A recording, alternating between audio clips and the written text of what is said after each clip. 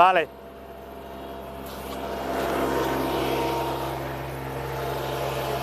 Hello, good morning and welcome to you wherever you're tuning in from. And welcome back to the lovely Malta International Cricket Ground here in Malta. Day 10 about to start, and what a huge day this is here today, because we will learn which 4 teams join the 4 teams from Group A for the schedule for the quarterfinals tomorrow. And sadly, we will say adios to one of the teams. I'm Rico Full of the European Cricket Network, and well, the action starts right here one more time. There's a frenzy of action coming your way. Welcome to the FanCode European Cricket Series in Malta, the Encore, and the action starts right here, right now.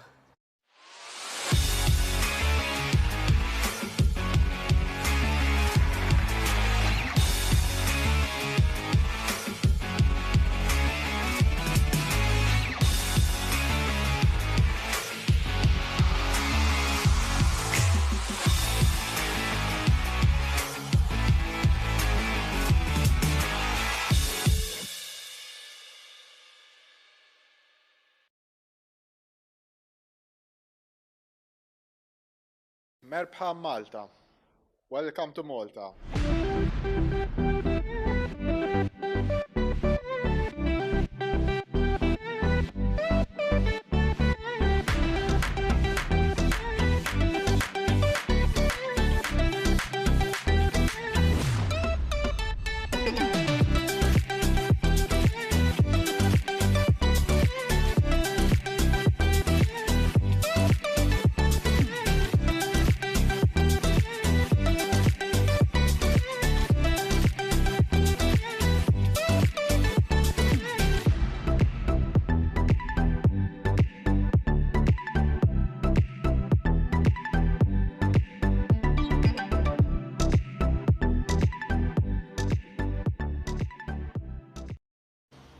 Welcome to the start of day 10, match 37, and this is between Malta versus Gozo. Look, Malta have put their troubles behind them. They started with 3 wins on the spin, but they've got 2 wins now to their name against the Royal Strikers, and they will know that one more victory here today will see them finish 3rd in the table and make it through into the quarterfinals. They're up against Gozo. Well, Gozo, they got a win yesterday, their first win of the series, and only their 2nd in European cricket history for them. But then their batting let them down in the 2nd match. They're looking to come good here today because, look, they're on 2 points, the same as the Strikers, and they know that it's between them maybe and the Strikers to see which team makes it through to make up the 4th place in the quarterfinals. So everything to play for. Can they register a win that will see them through? Well, the captains, John and also Jerin, are with the tournament referee, Rob Kemin, for the all-important coin toss. Heads. Heads called. It is heads. They're going to bowl.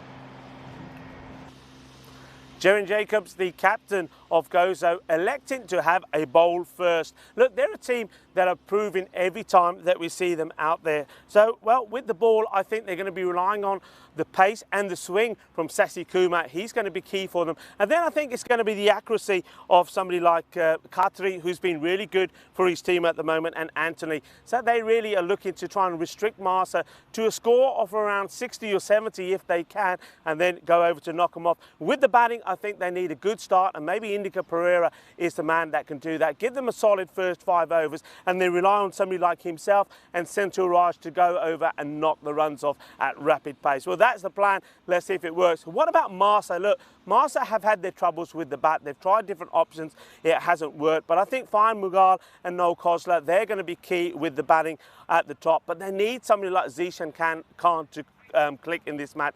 They are without their captain Harun Mughal, so that's going to give them issues, I think, with the bowling. We know that David Atwell, we only saw him play the one match, but he took 3 wickets in that one. They're missing Wasim Abbas and a few other key players. So without Harun there, well, maybe they'll turn to Noel Khosla. Maybe he can be the start for his team with the ball. It's going to be an interesting match with everything to play for. It's going to be Gozo, the new boys. Well, can they overturn the established master? Well, let's wait and find out. Well, a man who's keen and ready to go this morning is our very own Mr. Maximo Vinisandu. Let's join him in the commentary box for the start of this match. Remember, once more, that the toss has been won by Gozo and they are going to field first. Thanks, Rico, and good morning, everyone. Welcome to Thursday action on the European Cricket Network. Only 3 more days left in this epic season that we've had in 2021, and looking forward to seeing this clash this morning. Gozo against Malta. Well, Gozo, a team on the rise, against Malta, a team on the slide based on the form this series. And it looks like we will get Rochelle Simon opening the bowling for the Gozotans.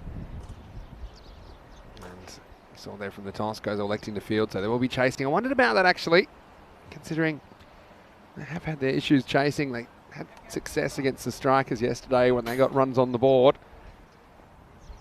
But it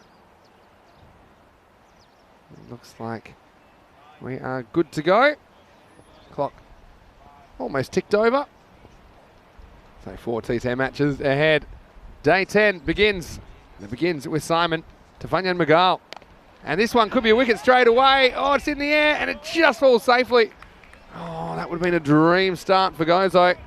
It's a little bit short. Magal, he went to pull. It was at top edge.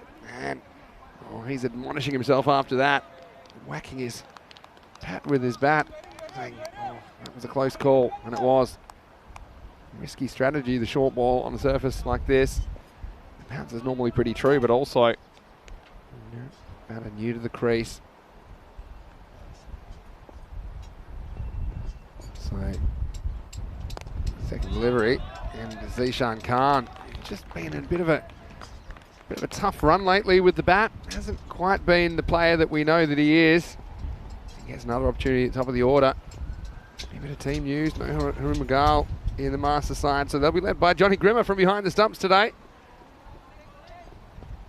So they do have quite a few players to watch, including a few that Rico mentioned. Also Niraj Khanna. Let's see where he comes out. I think he might come out at 3. He's just played away behind point for 1. Very good morning to all of you in the live chat this morning as well. ECN European Cricket Network.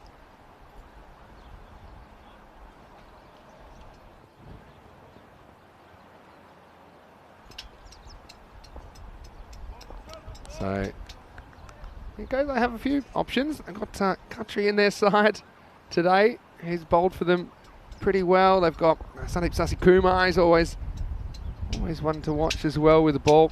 No Rajan Sharma in their lineup today, I noticed. It's pretty well pitched by Simon. And just played for 1, so no real damage yet. Now, you might have noticed, as Rico was hanging off the lawnmower. No, that wasn't the lawnmower. Nick Johns Wickberg from Croatia. This was an actual lawnmower, and Christina doing a fantastic job on it. We have given the field a bit of a trim because we've had enough good weather to be able to mow the field, so I think it'll be a bit faster today. I think we could see scores 15, 20 higher. Goes upstairs. This one, I think, is the one over the shoulder. And the first one I don't think was quite that high. Well, it's a bit of a steepler. And I think it's almost on the way down by the time it reached the batter. Last ball for Rochelle Simon. Short this time, you won't get away with this. Well, manos arriba, umpire in vitro, eso es 6 carreras. Well, Simon says, I'll give you another short one. And the batter says, yes, please. Magal finishes with the first Maximo of the day. And at the end of the first over, it's 10 for no loss. Well, that was a little bit of a nod to my commentary partner who joins me now in the box. Vinny Sandu here, Mr. Maximo. Alongside me is Rico Full. Good morning, Rico. Good morning, Vinny. Good morning, everybody. Buenos dias. Yeah, it was nice to have a little conversation in Spanish this morning with Christina. Christina doing a marvellous job around the ground. She was mowing the grass. But yeah, I mean, one thing we will notice, as Vinny said, the outfield will definitely be a lot quicker here today. And I also think that we're going to see a little bit more from the pitch. We've already seen in that first over a bit more bounce. I think it's been skidding through and staying a little low the last couple of days because of the amount of rain and moisture around. But with no rain yesterday, apart from just a few seconds of drizzly stuff, and good windy conditions today, which will help to dry things up. The sun is going to be out all day. It's going to be warmer, they say. Say we should reach around 20 degrees. So certainly looking forward to a much more pleasant day, but the wind is quite strong at the moment. We've already felt the brunt of that. Didn't we? As a new marquee just before the first ball was bowled disappeared. Yeah. But it's been put back together again. thanks to Bazza and Harrison Ward. Harrison Ward missed it everywhere. Now this one could be... Oh, he's dropped it. I mean, was that a bump, Paul? I think it was a bump, yeah. Yeah, it was. Because he actually hits it twice. I think he hits it once on the way down and once on the way up, but it still can't be out once it's hit the ground at all. So just a bit of a missed timing. Yeah, that's why I saw it certainly go from bat to hand without hitting the ground, but bat, ground, bat. Sasikuma in the second over. Cut away, and this one gets through the field, and this one will test the outfield. It's rolling, and it's 4. You see the difference there straight away. Zishan Khan working that one away off the best foot. It went through the fielder, and you can see already, Rico, we might see some higher scores today. 4 runs to Massa. Yeah, I'm thinking exactly that. You see there, Indica Pereira, he's not able to get anything on that, and once it gets past him, well, that's what we're used to seeing here. Is Massa International Ground, normally very quick outfield. And with that little cut from Christina, and with the sun on it today, I think we'll see a few more runs. Goes over the top this time, and this certainly will be more. And in fact, that one's gone all the way. Maximo! 6 to Zishan Khan, who's finding his groove here in match 37.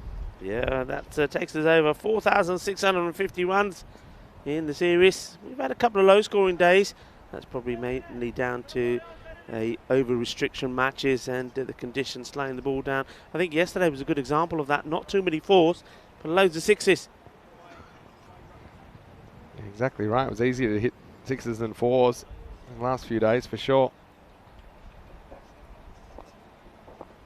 Sasikuma with the comeback. Pitched up, driven, bounces over.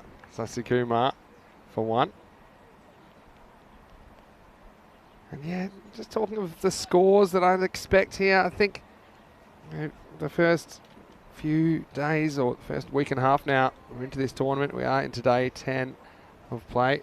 Around about 85 seems to be par, but I think it should be a bit higher today. It's closer to 100. Wow, this is a supersonic blast. It's taken a ball off the stumps, and that's a big hit. Maximo! 6 to finish the second. It's 27 for no loss. What a big strike. And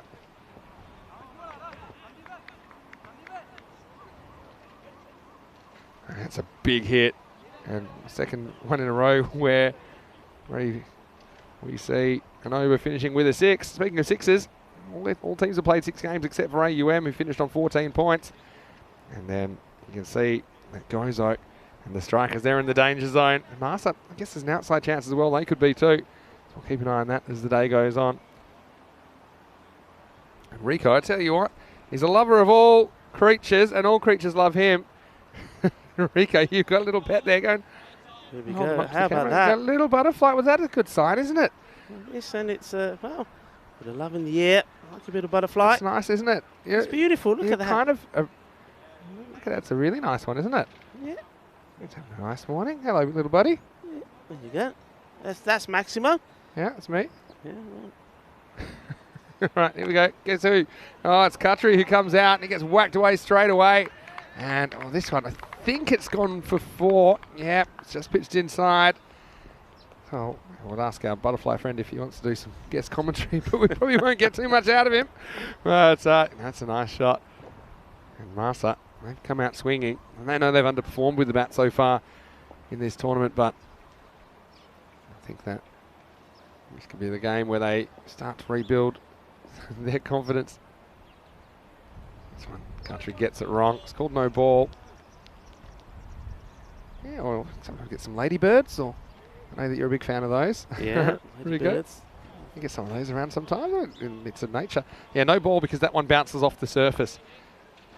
And if it bounces off the surface before the line of the stumps, it will be a no ball, which makes this one a free hit. So strap yourselves in. He hawks himself there, but hits it pretty well.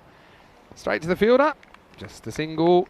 Hello to Morseman in the chat, as well as Keanu. Heavyweight is saying, grass has been cut today. Yes, it certainly has. Helix is saying, nice job riding the lawnmower, Rico. He has a bit of a bigger one at his work to cut his oval because he's a groundskeeper. Helix, that's great. Helix, he must have missed the boat with all the spanner ferry was out last night. Handing him out like candy. Never mind. Main thing is we love having you here. I think some people have been having a few problems with the interface on the YouTube, getting their comments in. So I think just span a ferry, making sure that everyone's allowed to chat that wants to. That's being. There's no way that's out. That's that everyone wants to chat in a respectful manner, gets an opportunity, because we are very inclusive. This one pitches outside the leg stump, so even though it hits him in front, arguably might hit the stumps, can't be given out. Looks like Andy Nardi out there. Doing a good job. The bowler's end umpire spot. Just goes a little bit too far and called wide. And Country is an exciting kind of a player to watch, isn't he? He's one of these people that I feel like we should have a camera on him all the time. That's right. I mean, he made a sort of last-minute appearance because of injury to one of his teammates, and since then they can't get him out of the team. He's bowled pretty well, pretty tidy. I'm a bit puzzled why he's bowling round the wicket. Every time we've seen him, he's bowled really well over the wicket, and he just gets the ball wicket to wicket, gets the ball to do the work. But here he's making it difficult for himself. See, he's just not getting it right. You've noticed he's lost his number 13 permanently now, I think. He's going bareback. At the moment, it's not working for him with the ball. But having said that, he hasn't gone for too many. He's gone for 8. Can he break through? Last ball of the power play. Oh, he gets it wrong. The other side, you just get the yips a little bit on your accuracy. That's what we're seeing at the moment. So go back over the wicket, Khatri. Come on, back over. Yeah, I think he is now. There you go. Thank you to Zishan Khan. Just doing a bit of fielding for him. Helix saying he's almost even the same colour as the one you're on this morning, Ruko. Yeah. I'm having a great time talking to Christina in Espanol. Another one. At the moment, the pitch looks like a kind of thin strip that's about maybe a ruler length wide. That's what Country's seeing at the moment. He just wants to get out of this over. This one is on line, but it's not a good ball. It's a full toss. It's Gundy and Quattro Carreras. Once again, we see the over finishing with the boundary, and Massa, they're up and away in this power play. 42 for no loss after 3. Yeah, I mean, this is much better, isn't it, from Massa? I mean, Fan Mughal, didn't he have a bit of luck? That first ball, he could have gone without scoring. Very first ball of the day. But Zishan Khan, this is a bit more like it. This is what we expect from him. He's played the ball well. He's got himself in now, and you can see there both the batters having a chat with each other and sort of patting each other on the bat, saying, yeah, this is a good start, good power play. 40 runs from it. You can see that on chart there, no wickets down. So they've made the start and laying the foundation for them and for the other batters to, when they get out there, to, well, hit the ball with free will. They don't have to worry about what the score is and the wickets that have gone down. And the man who's going to try and stop that is this man, Wilson. I like what Haji Wilson has brought to the team with the bat and with the ball. Yeah. Sometimes trays down the leg, so he's just going to make sure he gets his line right here to the right-hander. Yeah, let's see. Move to the middle overs now. Field can go back. He goes over cover, and there's gap here. And I think this one's going to be 4. Just checking that one, but yeah, it's a nice shot. He holds his shape now. Zishan Khan. In fact, that one's gone all the way. So Maximo time. And yep, that one just gets over. Good call by the ump. And so that's a good start to the over. Guys, they're just looking a little bit flat. And it's the kind of last day of group matches. You can see it's a big. No, it's been called for 4 now. Yeah. Actually, further review. It was given 4, and I think that's a correct decision, I'm being told. We're kind of looking to the sun there, so not the best view.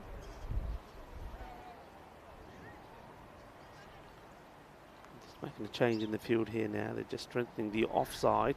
But that means that Wilson's got to keep the ball in the right area. Let's see. Yeah, Zishan Khan, I feel like he's a confidence player. And if he clicks, then it could be trouble, not only for Gozo, but whoever they meet in the semi-finals. It does look like it'll be the Masita Warriors.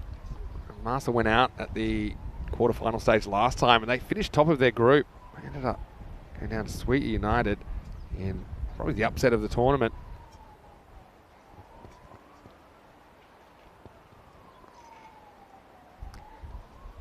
Wilson. Pitches just outside the stump, but inside the line. You see these are the team run rates, and Team Malta 86, which is pretty much bang on par, but I mean, they'd feel like they could do a lot better. And conceding 82, so they haven't been too bad with the ball and restricting other teams, but I think that they would consider themselves to be in the same kind of echelon as AUM and AUK, who you see are in the 10s. Driven down the ground, this will just be one. And, I mentioned Rico as well. I think with the grass getting cut, I think with a fairly dry conditions today, I think we'll see a day where par scores a bit more, I think closer towards 10. Yeah. Having said that, Gozo on the Royal Strikers, they're playing all 4 matches, and they may drag it down a bit considering they're not typically scoring at that rate. But you can see 84 across the 2 weeks has been the average run rate. But it's certainly a fascinating day. Because Gozo and Royal Strikers, essentially it seems like they're competing for one quarterfinal spot. Yeah, unless Gozo are able to win both and Strikers win both, then Malta will drop out. But it seems pretty unlikely. You need 4 upsets in a row, basically, for that to happen. This one called a no ball. And, yeah, so if there's no upsets today, let's have a look at this one. Yeah, that's off the edge of the pitch, so that's going to be a no ball free hit. So if there's no upset today and Gozo can't win a game and Royal Strikers can't win a game, it comes down to who essentially plays better. It comes down to net run rate. At the moment, Gozo lead Royal Strikers by 0.6. So that's why I think not only who wins today, but I think the margins are important here on day 10. Wilson is struggling here. Notice when he bowled, this one's been called a no ball. So I think, does it pitch on or off? Yeah, I think. Yeah, that's a good call for me. It's very similar to the other one. Yeah, I think it's the wind. It's gusty. It's not consistently strong. I think that's what's bothering him at the moment. Just pushing the ball right to left. That's the direction the wind's coming from. Yeah, he's trying to now going to come on the other side of the wicket to see if that helps. Coming. Oh, it helps the batter. This has been hit big. And that goes all the way. Balle, balle, balle. Ginasona, Shaka, Lagya, bang. And that's a good hit from Faham Mughal. And both these batters seem to be enjoying themselves. I think they're composing themselves well. They're having to bide their time. Sometimes these extras also play a part in the batter's concentration. But at the moment, they're sticking to their task pretty well. Oh, good comeback. It was a long time in the making. And Wilson finishes with a good one at the end of the over. And the score is 58 for no loss. Very good morning to you, wherever you're watching around the world. Vinny Sandu here, Mr. Maximo, along with Rico Full. And, well, Helix saying you're looking very dashing today. And I agree. You're looking wonderful. I've tried to blend into the background a bit with my shirt choice. Although we kind of got the banner in the way, so you can't see. But we were kind of in the jungle the other day, it looked like. But look, where we're at in this tournament, this is the last day of Group B matches. And from tomorrow, it's finals action. It's all knockout stuff. Yeah. So got the quarterfinals tomorrow. So certainly great to have your company wherever you're watching around the world, and stay with us because just today, tomorrow, and Saturday, that's the end of the season. It seems hard to believe, but yeah, it's going to be really interesting to see how these final 4 end up. But then also, it's important, I think, when we look in tomorrow, because there is a bit of weather that is forecast. It's not ideal. And if we do have, for example, an abandoned match in a quarterfinal, we know the higher team goes through. So that's also pretty relevant, isn't it? Yeah, very much so. I mean, let's hope we don't get it. But at the moment, well, it's not looking too clever, let's say. And they're sticking with the spin option here, which I don't think is a bad thing. It's going to be Anthony coming with the ball here. Normally gets the ball right up there, but I say that Qatari struggled today to do the same. Wonder if it is the wind. You could be right. They don't really put too much pace on the ball, so the wind will take it. I think it's a mixture of the wind and also a bit of fatigue coming in. I think it's a lot of mornings in a row. These guys have been getting up, and well, this one's just going to go for 4, and Zishan's still trying to run. This is a signal. And obviously there's a bit of bat on that. I think runs was the signal. And so, yeah, maybe a bit of glove. So, there will be another 4. Yeah, they're a bit flat. That's probably what I'd say about Gozo this morning. Yeah. So, I mean, they were here early. I saw them in the nets. Had a nice chat with Jerin, and he was talking about maybe some of the new things they may try with the batting mainly.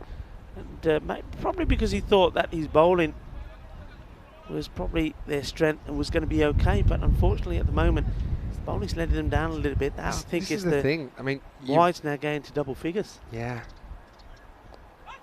And this one gets some bat on it and gets it away. Again, this will be a tester for the outfield, and this time the ball's going to win the race once again. Simon with a valiant chase, but he doesn't get there. And another boundary. This time McGall steps across and sweeps well. Yeah, I mean, once again, there's the evidence of this outfield really has quickened up. These were not going to the boundary last couple of days, so just it's dried up now a little bit. It's had a cut as well. It's ball racing along. The other thing is they elected to bowl. You know, that was their choice. Yeah. And if you're going to do that, then you need to come out firing. And look, being flat, as you call it, or just kind of not having your mojo in the field. I've experienced it sometimes in really, really big games where it's all to play for. It's one of those things I can't quite put my finger on it, how it happens, why it happens. Yeah. But you just know when it's happening when you're out there. I've played in some huge games where I could just feel, you know, it's palpable that it's just not happening. And that's kind of the feeling I'm getting from Gozo this morning. And this time it's not a good delivery from Anthony. It's another over that finishes with a boundary. And so it's been a bit of a pattern. And things looking tough for Gozo at the moment. At the halfway point, Marsa are 74 for no loss. Yeah, not a good delivery. Once again, drags this down. It's also on the leg stick and just helped along the way. And also makes it a lot easier, doesn't it, for the batters? Because now, of course, they're realising that unlike before, they're not really having to hit the ball too hard. Timing and placement will get the ball there, and they certainly are racing along the halfway point. And at the moment, with these two, the openers, 74-run partnership with good batting to come. It could be eyeing up a big score.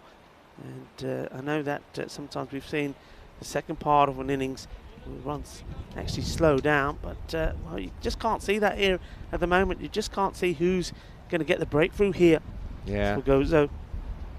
I mean, look, here's the easiest way to make qualifiers by winning one of these games. So if they have a shocker here, that's one thing. They could still poach a victory in the second match of the day, Gozo. Yeah. And we talked about the importance of the margins at the moment. It's not looking good, and this is another ball that's short. It's pulled away. Zishan hits 30 with that one square of the wicket, and again, just too short. And that's Barry the gaffer doing the fielding. Devasia comes in, and yeah, it was just a free swing there because it was too short, sat up and asked to be hit.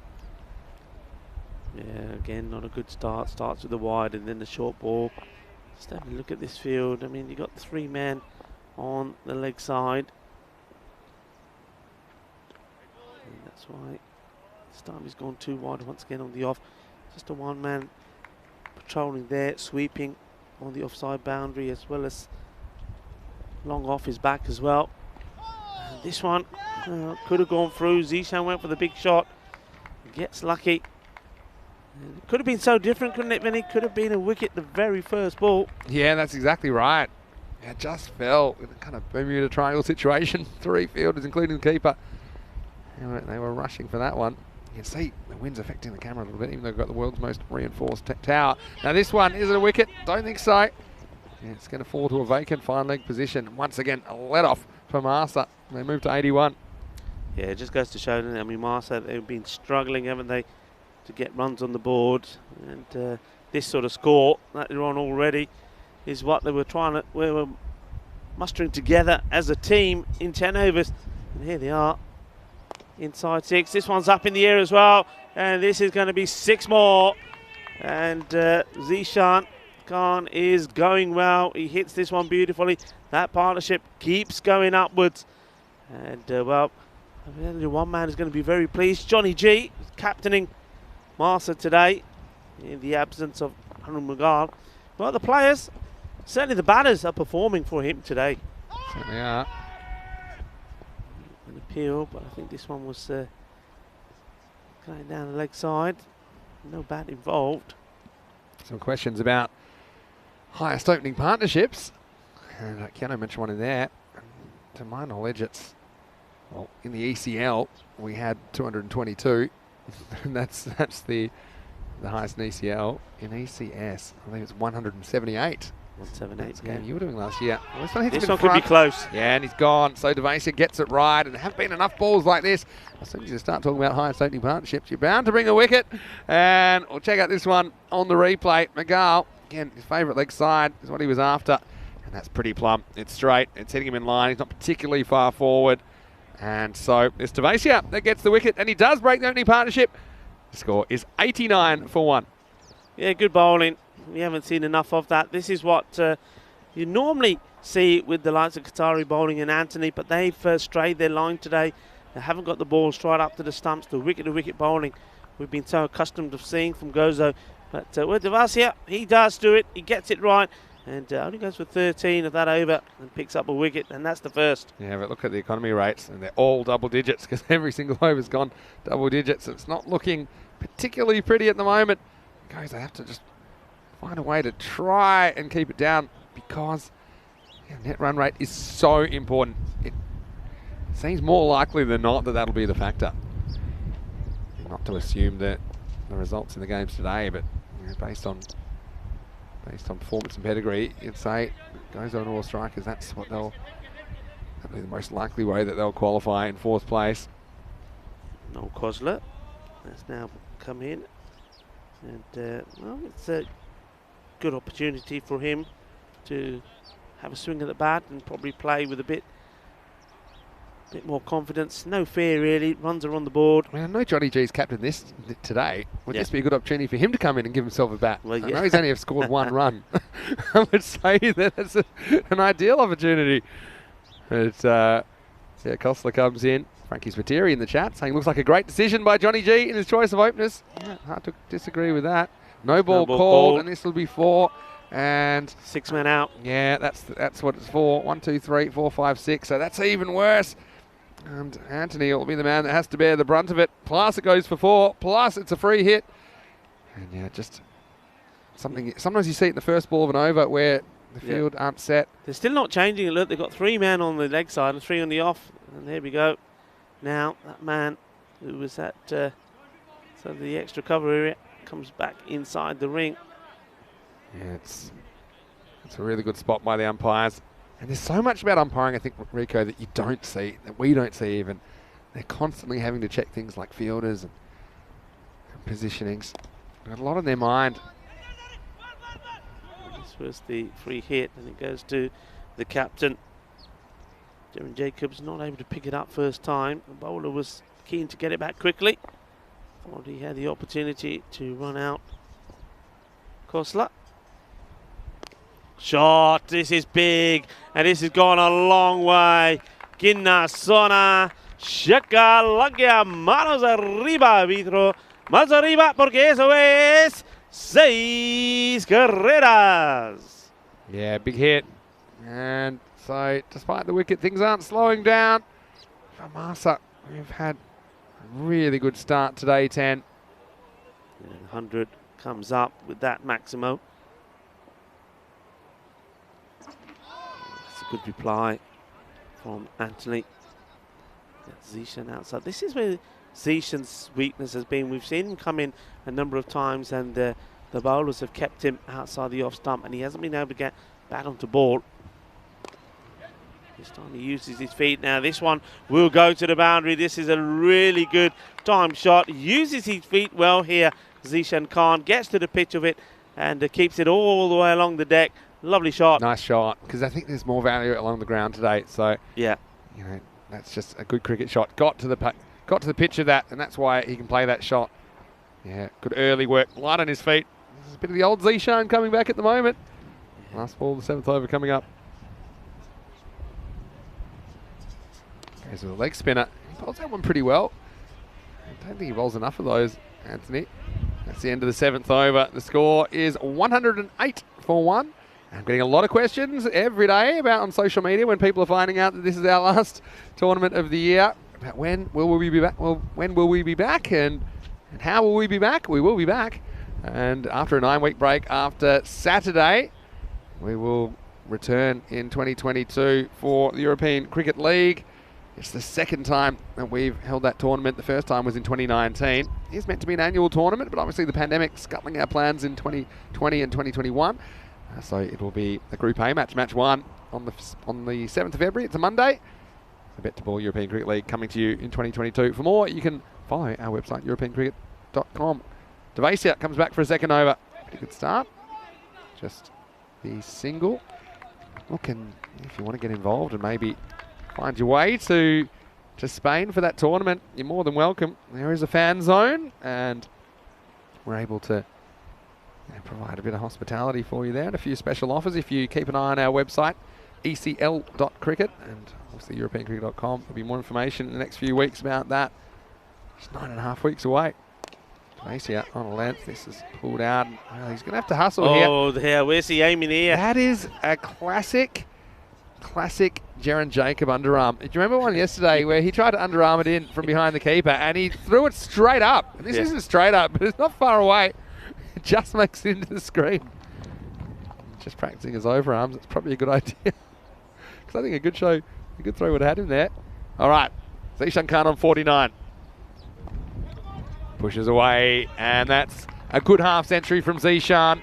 A return to form for him. I love the way his feet have moved. He's timed the ball nicely, and he brings up his half century off only 26 balls. Yeah, well batted ball, but Antonio Zishan can't up 50 Benali. They do say that form can come and go, but class is permanent. He is a good player, and he needs to believe himself. And well, I think he's back in the groove. And looking dangerous again. And talking about looking dangerous, Gozo looks to go big. And it's Khatri who tries to get under it. Doesn't take the catch. Well, the Norman Wisdom cat doesn't work for him as it goes down. Yeah, that's Rajan Sharma's cap, I think. And unfortunately, couldn't get near it. Well, he got near it, I suppose. It wasn't near the middle of the hands, put it that way. As Hostler survives. And then we'll be back on strike after Zishan works this one away from a single. So they have brought it back slightly. But I mean, look at these over by over scores so far. 10, 17, 15, 16, 16, 15, 19. And then off this over, it's actually been all right. This over, it's only been 5. So potentially the first single digit over. Last ball. And this one's to the right of the infielder. And it's going to be 4 more. So it's going to be another boundary to finish an over. So it wasn't double figures, but it wasn't far away as the 8th over goes for 9, and the score is 117 for 1. Yeah, I mean, Milton Devasia has certainly been the pick of the bowlers, and but even he, it's difficult, isn't it, when you've got a batter like Zishan Khan now is in the groove. You know he's going to attack you. So any bowler that's coming on and bowling to him, they're going to be facing the music. And they're going back to Qatari here. Look, he was disappointing with his first over. Yeah. Sandesh Qatari. We know he's been good. His radar's been so good. I think he just tried to do too much, tried to go around the wicket when I don't think he necessarily had to. Just needs to go back to what he did before. I mean, the weather, the wind may have played a part early on. Just got to get that ball like he was doing in all the other previous matches. Just getting it, pitching it up to the stumps and let the ball do the work. Yeah. Just kind of had the yips a bit. Once he bowled a couple of wides, felt like he was just trying to put the ball there. Wasn't really bowling it. And so we go into the 9th. It all happens in the 9th. Frankie Spiteri in the chat saying, what a change in the outfield today. Great to see it running well. It certainly is. This one probably would have missed the leg start. Well, it would have. It hit Zishan. It's away with the leg by. And so, yeah, a lot of people talking about the most beautiful fields they've seen this year. And Prague's mentioned. I've got to say, I love that field in Vinoj, especially when you have the yellow flowers blooming in the background. Yeah. It's something really special. Khatri's lost this one to the left, and so that'll be a wide. And so there's quite a few. We've talked about this a few times. Look, most grounds have had some kind of charm about them. Even the ones that maybe they're not the most aesthetically pleasing. It's just, there's a certain atmosphere. Even grounds like Croatia, where it's wedged in next to a highway and a tennis court, and there's gravel there's a footpath on the field. But you know, the sense of the sense of theatre when the cricket's on. It transforms the space. This next one's pushed away. I think about 2, but no chance. Just the single. And Liam likes the flowers as well. And it's really nice to come to work every day and you drive through those fields. A little bit north of the centre of Prague. Well, this is in the air and it could be a chance. And it's taken. Devasia, well, he can hold his head high in this fielding innings. But he hasn't had too much help this time. It's Country who does get the wicket. It wasn't a good ball. It was a full toss. Zishan will be kicking himself. Just drifts in on him a little bit. And doesn't get the middle of the bat. And the way that Gozo have caught so far this morning. Thought maybe get away with it. But Devasia does hold on. It's the second wicket down. 121 for 2. Yeah, he's done well. He's running into it. And had to try and keep his balance. But look, good round of applause there. Zishan Khan.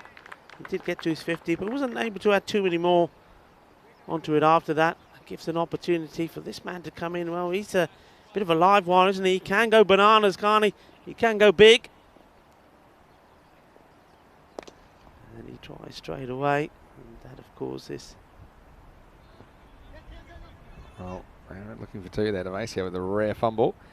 A few people, it was Liam actually saying that Corfu looked pretty nice as well in Greece. Of course, we didn't have the best weather to finish the week in Greece, but I'll tell you something in Greece, and it was right next to the water. It was at the marina, actually. Yeah. Guvia Marina.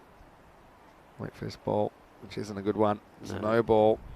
Off the surface. And Country, yeah, he's just can't. Doesn't he look stiff? He just looks like he's not able to bend. He's a bit stiff. You see here, and he's just... He's hurting, I think. But anyway, you get that. Free hit coming up. Going around the wicket, saying, okay, well, one way to get it further to right, I'm just going to start further right. This could be dangerous to Kozla because he last like it there, mind you.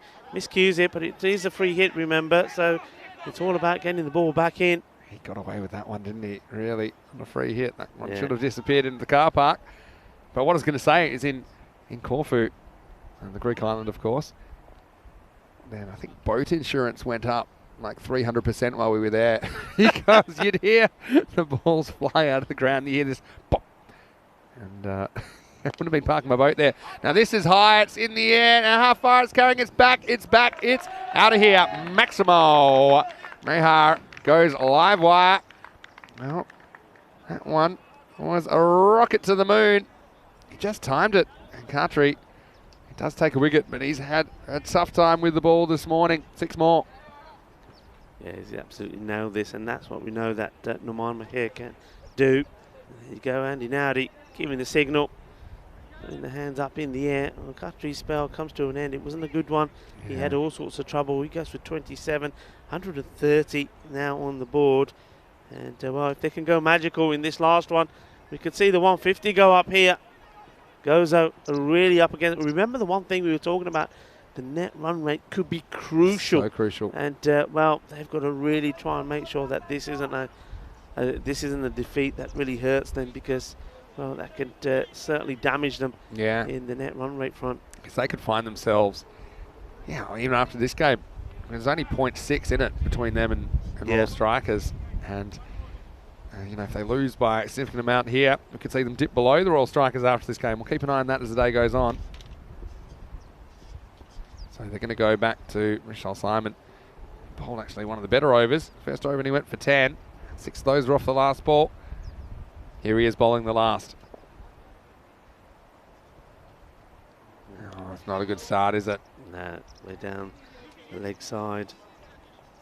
Michelle Simon only went for 10 off his first. Yeah, so I wonder what other fields can you think of? Let us know in the chat that you've seen this year. I mean, obviously Barcelona. I love the fact we played on lights there, our first night game on ECN, and with the Barcelona skyline in the background. Another wide. I think they're going to be struggling for time here as well. Actually, just checking, they're fine. But I just thought there's been so many wides, so I don't think we'll have any run penalties. But something that I thought just felt this game has been dragging a little bit because of those extra deliveries. Yeah. And some other fields, I mean, all of them have an aspect that you'd say you like. Part of it is the atmosphere that the players and the spectacle of the ECS brings to it. But, Joy go to so many new places as well. It's short, and this is pulled away. And it's a really good bit of fielding. What a stop that is. Excellent piece of fielding by Sasikuma, who is a good fielder, isn't he? Yeah. He's right to the sun there as well. He's done well to at least save some runs for his team. That would have been 4. Instead, it's just a single. Yeah, there haven't been too many moments like this from Gozo today, this morning anyway. Normally this is what we associate them with. They throw themselves around. They really bat the bowlers, but the bowling's not been good. The fielders have been a little bit slow and sluggish. You can see 1 or 2 of them. The body language says it all. They know this is a big score, and they're already thinking that this match has been lost. But you can't think that way. You've got to remain positive till the end. Oh dear, well, this one sort of helps the bowler a little bit. At least he won't have to bowl it again. It was always going to be a wide, but here's saying, hang on a minute, I'm going to get hold of this. He gets a boundary. Nobody's stopping this one. Well, there's a bit of Simon Says before this ball. Simon said, move to your right. Simon said, move to your left. He was trying to move that exact fielder. I don't know what he was thinking about. He must have known something. And then he bowls on the leg stump. Mihal says, thanks very much. I'll take 4. Yeah, so it goes on. They need to approach this. This is important. This isn't a dead chase at all. Even if they're not going to chase 140 odd down, the higher they get, the better the chances of making into the quarterfinals. And anything can happen. You can have the game of your life. We saw that with Sweet United in the last series. This goes down the ground. I think I'll just get 1 here. Kostler will get a chance to hit. It's hard to have that mindset, but it's a mindset they need to have if they want to progress. Yeah. So eyeing up 150 here, Marsa. I want to come back. This is from them as well. Team that's had all their troubles. Remember, they did win the last 2 matches against the Royal Strikers. So they are on the up. This will certainly boost them. It's good work while the fielder once more gets down. Just knows he can't allow this one to get past him. This is a good question from Keanu. Come up with some interesting questions for us, guys, because I like this question from Keanu. He said, Vinny, what was the longest ride to get to a field from the hotel you're all staying? That's a really good one. I'd say in ECS, it's probably Hungary. It's about 40 minutes away. That's right. Yeah, I wasn't there, but I remember you telling me. Yeah, this is in the air, and this is going to go all the way. Nice shot over cover. Mayhart goes big. And auditioning for higher honours, I think, on a more regular basis. He's 20 off only 5 balls as Marsa hit 149. Yeah, nice shot this is. Look, gets down on 1 knee and punishes this. Hits it big over the top. 6 more and 149 on the board. A ball to go. And you can see the 150 up here. I can't see. There hasn't been. That's the other thing in this innings. There hasn't been too many dot balls. That's right. They've managed to get runs of everything more or less. All right, last ball. Can they hit the magical 150? You can say they will. Last ball from Simon. Of course they won't. And they're of not course running, they will. which I don't understand. Kostler was asleep in his crease. Kostler thought he was going to be caught behind for sure. There's a little edge on this. It's fumbled by the keeper. And that kind of sums it up for Gozo, who don't have a good start today, 10. They sent in Marsa, and Marsa have pounded them into the ground. 150 for 2 off 10 overs. Well, yeah, I mean, it's been a good display of batting for Marsa. They needed some confidence with their bat, and they got it. And Zishan, he finally came good for them. And the one man who was promoted up the batting order, Fire Mughal, well, he underlines just why that's a good idea, because he scored 39 of 20. But it was all about Zishan really at the beginning. Played some lovely shots. We saw a little bit of the old Zishan once more, and he looks like he's getting back into the groove. He's enjoying himself back out there, which is a dangerous sign for the other teams. Yeah, sure is. And Marsa, they have underperformed with the bat so far in this series, no doubt about it. But also Gozo, they let themselves down. I think often their bowling and fielding is their strength. Maybe not quite there with the bat so far, just at this stage in their development. They did give a few gifts. There were plenty of wide deliveries, and when they weren't wide, often they weren't quite right. And a lot of balls disappeared on the leg side. And look, even this one, not really off the middle of the bat, but still running across this quicker outfield. And we can expect some bigger scores today, I think. And the par goes up by 15, 20 runs because of the conditions. Nice and dry, which is good. Very different to a week ago last Thursday. We were underwater, but today the sun's out. And it was Marsa that were having some fun, the hosts, trying to work themselves into some kind of form. And that one sent everyone scrambling in the scorer's tent. And Zishan, this was a nice one, straight down the ground. just see his confidence coming back. Eventually Miguel had to go. He was caught dead in front by Anthony. He saw Kostler come out. He contributed 15 not out. And all the way, Zishan, 3 6s, 5 4s in his 51 of 29. See, certainly significantly quicker today. Eventually, we saw the chances coming, and Country wasn't able to put that one down. We saw not able to get to this one either, so Gozo, they were chasing their tail a little bit. Zishan ended up mistiming a full toss, and he went. Milton Devasia took the catch. And it was Devasia that got the LBW earlier and then took that catch. So he was involved in both dismissals. But yeah, the Maximos weren't done yet. Nice little kicker as well from Noman Mihar. Look, Sasi Kumar, credit to him. He did what he could do. He was throwing himself around in the field. He saved 3 runs there, but plenty more were given away. And the last over, well, like so many others, it went. In fact, it was a magical finish, as we alluded to. 20 runs off the last, got them to the 150. And it was the top 4 for Marsa that were able to get them to this score. 39 for Miguel. Looked good, had a good series.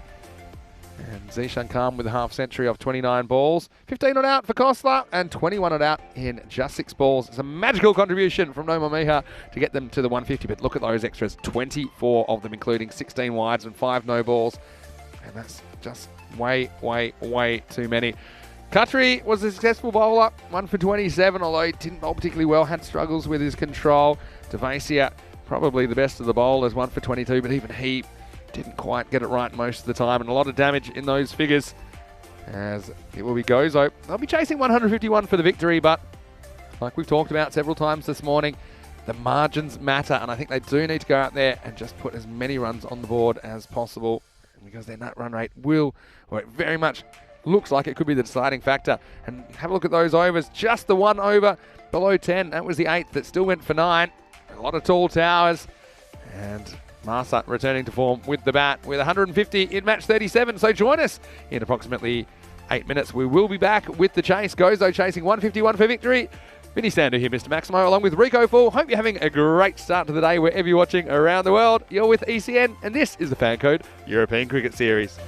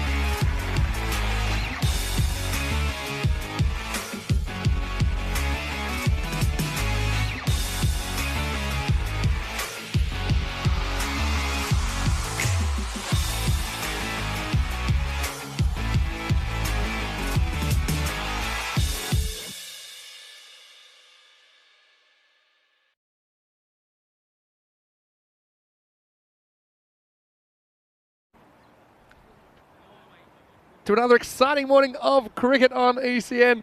It's day 10 in Malta, the final ECS of the year. And some fascinating matchups as we shape the final four of Group B that will make it through to the quarterfinals tomorrow. Vinny Sander here, Mr. Maximo for ECN. And we are getting ready for the chase in this one. And it will be quite the chase for Gozo. They require 151 for victory after being put to the sword by Malta in the first innings of the day. They just weren't really able to put anything together, Gozo. They lacked control with their bowling. They missed some opportunities in the field as well.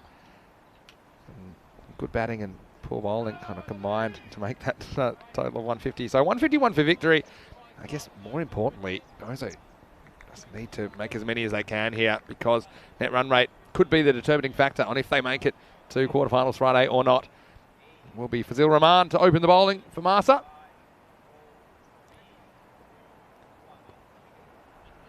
And Frankie saying Rahman's first spell might be a bit tricky for Gozo. I tend to agree. It's a pretty nice start though. It's Devasia on strike. And he's going to come back for a pretty tight two, but he'll get there. It wasn't the best throw back in. Johnny Grimmer, caretaker captain for this game. And it's great to welcome back into the commentary box my colleague, Rico Full. Rico, Gozo, they've got the task here, but still I think they need to at least bring some pride back in. And also, if they can bat well, it'll help their net run rate, even if they don't chase these runs down. It certainly will. It won't be easy. I tend to agree with the conversation in the chat. Fazil Rahman looks like he's a man on a mission. And look at him. He's ready for action, isn't he? He's got his sleeves rolled up, showing off his laddus today. Fazil Rahman, the laddu man. His biceps. Here he comes. Pretty good ball. Full. Glacier blocks it back. Well, Neville, very kind in the chat. He was saying that he's somewhat going to miss us over the next few weeks. And will we be back next year? Yeah, the plan is for us to return in 2022. It's very kind of you to say, Neville. And thank you, Neville. I want to thank all the viewers as well for being a part of the fun, making our lives so interesting as well. This one doesn't swing back enough to hit the leg stump, so it'll be called a wide. I do plan to come back in 2022, and I'm sure we'll have some existing faces, a few new faces as well, I'm sure. I do plan to take a couple of breaks next year, just for a few weeks at a time. And I'll get to be a viewer like everyone else again. It has been great to have the experience of doing every single week this year. This is punch square of the wicket. Pretty nice shot, but they do have the deep point out there. So it'll just be one. I think it's always fun as well. Don't get me wrong, Rico. We love working together, but it's always nice as well sometimes to bring someone else in to get a different perspective as well, and it keeps it fresh for us. I know that sometimes we enjoy standing back and watching the ECS just like everyone else. You're absolutely right. And I think it's all about getting the right balance, and it's great to. It was great, wasn't it? To we see this one. That's really nicely played. Down to third man. It was great to enjoy the night series in Barcelona as we finished in Cyprus during the day and listened to Joe and Steph. Yeah, they do a brilliant job. Family affair, wasn't it? It was the Cousins commentary car. Yeah, it was. You go to some apartments in London, they're bigger than that. They're about the same, as in the car's bigger than them. But thanks for everyone's support in the chat. It's been a great year. And more importantly, it's been a successful year for ECN as a whole. As this one just keeps running. I think he stopped that. I think I've got a good view of that. I think they get 3 here. Do they? They do. That's a really good bit of running. But look, he just gets the foot in time. I think it's a question of whether that foot. I mean, we can't tell from that angle. See, that's a really good example of one that it looks like guilty, but the camera lies to you there because it looks like that foot's on the line, but we can't tell. Yeah. And the rope never moves, so I think it's fine. But that's a really good example of one that you have to be aware of what you're looking at. Yeah, I'm just waiting to see. Having said that, they may have called it 4 anyway. I think they may have called it 4. I think I mean, it's right in front of the scorers there. I mean, as well, that's the other thing, because I think what I say is you couldn't give it on the video evidence, but that is right in front of the officials. So if they have seen it that way, then 4 given. Then they're kind of going what they saw with their own eyes, which is fair enough. Yeah. I think Faisal Rahman here, he's creating a few issues for Johnny G. Just trying to go with pace and just getting this line wrong slightly. He's coming round the wicket here now. Trying to dart this in. Oh, well, this one nearly goes on from the pads onto the stumps. Have a look at this, side on. Milton Devasia survives. Look, he sees the danger, thinks, hang on a minute, where's this going? And he misses it. He misses it. Well, I had visions of him smacking his own stumps down. That's what I was concerned about. But he misses everything. End of the first. 10 on the board. Yeah, so not a bad first over for Gozo. I think they need to just concentrate on getting something in that kind of 100 region. I think that'd be a good result from here, all things considered. Yeah, so Keanu saying that he's really liked everyone. He mentioned a few names there. Danny Hutchek, Michael, Corey, Joe, Steph, Nish, Andrew Ryan, and Ujwal as well. Yeah, no, we're very lucky. We're spoiled for choices. It's, sometimes it's tough because we'd like to give people a few more opportunities. This one is pushed wide. And it will be one.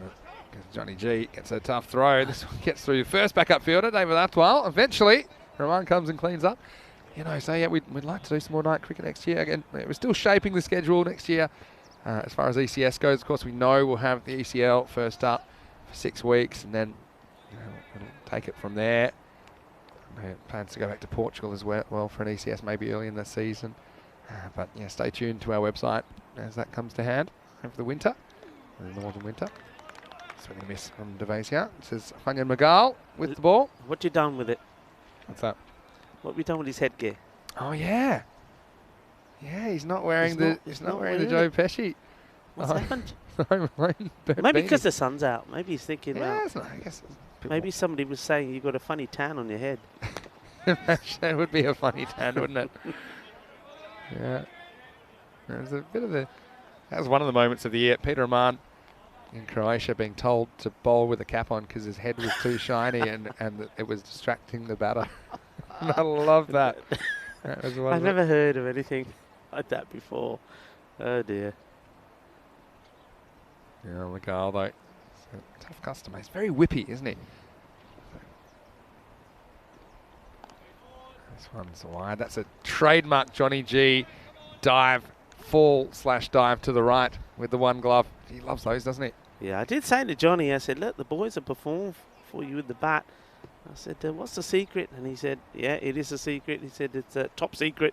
So maybe after the matches are over, we might get some more info on that. I reckon he gave them all some candy. That is captaincy style bribery. Well, he overcommits here to Devasia. And what a bit of fielding. Oh, fantastic. What a bit of fielding that is. And that's draining it from downtown. And that looks like Zishan. It was Zishan. Well, what a game he's having. I mean, he had to hit him, but it wasn't an easy throw at all. Devasia overcommits. And just have a look at this one come back. It is a bullseye. Devasia run out. First wicket down, 13 for 1. Yeah, well, these two have had issues before, haven't they? And Indigo Pereira was the guilty man at that point, and probably, well, maybe the guilty one here as well. But they don't look at each other. But, well, when things are going your way, well, that's the sort of things that happen. And Zishan Khan, he hasn't been able to score a run, has he? He's been in all sorts of trouble. Yet here today, as the sun shines at his Massa International ground, their home ground, of course. Yeah. Well, not only does he score a 50, well, a direct hit there. Great bit of fielding, and there's no fluke about that. That was an excellent bit of work from Zishan. He got himself balanced and he realised he had plenty of time, so he didn't rush the throw. It's a really good piece of fielding. And have another shine. Ouch, that is hurt. Johnny's in trouble. Oh, that was, he'll shake it off. That was literally, he'll shake it off. Oh, that's the end of the finger. Yeah. This one comes in, and this is the risk as well. When you're constantly going with the one hand, if you get it wrong, it can really hurt. Look at this. Yeah, the end of the fingers, that'll swell up a bit. Whoa. Yeah, he's in a bit of discomfort. They do have Kana to deputise for him if you can't hold on to the gloves. He did a pretty good job yesterday, actually. Well, we have the John Vagasi. Keeper's a tough breed, though. He's tough as old boots. Johnny Grimmer, don't worry about that. It's got to be still throbbing his hand. That's probably why I can't take that one. I remember keeping one day with just bruised hands. That's I could describe it. And I was keeping to bowlers like Nathan Coulter-Nile that played a lot of cricket for Australia, who bit of pace. He's constantly kind of 140 kind of pace. Even when you're back, still it's quick. 14 for 1 after 2 overs. But I remember trying everything. I tried all kinds of kind of painkillers. I didn't want to feel anything anymore. I even rubbed this kind of ibuprofen kind of gel on my hands, but that was no good because it just made it just kind of slippery. But of course I wasn't going to give it up. And then every time, it was funny because a batter would just leave a ball and I'd give it a big right behind on just a regulation take.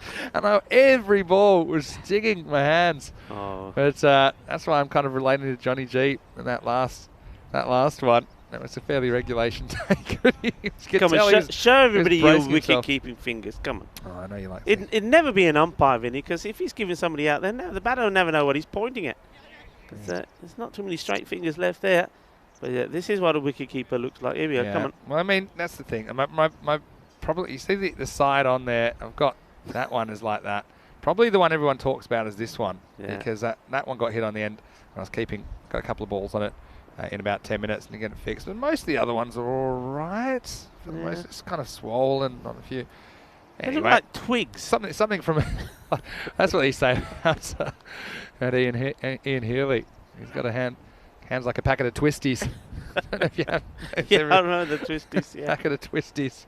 But I mean, look, going back to that seriously though. Yeah. I mean, do wicket keepers like put plasters or things around their fingers before? Different people will do different things to try and help. This is fumbled by Rahman.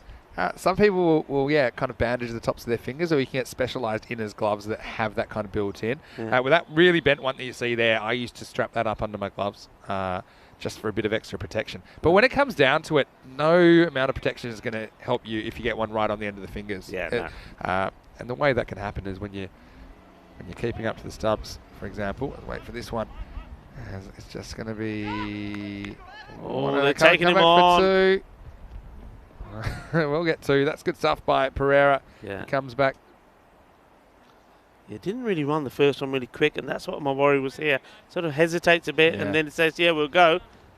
It doesn't seem to go into second gear. So what I was going to say is when you're keeping here up to the stumps, and then there's a little deflection, it just takes it from the middle of your hands to the edge of your hand. So that's where you get one on the end of the fingers that you can't really do anything about when you're up to the stumps, especially if the ball's at a bit of pace.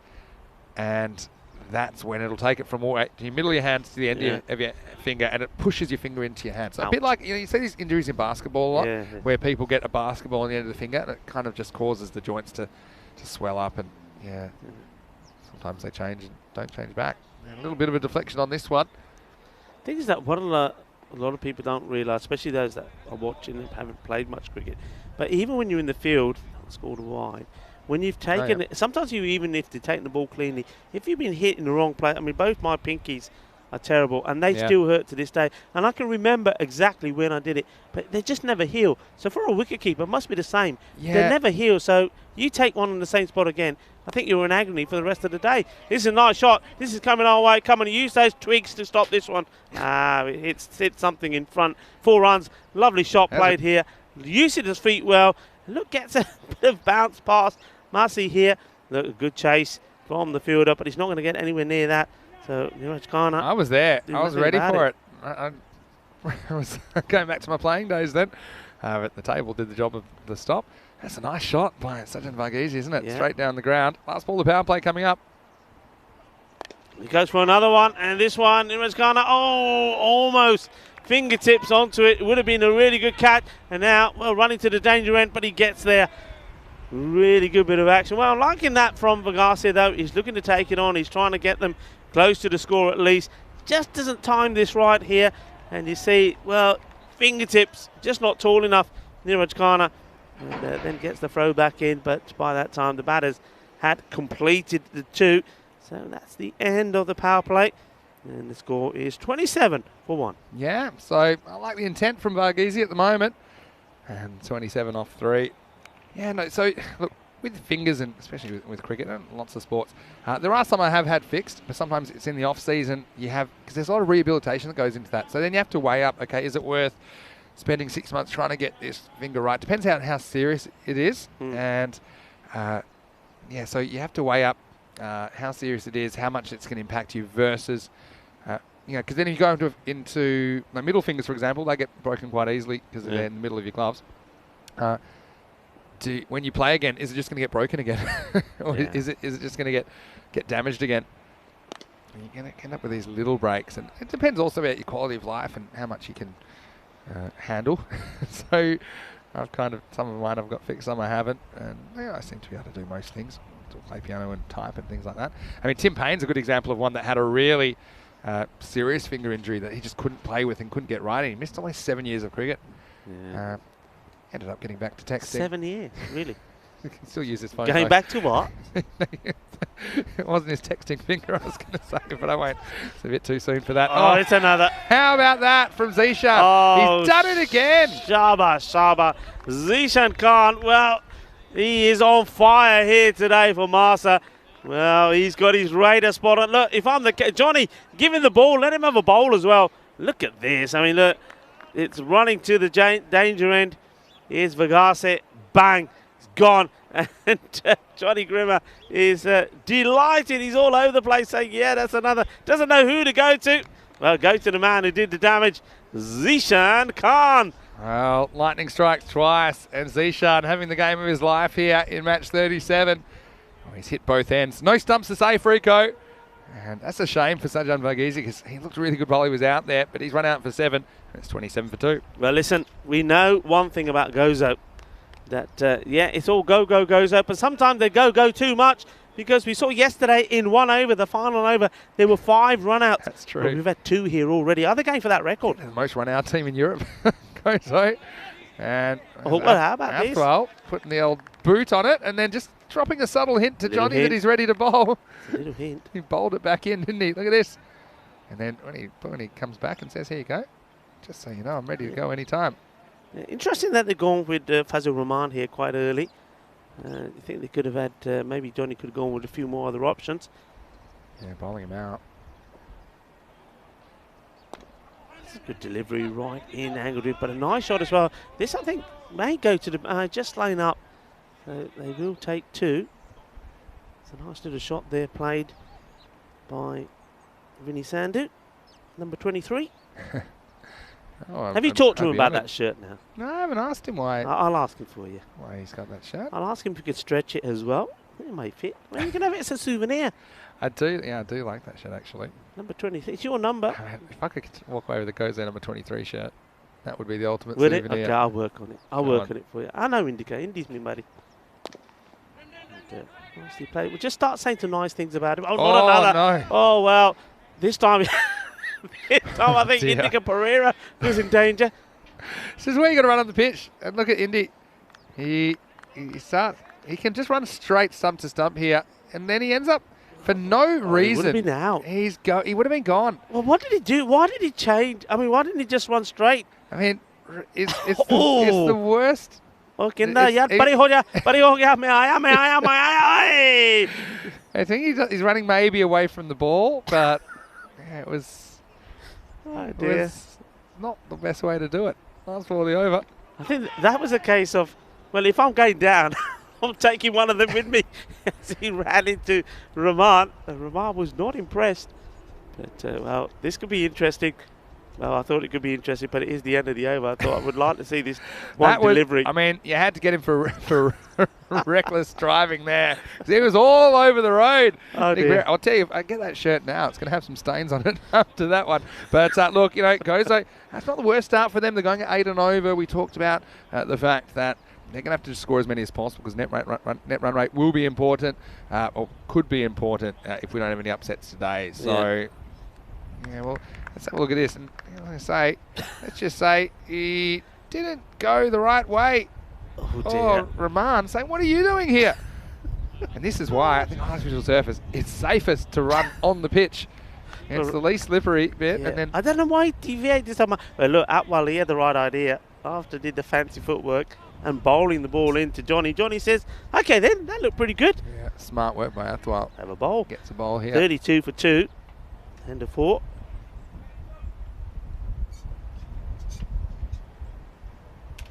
Atwell.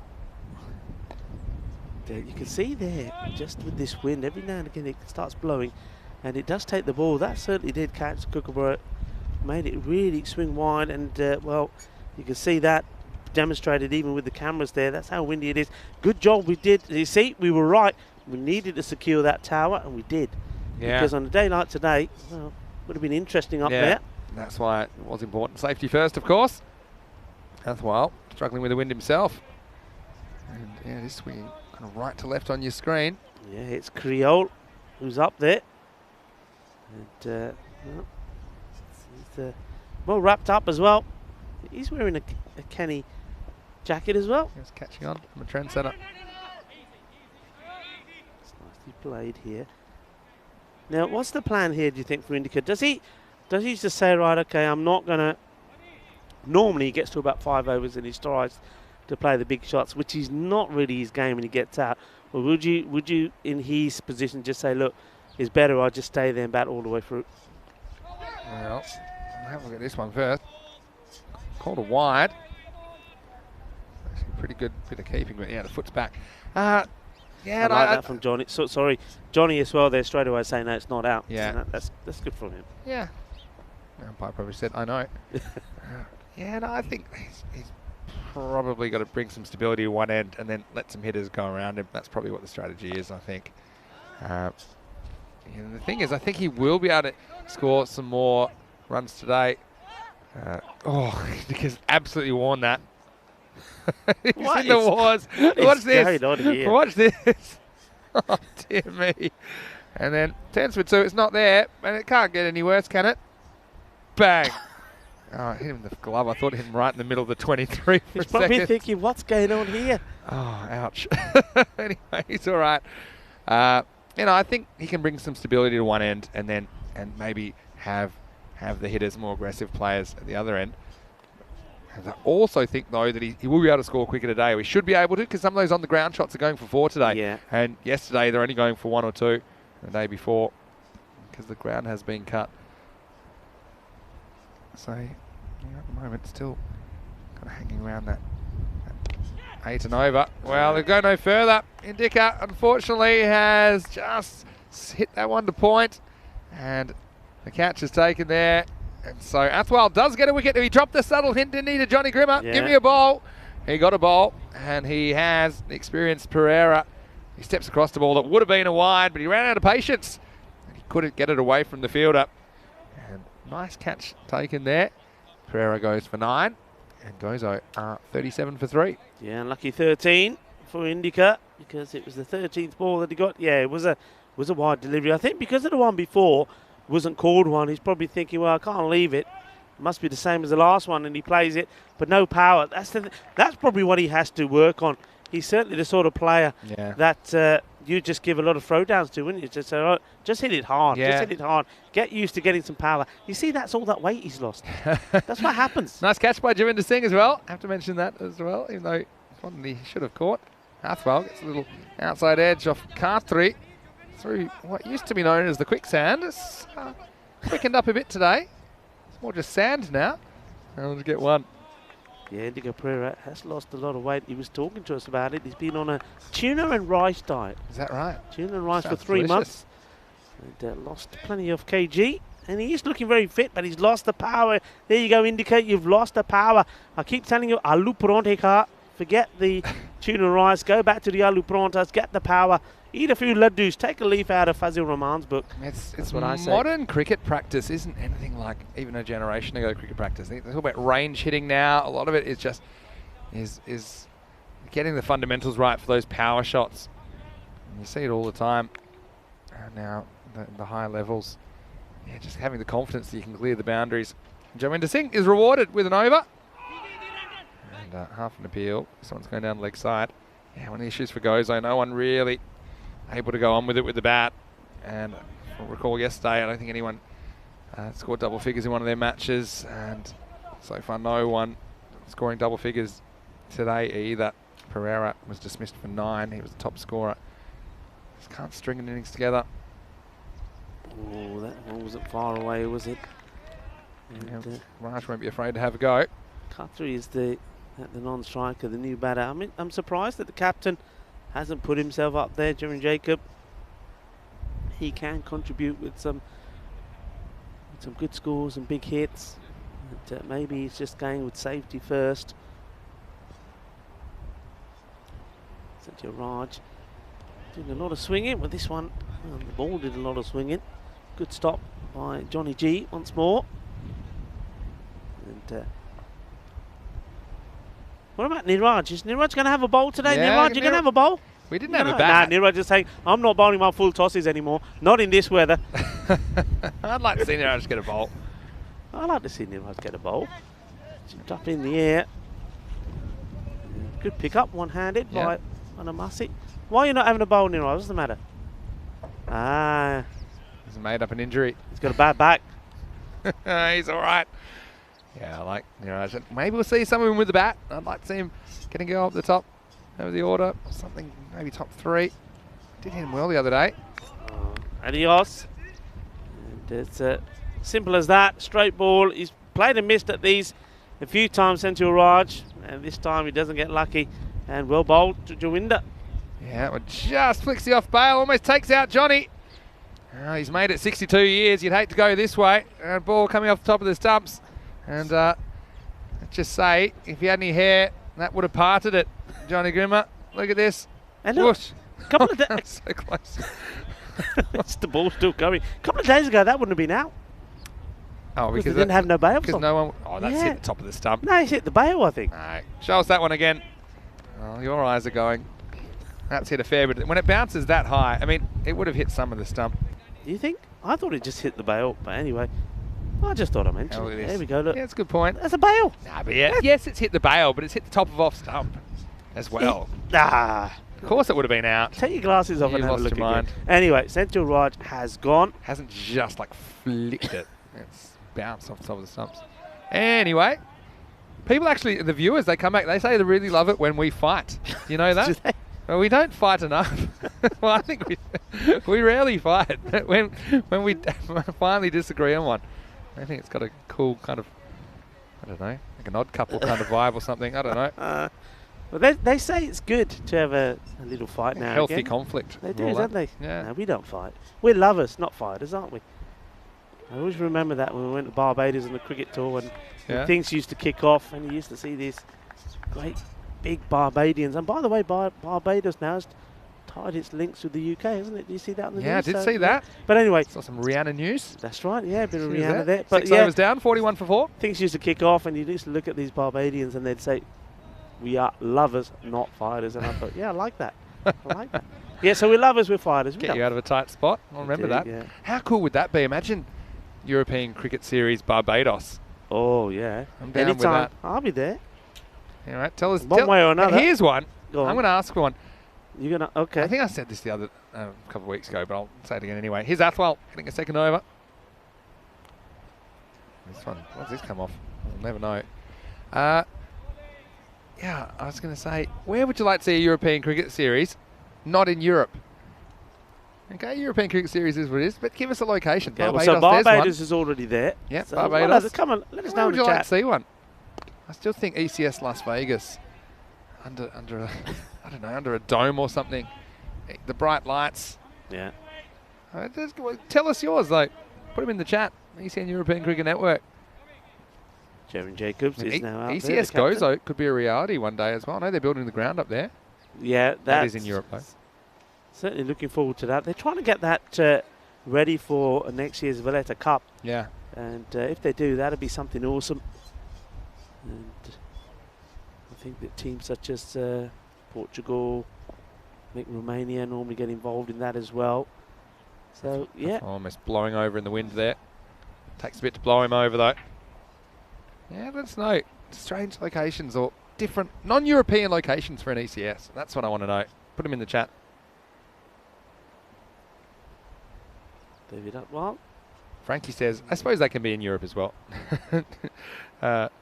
Frankie says, ECS St. Moritz. Well, I played ice cricket in St. Moritz before, cricket on ice. Yeah, I've been to Zook. They'll play, Zouk? you know, they're going to play it again. Yeah. It's going to be the first one. I missed, obviously, I played in 2018, 2019. Oh, he's gone. Oh, he's my bowled it word. around his legs. And this one has swung with the wind.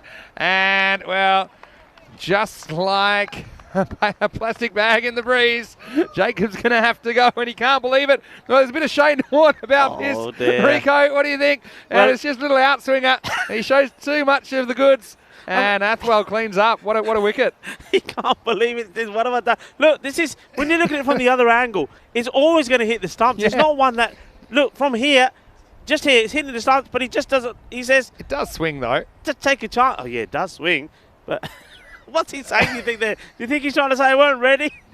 He's questioning his life dear. choices. Oh, what a way to go. The captain goes in the, well, most comical of fashions. He just doesn't Have play seen that it a at couple all. of times. So I've actually seen that happen, and the guy complained because he said, "Isn't that a wide?" Because it went behind his legs. That was one of my moments of the year. I can't remember where that was, but the batter's Paul flicked the leg. I mean, that's crashed into the middle and leg, but this one flicked the leg stump, and he said, "I can't be bowled. It's a wide." Yeah, it's gone past my It's legs. gone behind my legs. Oh like dear. it. Well, David Athwell, he's pulling out all the strings here. What's this one going to do? Oh, Johnny he goes for the stumping. I think he survives. Let's have a look at this side on. Johnny's up and about. Foot stays down, and Yeah. well, he stops himself in the end. Good work from Johnny, stopping there.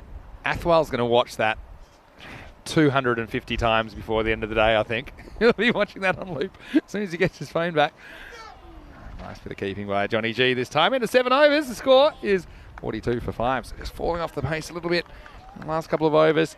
And yes, we have match 38 coming up, Master versus Gozo. Gozo do have the one win from Royal Strikers yesterday. News from the toss. Gozo won the toss. They've elected to bat in match 38, and that's coming up in approximately half an hour right here on the European Cricket Network. Yeah, they've got to have a look at this though. But I mean, you see there. I think Jerry Jacobs there. I mean, these things do happen. He was just trying to be too cautious. And I was loving it. Look, David was absolute. Look at David. I like the grabbing his head. I love the reaction from Jaron Jacob because he's like, "What have I done?" I think he wants to say something, but he doesn't know what to say. You know, when he's probably going, Oh, that's comical. Here's Joinda Singh coming back. Yeah, St. Moritz in Switzerland. That's a place that the cricket on ice. You're still looking at the reigning man of the tournament because I still hold that because they haven't had it the last 2 years because they haven't had it in 2020 or 2021. Oh, sorry, no, they haven't had it in 2021. They did have it in 2020. It was just pre-pandemic, so okay. They just missed one of those cricket on ice. It'll be back in February 2022, but we'll have ECL commitments, so unfortunately I won't be able to make it this time. Now this time it's going to be 4. In fact, it'll be 5. 5, I think. Down the leg side. Yeah. That'll help get them closer to the 50, but they just need to regroup a little here. Somebody needs to come in and play a few shots. Who's it going to be? Well, Central Raj is still there, but he certainly hasn't got his firing. He's not firing today at all. He's brought the wrong guns out with him. He needs to get going. Just by job, he's out there yet to get off the mark. Yeah, going nowhere. Question from Neville in the chat. Hello, Neville. What's the main language in Malta? Well, there's 2 official languages in Malta, I believe. Maltese and English. So English is pretty widely spoken, isn't it? Yeah. And I think even Italian might have been official language until sometime in the 30s, I think, from memory. Big swing, but that's going to be a wide ball again. Yeah, so I mean, enjoyed getting to know a little bit more about the island. You feel quite at home here. Of course, I know this is your 3rd trip here, isn't it, Rico? It's my 2nd. But it's funny how you get so familiar with these places. There's another one. Just Joinda Singh struggling because he's more of an in-swing bowler and he's kind of swinging it against the breeze and doesn't really have a handle on it at the moment. But you know, it's great to be able to get around without a map, for example, in our area where we're staying, and yeah, see the different parts of the island as well. Haven't been able to get up to Gozo, unfortunately, this time, which is the island just north of the main island.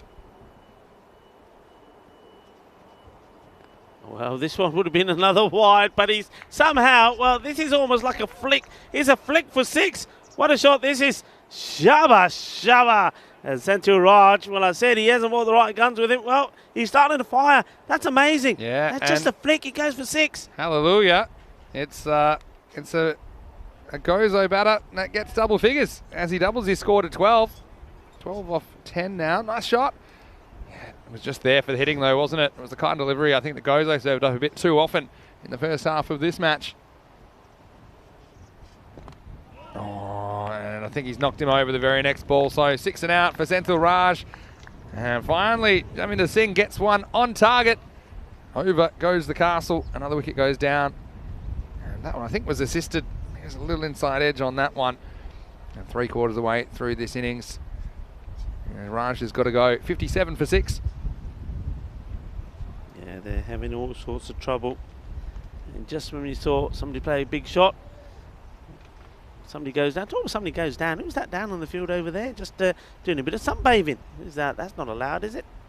Yeah, we're never allowed to sit down on the field. The only time I ever kind of sat down or lay down on the field was when we had a swarm of bees interrupt the game once. That was quite funny. But you got to do that. But that was a no-no. But that was a no-no when I was growing up. You know, coaches would say, no, you don't sit down on the field. That's bad manners. Doesn't matter. So that if you're clever, you pretend you're stretching. So you found out a way about it. You got to pretend.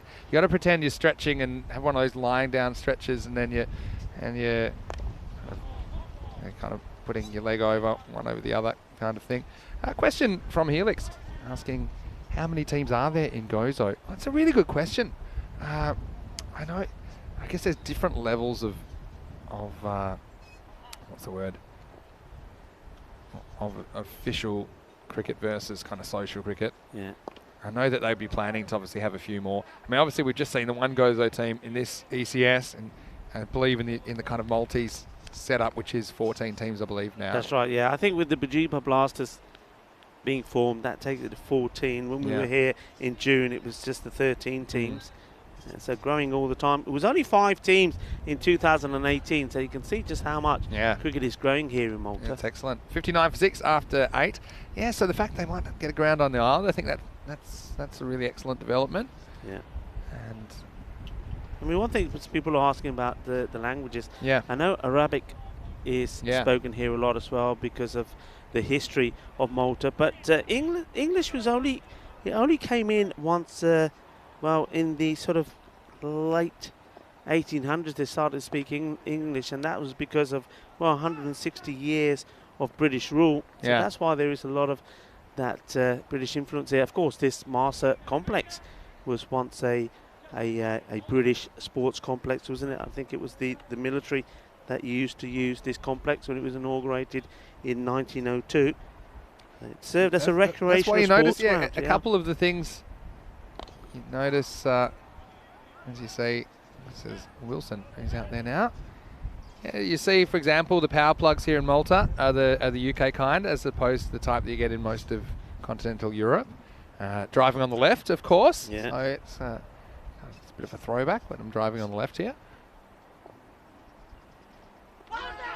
Is there a little edge on this? He is gone. That's a really good take by Johnny Grimmer. And once again, the 62-year-old wicketkeeper and caretaker captain today. He holds on to a hanger. This is a really good highlight. Johnny G comes up with a bit of magic. Yeah, this is a good one to take, isn't it? Because he takes him the wrong way, and there he is. He's on his back. He's like a cockroach, but he's got the ball in his hand. Johnny G does the job. He likes to dive around, Johnny G, 62 years old. And, well, I tell you what, I think he put some of the younger players to shame. He's so fit and so active. So another wicket goes. And one thing I think Gozo could do, I think they could go with maybe Wilson higher up the order. He's out there at the moment, 2 for 2. But that, again, he's not a big hitter, and that obviously can be an issue. But at least he can stay there. And maybe him and Indica starting off. But they've got to be thinking about getting to about 40, 50. Now this one's gone past, Johnny. Can't do anything about this. Yeah. Valuable runs. Yeah, bit of luck that time for the new batter. Yeah, I think Wilson up the top. I think we have seen it up there before. They're not afraid to change around and just try and find something that works for them, Gozo. This one, he just Finds myself slightly wrong-footed there because of the deflection, Johnny G. This will be a good shot of it. Can't react in time. So that'll be 4. Yeah. So yeah, and Cyprus is another place that had the UK style power plugs, didn't they? And in Cyprus, they drive on the left as well. Is that right? Cyprus, I'm trying to remember. Cyprus, yeah. Is It's that on the right, yeah. Oh, because see, that's why I was doing it a wrong. number of times and then he got run over crossing the road because I'm looking the wrong way. So Cyprus, they drive on the right. Malta, they drive on the left. But they both have UK kind of style power points. Yeah. Power plugs. What do you call them in the wall? Do you call them power points? Yeah, Yeah, power that- points. Or plug points? Yeah. Or sockets, some people say Sockets, yeah. sockets. Imagine a world where everyone used the same sockets. Maybe in 100 years. On the pads. Adapters are great though, aren't they? Adapters I'll give you a little tip. Go on. I'll pick up these little travel tips and I'll give you one. Go on. This is one of my secret ones. As we get to the end of 9 overs, the score 66 for 7. If you ever need a mobile phone charger or you need like an adapter, then if you're staying at a hotel, go and ask the reception because people always leave them there and they always have heaps of spares and they'll probably just give one to you. Okay. There you go. That's a little Maximo travel tip for you. Now I'm going to try that tonight. I'm going to Okay. go back to the hotel and say, do you have a charger for my For you, phone? they'll be like 20 euros. No, for me, they'll say that phone is so old, forget it. It'll be one of those manual chargers where you have to crank the handle to charge it or something. No. Pedal That's a little- while it little charges. travel Yeah. tip. That's for Look who's coming on the bowl. He said he wasn't Yeah, going to have a there we bowl. go. I told you he was going to have a bowl. Look, even more surprising, it's bounced. And Should we give him a clap? Just Come on, for give him you a clap. Yay! yeah, we're happy that he bounced one on the pitch. Give us a wave. Well, he's the owner of one of the records. Yeah, go on. Of all the economy rates that aren't infinity, he's got the highest one in a match. He had 66 economy rate because he had 11 off 1 before he got yanked for 2 high full tosses. In fairness to him, though, let's not forget, this one is swung and missed. In fairness to him, that first ball he bowled in that match, after the next 2 balls were no Yeah. balls, it was a drop catch. Yeah, He could have that's had a true. wicket on the first ball. Yeah. 1 for 11. Off Yeah. 1. That's T10 Greek for you. Got any other good travel tips? You can put them in the chat for us. Well, Wilson certainly taking him on. Helix has Swinging and missing said, at the moment. bring a power board with you so you have more than one power point. Yeah, all over that one, Helix. Very, very smart. What about your one to do with your suits? Oh, how I wrap them up. Yeah. Oh, that's a secret. I can't share that one. But that's the whole idea. Yeah, I don't share all my secrets. I think No. one a day. Okay, one a day. Fair I enough. get my suits looking so fresh going between the packing and unpacking. You get really good at that. Don't you? You You're do, probably pretty yeah, good at it it's by now as amazing. well. Got to have some sort of system. I've got to admit that when I was a young cricketer in my 20s or so, I wasn't particularly organised. My stuff would be everywhere and had a lot of gear as well. And I was constantly running back to my car because cricket bags were always breaking because I was overpacking them. Anyway, here's the last ball of match number 37. Gozo, they're going to make it to 70 in the end. So nice round numbers. They're going to go down by 80 runs though here in this match to Master. The final score, we Master 150, Gozo 70. And well, after that, we'll have to check the net run rate. I feel that with that, we're probably going to see Gozo dipping below the Royal Strikers. So. Yep. We'll have to find out. And yeah, the margin's going to be important. And Gozo, well, the thing is, they will get to set the target now in the second match of the day. So they will be keen to put something competitive on the board and maybe test Master a little bit more. And they were tested in this match first up this morning. And ultimately, it is Master that returned to form, and their batting really clicked. And they're the ones that set this large target of 151 for Gozo. And this was the first one, which was ruled for. Maybe a little bit unlucky for the fielder. And Devasia was out there. And again, he hasn't really recaptured the form that we saw in June. Andy Pereira was out there, and it was a bit of a mix-up that led to the first one. Zishan Khan, let's not forget these 2 direct hits, Rico. These were world-class. They were top quality, and you talk about returning back to form, Master. Well, that man Zishan Khan, hasn't he returned back to form? And 50 with the bat, and then, well, not just 1, but 2 run-outs. was absolutely brilliant. This was a shot that Niraj almost takes a fantastic one-handed catch. And didn't go to the boundary, a couple of runs. But yeah, look, here we go again. It's the same man. Zishan Khan is in the house and he's knocking them over. And well, what a match he's had. And I would guess that he's probably a very good contender for player of the match. I can't see anybody else that can pip him to that. No, I think so. So it'd be robbery if anyone else got it.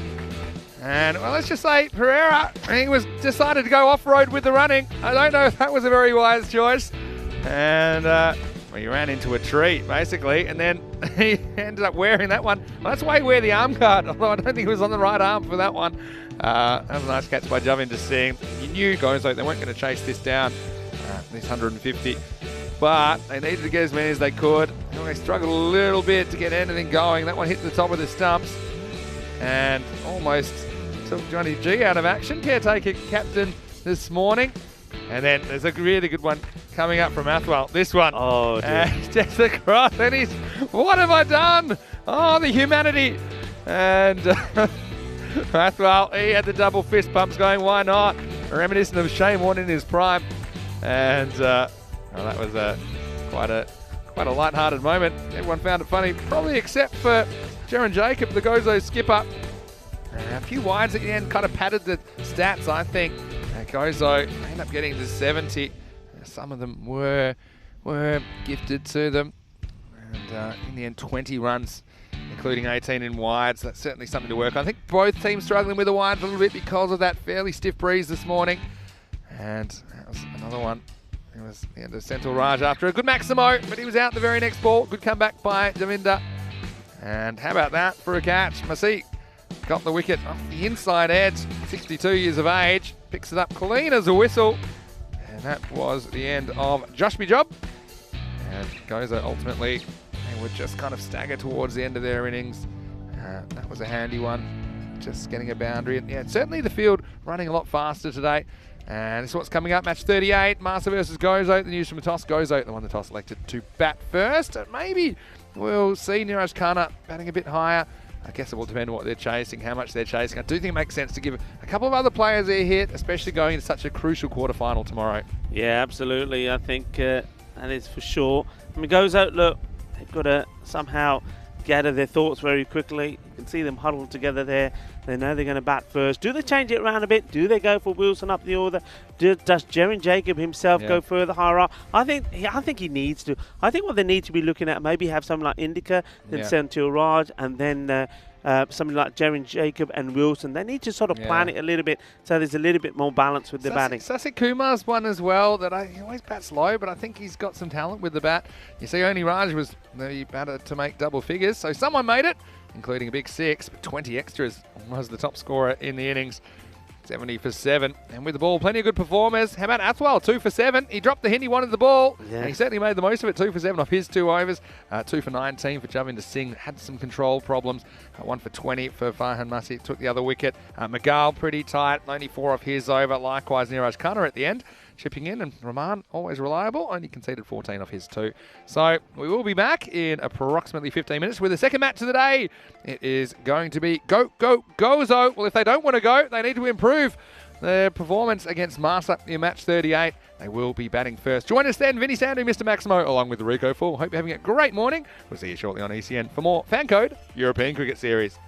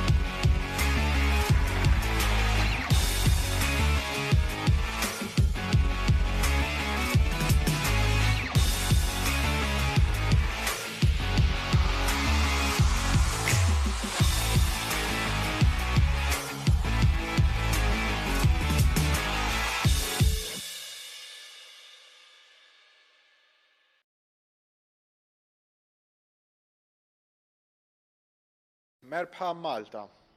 Welcome to Malta.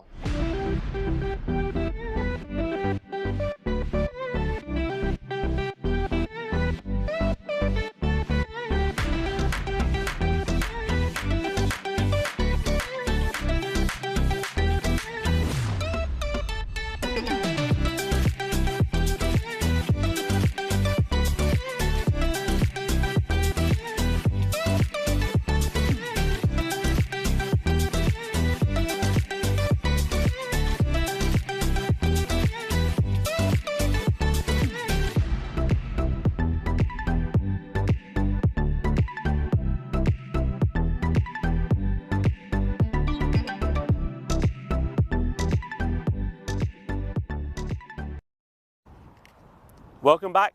Match number 38, the same two teams, well, there's going to be Malta and Gozo that are going to do it again. And look, one thing we have seen, and with the grass that has been cut, we know that the ball is travelling along a lot quicker on the outfield, and we've seen a lot more runs being scored as a result of that. A lot of runs scored in the first match. And I think the second match between these two teams is going to be exactly the same. Everything to play for here for Gozo. Well, let's join the captains and the tournament referee for the all-important coin toss. Tails. Tails is called. It is heads.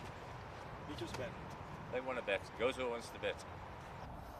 Gozo have won the toss and they're going to have a bat first. I think that's a good idea.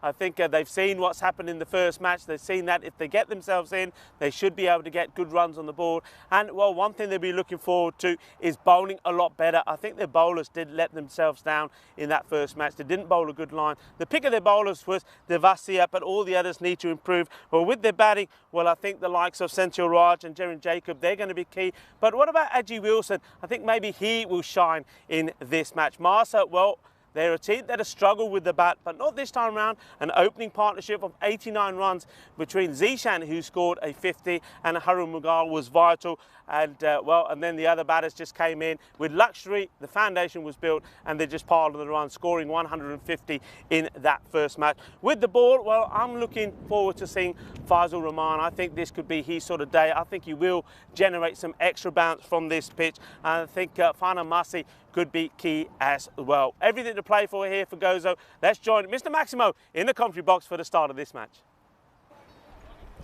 Thank you, Rico, and welcome back to all of our wonderful viewers, wherever you're watching around the world. Whether you're watching on FanCode in India, whether you're watching on our YouTube channel, ECN European Cricket Network, great to have your company on day 10. Well, a week ago, we had a very different kind of a Thursday, and I almost needed my scuba diving gear because this ground was underwater, but here we are a week later, and it's picture perfect. Currently around about 18 degrees. Very pleasant conditions. A few fluffy clouds in the sky, but no real threat of rain. Match 38 on the way. Gozo winning the toss. You saw it there with Rico. Looking resplendent in his Maltese flag get up, which he did tell me was an accident when I mentioned it to him. And it will be Gozo opening up with the bat. And Malta looked really good with the bat themselves, putting 150 on the board, restricting Gozo to 70. This fielded a lot quicker than it has been previously in the tournament. They did manage to give it a mow this morning, so it's running a lot quicker. And there's a man that Rico was talking about, Faisal Rahman. He's going to open up. And will be Devasia out there. He's going to be opening the batting. And it does look like they're going to stick with Pereira. And so, yeah, they just need to try and put something together here, don't they, Gozo? They've certainly given a lot of opportunities to people in the top order, but no one's really taken it with both hands. And both of these teams, of course, this is both of their teams' last group match. So they will be set.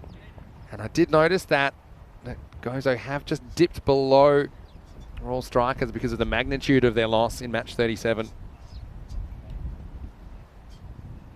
So, all ready to go.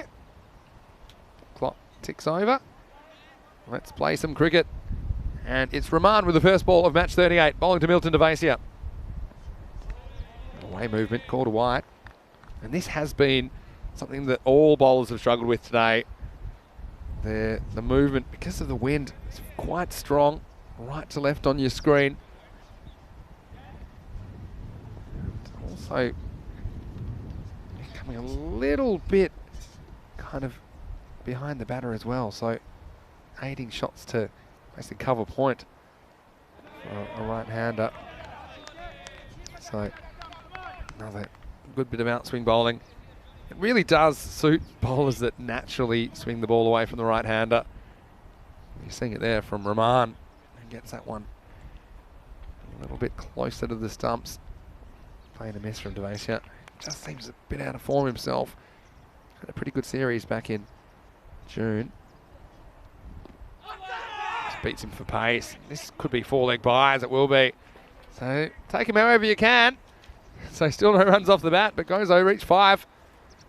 This one doesn't really swing, it kind of angles back in. Maybe hits the seam. Just beat him for a bit of pace there. And yeah, certainly you can see that the field has quickened up significantly.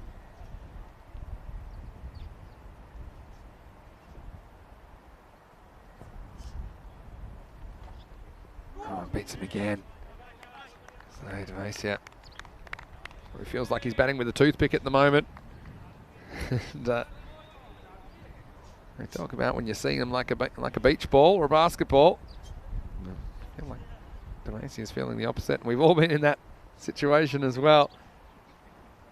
He just needs to back himself and try and make a good batting shape and predict the swing of the ball. This one's down leg side. This is a nice shot. Nice to see Milton getting off the mark. Tucking this one away for 1. Yeah, so Gozo. Remember, margins matter.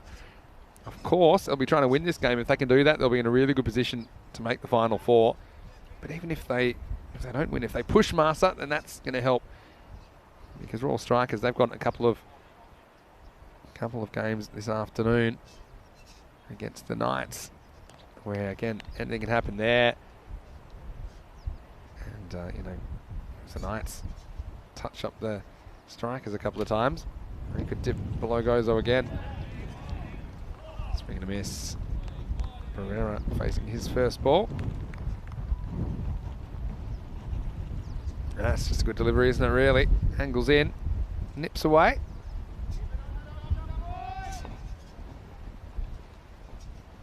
Nico Pereira, formerly of the Southern Crusaders.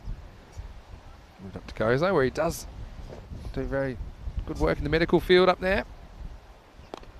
Yeah, just bumps this one down into the leg side, so no real fireworks yet. Penny Masher saying their low action is good for natural outswing. Yeah, it's true. If you have a little bit of a perpendicular action, I think that helps. It's the end of the first over.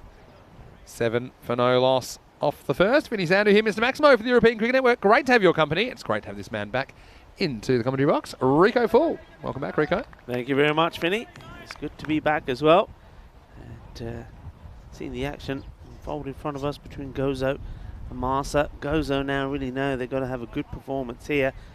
And okay, they don't want to be relying on their fate on what the Royal Strikers do, who play their last 2 matches today. Remember, they and Strikers are both on 2 points, but on net run rate now after that defeat to Marsa, Royal Strikers are above them in the table. So only a good fight back here would see them try to get back into that 4th spot. 4th spot means you will be back again tomorrow to take part in the quarterfinals. Otherwise, well, it's adios. It's Rahman.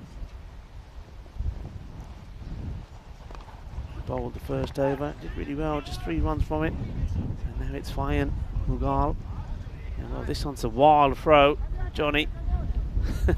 Can't stop it, unfortunately. Here's Marcy, who's doing the backing up. Johnny G says, in me gloves. All right then, maybe not. Look, he's had the picture. Stop, drop and roll tactics from Grimmer there. Fayan Mughal. This one goes straight through. Good take from Johnny G. And once again, you see the ball beating the batter. Yeah, Mughal is one of those unusual left-handers that tends to move the ball away, can hoop the ball away from the right-hander. So, yeah, I think he'll enjoy this breeze as well.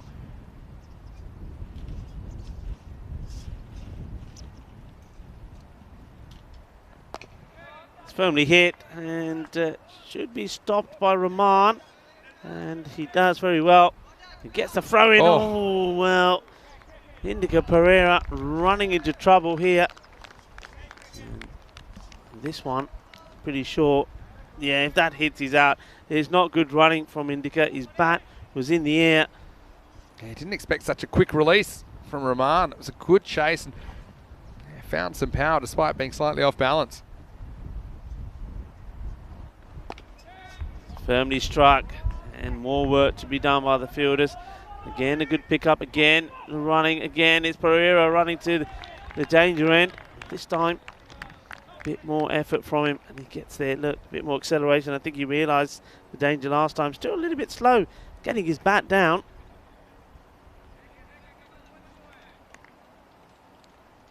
Yeah, I can see them at least pushing for those twos. I mean, they're going to find a way to get runs however they can. Beg borrower steal goes though.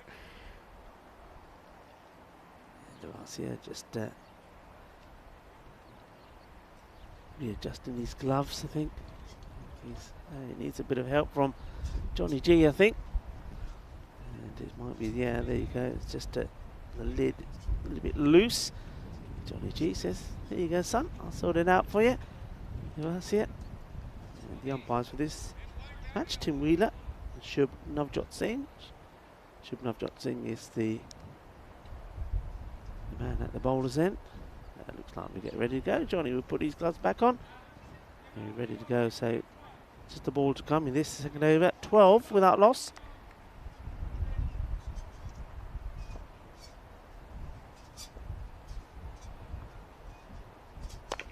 That's nicely struck, and very good work there from Zishan. Well, you've got to watch out when Zishan's about.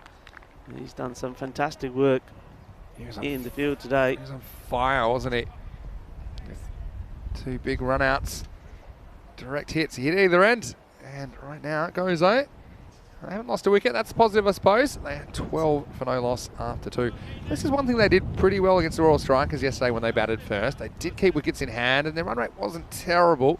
And then they could really go crazy at the end. In fact, 5 run-outs in the last over. But at least they had the resources at the end to go a bit crazy, and so they end up getting to, I think, around the 80 mark. So maybe that's the tactics here again. But again, you don't want to be too conservative either, so it's about striking that balance. One on Marcy. He's getting ready to bowl. There's that wind. It does pick up again. You can maybe catch some of that from the clothing of the players blowing around and some of the background. I'm pretty sure that the umpires may have a few issues with their hats. Leg by there. First delivery. And just making some changes in the field here. I think they know that Indica is a dabber, and that's why you see that field pretty tight. They're putting the squeeze on him on the offside. That's not a good delivery. It's a very good take though. Oh, Johnny take. G, one hand in the mitt. He loved this, I think, as well. Johnny G. Watch this.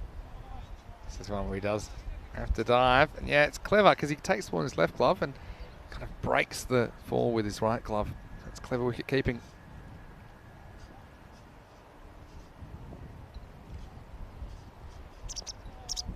White ball once more. So difficulties and struggles for the bowlers in this strong, windy, breezy conditions.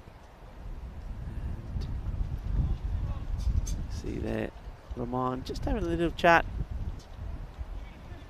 with Marcy.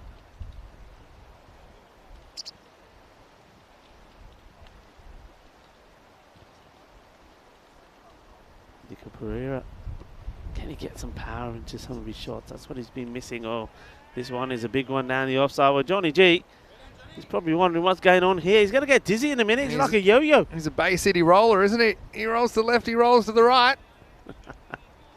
He has the bones. He must have great bone density to be able to continue to dive all the time and just keep getting up.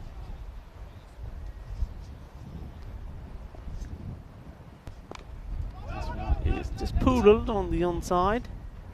Yeah. Single taken.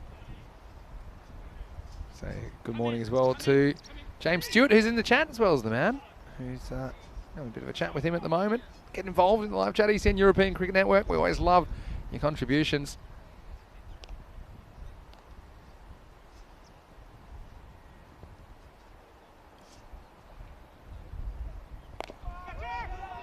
In the air, and 6.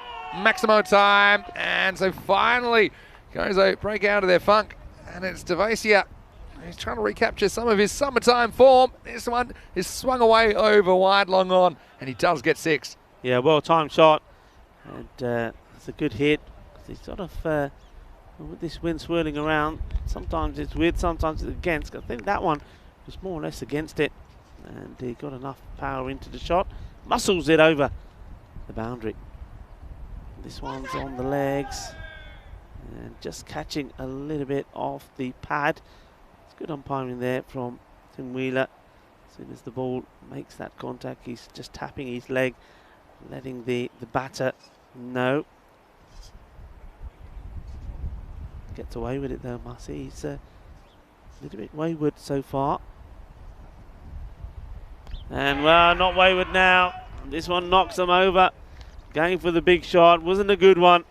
Head was not anywhere. And off he goes. Have a look again. He's just already made up his mind that he's going to have a go at this. Head is nowhere. Stump's knocked over. Jagade Fatte. And well, Newton has to go. And he's going to be disappointed because we just saw him play a nice shot. And we thought, well, okay, a few more of those. Who knows? But we're not going to see any more of those. He goes. Yeah, that's the end of his group stage, and he'll have to have a nervous wait to see if they will feature in quarterfinals Friday. Devasia saw the 6, so shades of the old Milton, but unfortunately it didn't last a lot longer. Just 2 more deliveries. He was bowled, and goes to lose their first 24 for 1. And here's a man who I thought batted pretty well while he was there, Sajan Varghese. Last time he was run out by direct hit from Zishan, but he did hit a couple of nice strokes. Let's see how he handles Massey with 1 ball left in the power play. This is a nice shot, and it was an awkward one that for the fielder. It was sort of right at David Athwal. He had to move pretty quickly, and it was one of those where, well, if this is a ball, it's a good delivery. Yorker length is knocking him over. Well, David does get a touch to it, but he can't stop this game to the boundary. 4 runs, so good way to end the over. 28. Here's the score after the power play.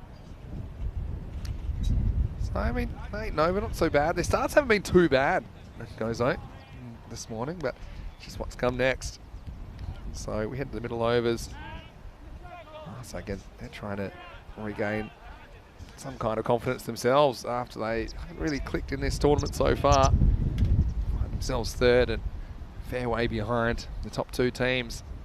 They're in the danger zone tomorrow. It does seem that they'll end up playing their second team, Cedar Warriors. I'll have exact fixtures for you a bit later on.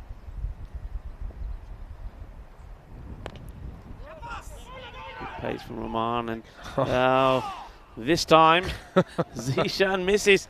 Could have been a hat-trick of run-outs. It's a repeat, isn't it? Yeah, well, this is an exact repeat of what happened first time. Yeah, but this time Varghese, he was the one run out, I think, at the keeper's end, right? Because he ran out Devasia first at that end. But still, he would have run out Varghese twice. They'll be having nightmares about Zishan Khan.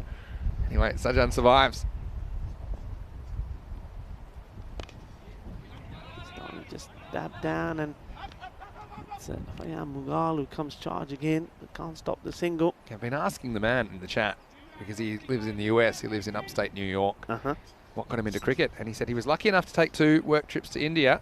When you get home after work, there isn't much on TV that you can watch except for cricket. So that's how he got into it. He said he wishes he had found this first because he was lost.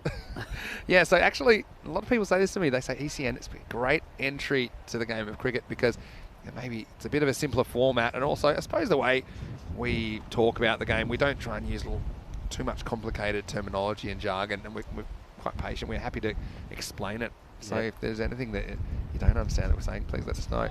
It's a good delivery. It's a real slinger from Rahman, isn't it? That's absolute beauty. Into him and then viciously moves away. It's a good seed, that one. Here's a really nice question from Liam Day. It's more of an idea. Come back to that in a second. Well, this is leg side, and it's going to be 4. It goes across the line. It's a nice shot, Varghese. Well, he's stared death in the face as he was almost run out at the bowler's end. He gets down the business end. Now, it takes a bit of a risk, I suppose, going and fetching this one outside the off stump, but it's a nice shot. Does go to the boundary for 4. Yeah, good shot, but don't get carried away. You've hit one, doesn't mean the next one has to go the same way. Be nice for him just to be thinking, right, this next ball, all I'm going to do is just bat it down, take the single. That's got to be the mindset here. We've seen too many of the Gozo players hitting the boundary and then getting himself out. Well, he's not taking any of my advice. He says, well, I can do it in 4s and I can also do it in 6s. Balle. Ginna sona, ginna. Bada shaka. Yeah, really nice shot straight down the ground. That's wind assisted a little bit today, I think, as the wind is not only right to left, but it's behind the batter. So once that gets in the air, it goes a long way.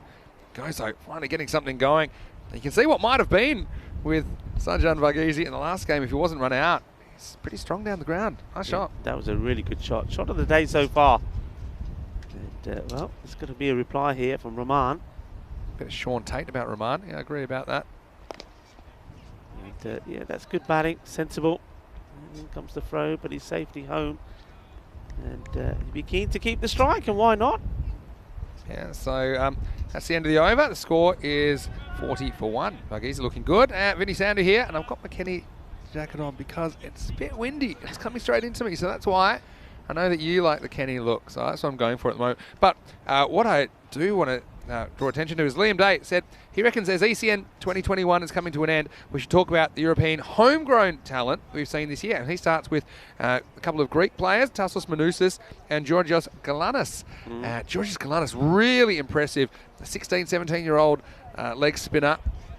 And yeah, and we said, okay, where have you played your cricket? Have you played in England? He says, no, I'm from Greece. My dad, he played for the club, and that's what got him into cricket. So keep them coming in the chat. I'll throw it in here.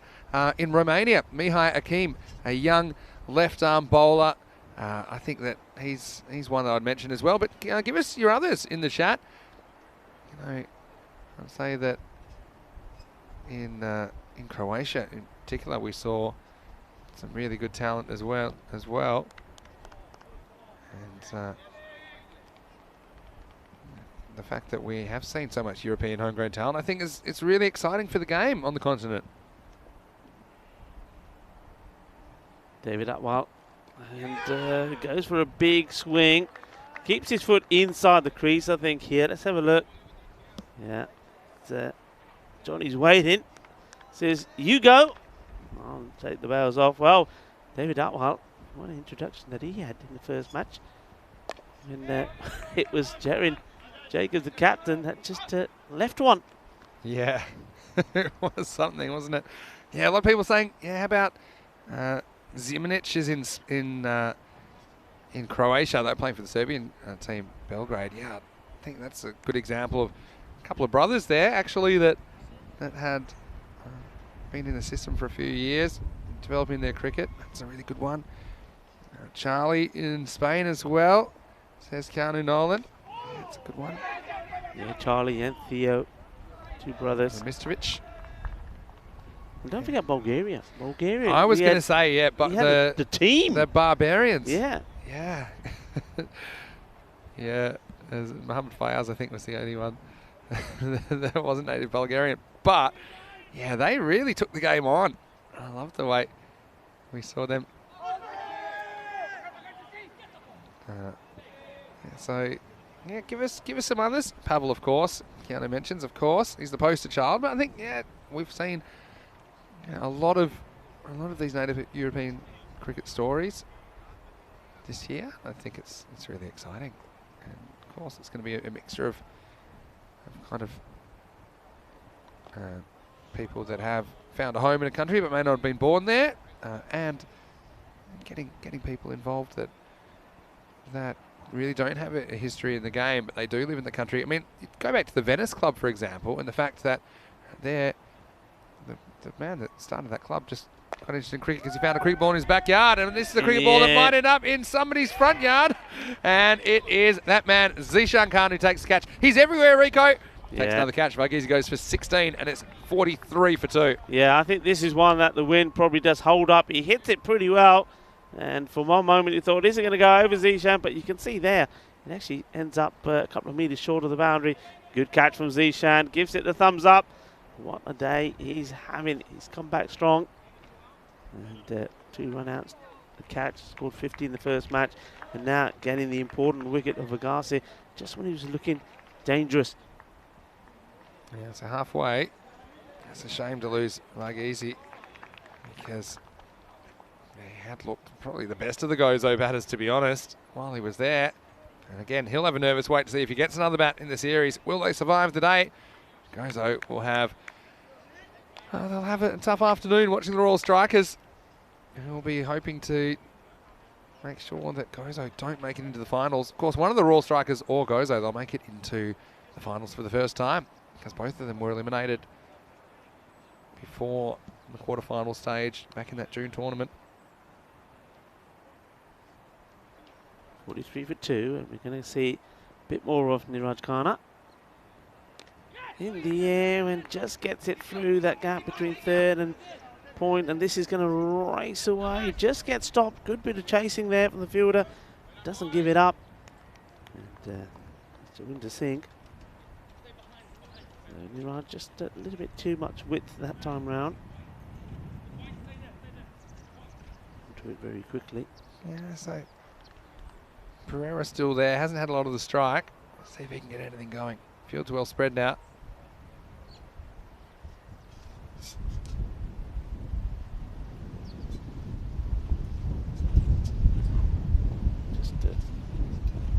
Waiting for the batter to be ready.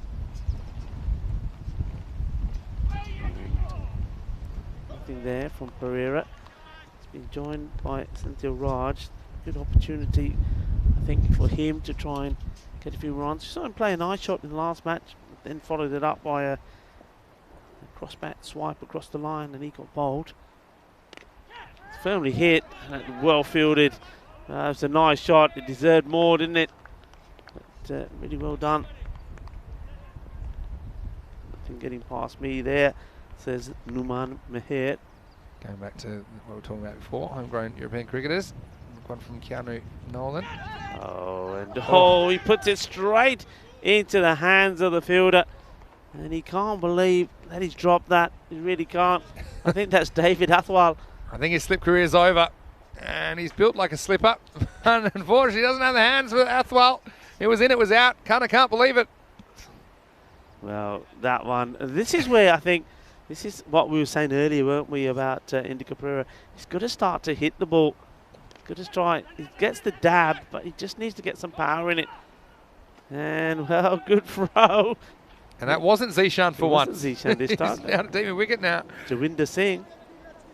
Nice arm from him. But, well, I suppose that's one thing that they're learning is make sure we get ourselves in because direct hits have been an issue. Really good. Keanu mentioned Christian Munoz Mills. Well, that's a good one for you.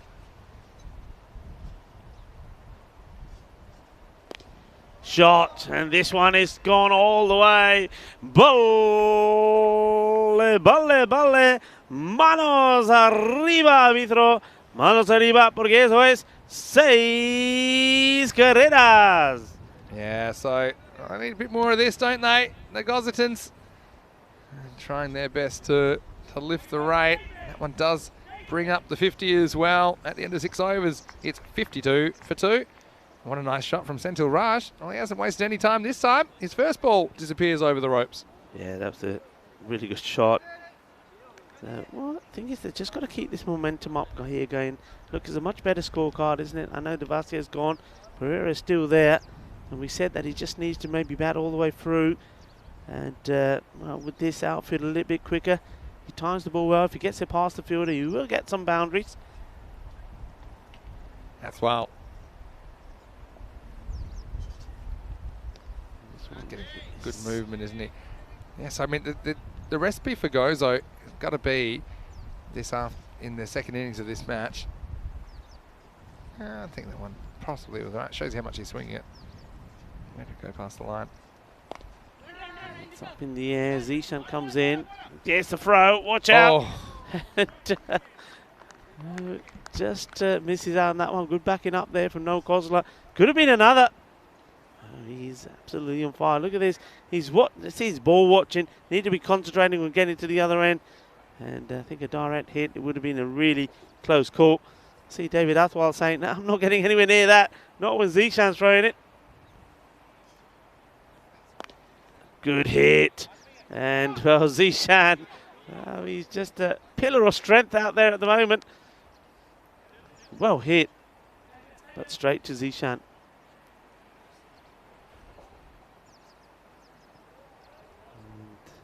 This time, he just catch a little bit off the batter on the way through. Indica Pereira, he starts to come down, and then I think wisely decides he better get back in his crease, and he stays in. Good work from Johnny G once more.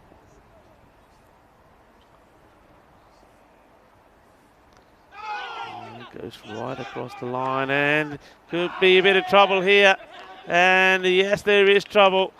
So it's another run out. I mean, this is not necessary, but how about this? Look, this is where he's at his best. He didn't go that far away from it. I don't know what they're doing here, but Johnny G says, look at this. It's the back flick. Well, this man is just all class. He likes to be on the centre stage, and this one was brilliant. It was a little back flick.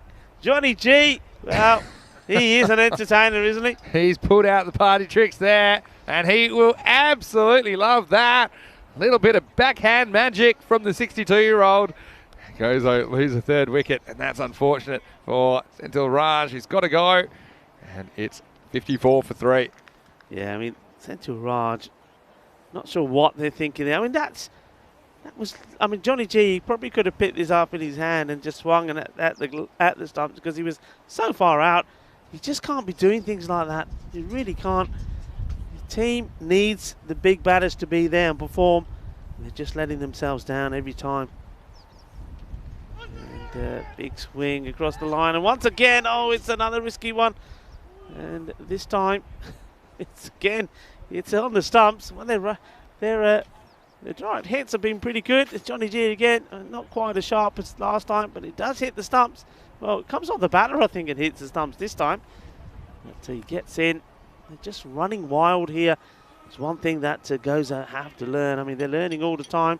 Remember, they made the introduction only last year. Well, this is what we got coming up. This is how we start the new season, our season, on the 7th of February. And it's going to be the Bet to Ball European Cricket League. It's going to be huge. Can you imagine a European Cricket League that maybe has Gozo in it one day? I can, and that's the kind of future that I can get behind. And so we will see the Super Kings from Malta in Group D. That's the group of death, as it's been coined, with VSC Rotterdam, MSC Frankfurt from Germany, Albi Salmi from Sweden, the Exiles, and also Petersburg Sporting from Russia in that group. So make sure you stay abreast of what's happening on the European Cricket League news and all the fixtures when they come out at our website, europeancricket.com. Big wild swing, and it was very wide, that one. Kana is back. We'll try and get a wicket or two, I'm sure. They do have the wickets in hand. It's just kind of their MO. Gozo, when they batted first yesterday, they really like to cut loose in the last 9 or 10. Well, the last 2 overs 9 and 10. But problem is, just not contacting enough balls at the moment. You'll see them starting to run for pretty much everything when we get to the next over, I think.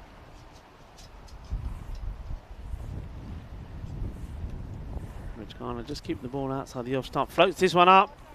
It's well hit. And this time, Fire Mughal says, I'll have this one, Zishan. That's good. You're just getting a bit greedy. So Kanna's back to the full tosses now. He's a real nice guy, isn't he, Niraj Khanna? It's been great to see him again. So many characters here in Malta. It's nice to be able to come back for a second time for the ACS in 2021. I'm sure we'll be visiting again next year.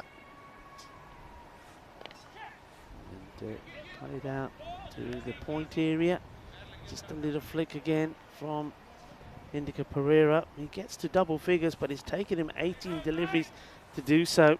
It's those little flicks there, though, Vinny, aren't they? I mean, he can do more with them. He can get more power in the shot. Needs to find another gear. Not quite sure how. I think it's just a bit of practice. I think some straight kind of range hitting would be good for him. This is up in the air, and Zishan is after it. Fafana Masi gets there before him, and a nice catch taken. That was not an easy catch. That ball is probably swirling around out there. And Masi saying, oh, that ball's quite hard, you know. Good catch, another wicket goes. And going for the big shot. Slices it really, doesn't he?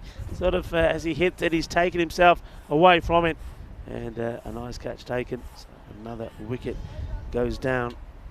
That's a good catch, especially in the windy conditions. Masi came round to his right. It was kind of blowing towards him. So the intent was there from Josh Bijob. Couldn't clear the ropes. So a fourth wicket goes down. 58 for 4.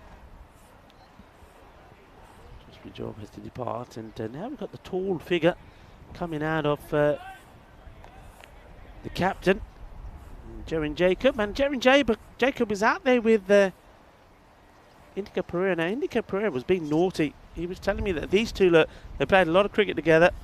They've been coached by the same coach. And Jerin Jacob has got a nickname, which he wanted me to say on air. I can't say it on air. Let me just say, as we see this delivery, and well, Jerin Jacob, he won't want to be leaving any balls, but because he got bowled with that one, he left from David Atwell. Let me just say, it sounds like hits. That's all I'm going to say. It's a naughty word. Sounds like hits. That's his nickname. Sounds like what? Hits with a H. Hits. Okay. Okay. That's all I'm saying. Is it? Do you add a letter to that? There's birds named after this word as well. Okay. Like blue. Now I'm with you. Yeah. All right. Blue.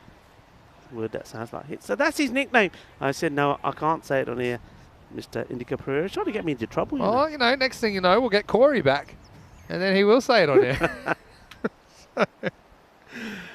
All right, so Chavinda Singh is going to bowl over number 9. All happens in the 9th.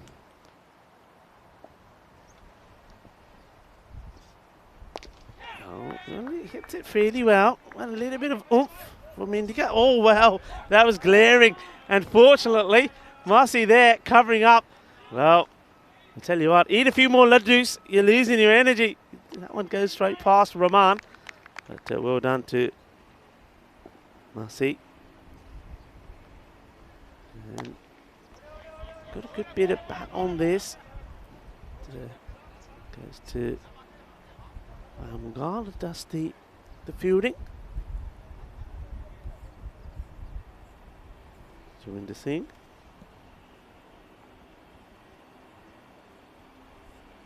He's bowled pretty well. Had a few struggles with his control at times. Chips this up once more. And Rahman doesn't make a meal of this one. Gozo made 70, didn't they, in the first game? Let's see if they can get more than that in this game. And then, yeah, they just have to try and make the game last as long as possible, Gozo, in the second innings, for their net run rate's sake. It's another one. It's a bit of tiki-taka at the moment, searching for the big shot. Jerin Jacob. Yeah, so yeah, just trying to extend the innings, assuming that Master will chase these runs down. Again, who knows, but the longer Gozo can make the game run, the better for their finals chances. Straight down the ground once more. It's another single. And seems to be what they're missing. I'd say missing, just as a click. Until Raj, we know, can give it the good whack. Magarse as well.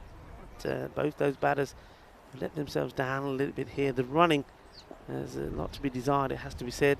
So that's a good looking delivery. And this one, he's got to have got something onto this, otherwise this is knocking him over.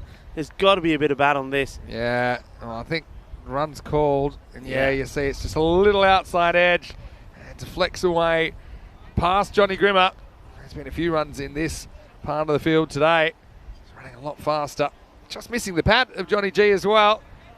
I'll take them all. 67 now. 9 overs down, 67 for 4. Yeah, so can they push on here? They would like to. I mean, look, say they get 13 from the over. Takes them to 80. But still, I mean, when you think how easily Malta controlled the first match with their batting when they got to 150, they're going to have to bowl really, really well. They struggled in these windy conditions, and those haven't changed. And their bowlers found it difficult to get the ball in the right areas. But, first of all, they've got to see out another 6 deliveries, and it's going to be Farhan Masi who's going to bowl. And yeah, Masi 1 for 14 off his first over. It might be, I don't think we've got any problems with time or anything like that. So I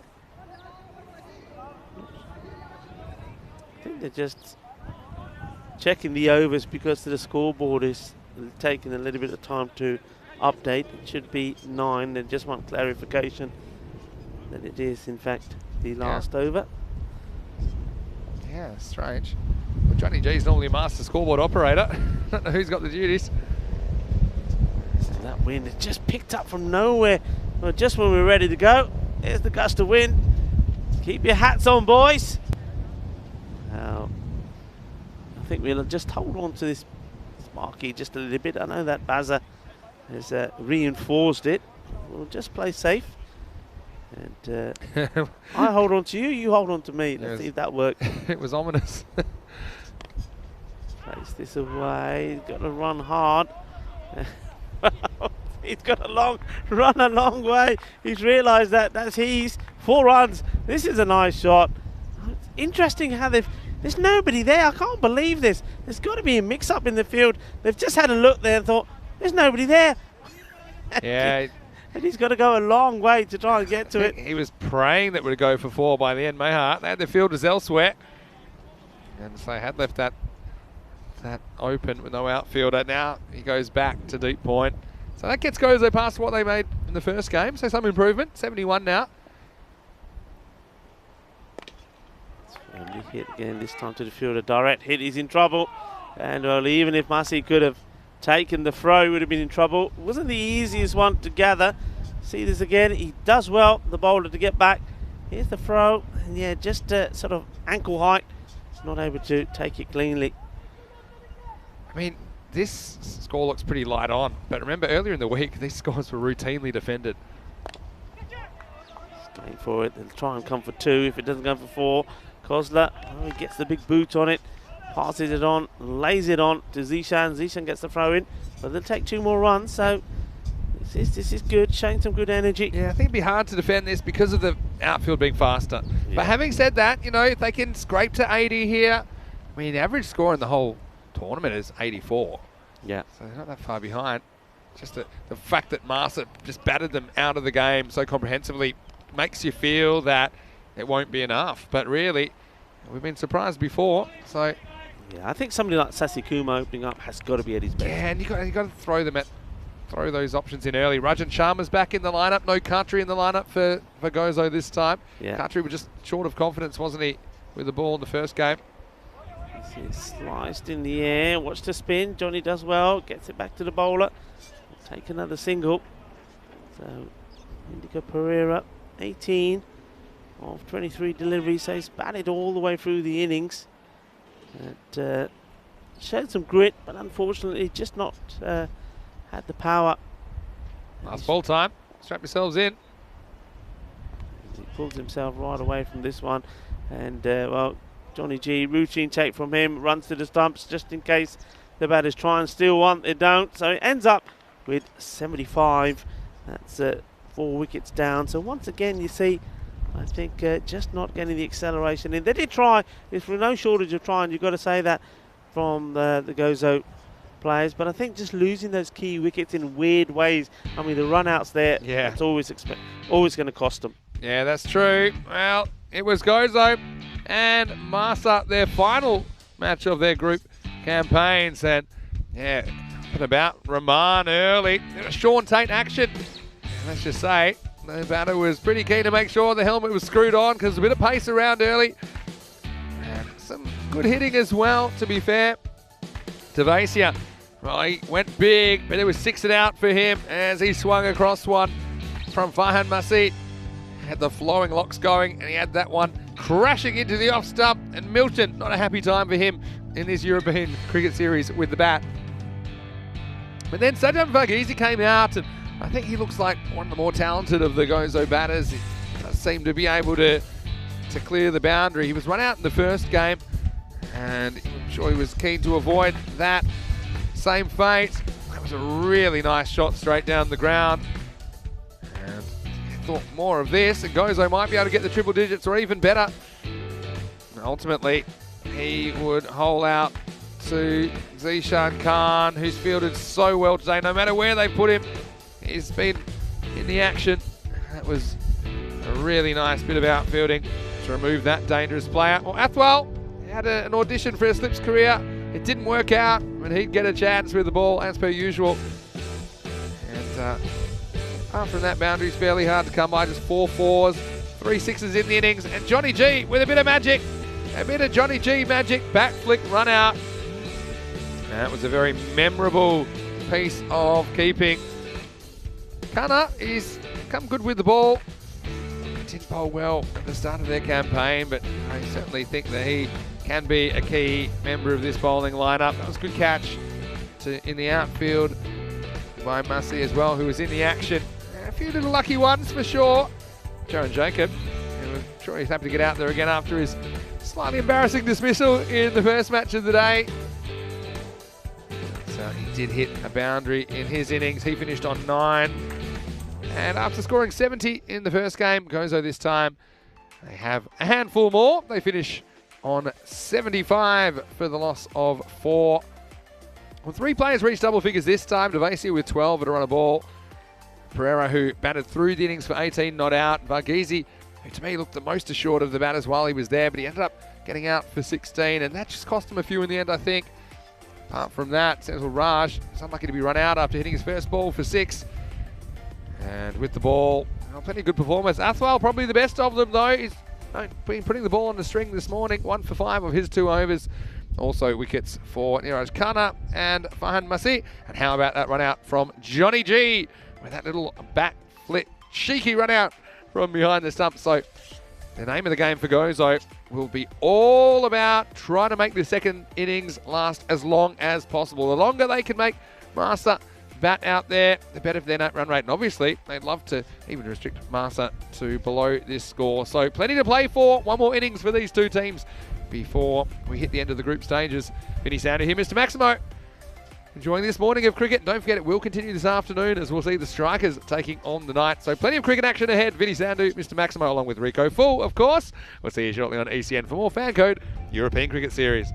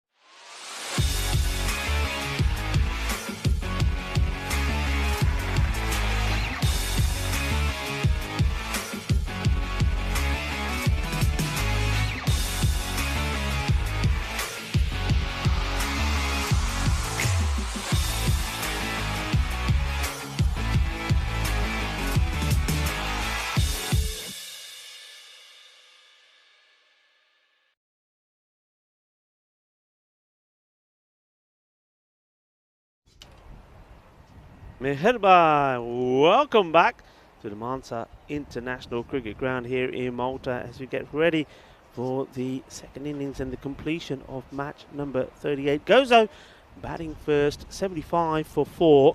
Didn't quite get the acceleration that they needed in, and well, most people will think that this match, certainly going by the first match between these two, is a foregone conclusion, but I still do believe that if the likes of Sasi Kuma and one or two of their other bowlers can get the ball in the right areas and pick up a few early wickets, then Malta, well, they have had their troubles.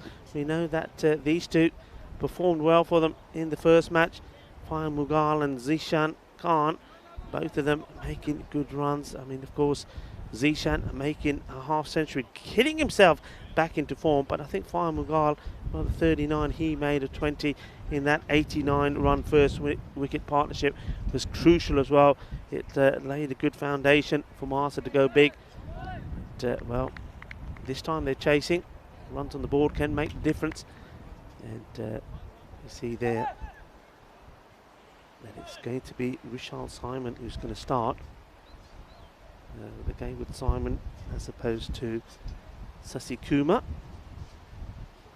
It's very blowy, very windy, so getting good control over the ball is key. It's the first ball, and it's quite a wild one. Ends up being a wide. Doesn't come out right at all. At first I thought this could have ended up being a no ball, but it dips viciously. Sent to Raj behind the stumps.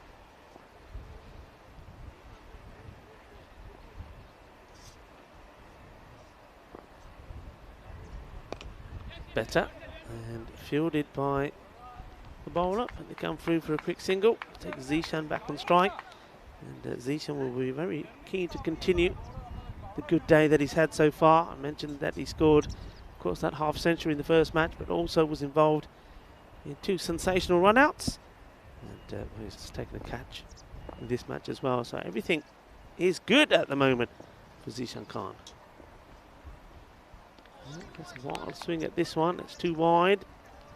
It's signalled as such by Tim Wheeler.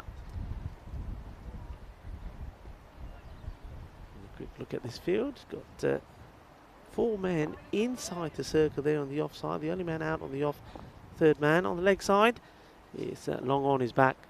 3 men inside the circle on the leg side, and one of them is Jerry Jacob. And when Jerry Jacob gets the ball and he goes to throw it underarm, you just got to say watch out, because it seems to go aerial and go long.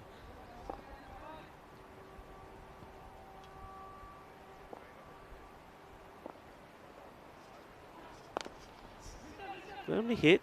Well stopped by Devasia. Just be a single. He seems to have got it right here now, Rishal Simon. Yeah, that leg side field, so man on the 45, and you sort of got the man square leg and mid wicket inside the circle, very close, really in there stopping the single. This one will be wide, just falls away, just loses his shape. When he's upright he's okay, but you see here, look, doesn't get back upright, and the ball just sort of collapses the way that he collapses.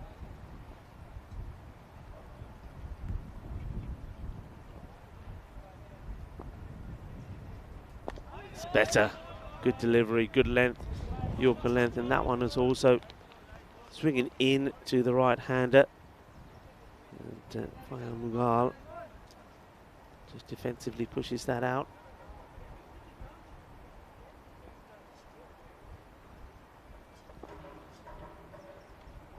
Shorter, and he's picked this one beautifully, and that's gone big. Balle, balle, balle, Shakalagya.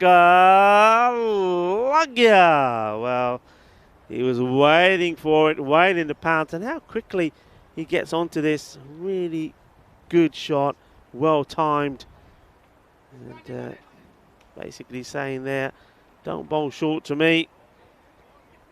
Ball to come, 11 on the board. And not too many runs to play with, remember.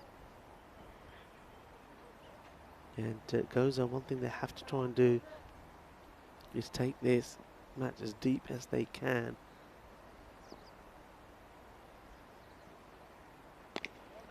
Good reply from the bowler. So it does finish the over with the dot ball. 11 has come from it already.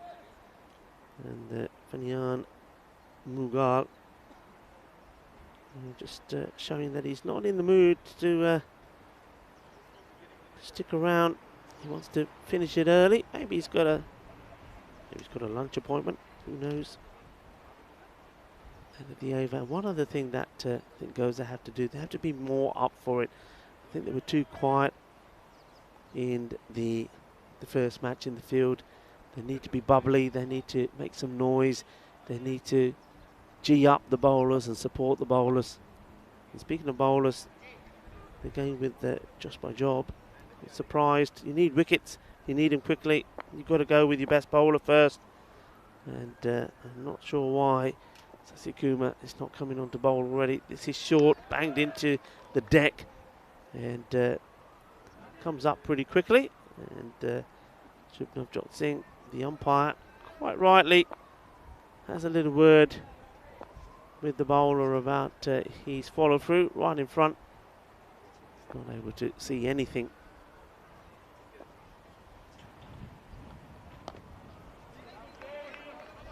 This time played out defensively by Zishan.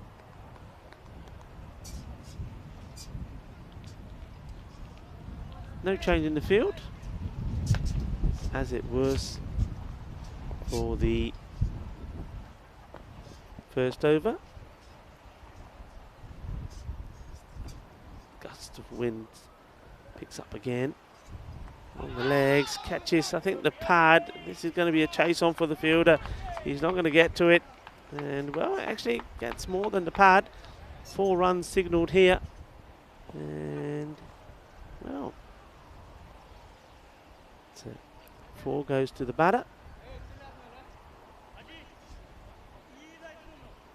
The umpire still having chats with the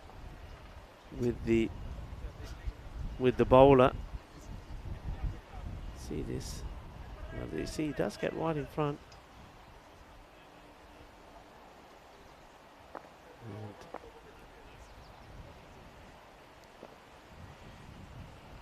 I think that maybe because the umpire couldn't see that at all. I think that was maybe pad, but if you can't see it,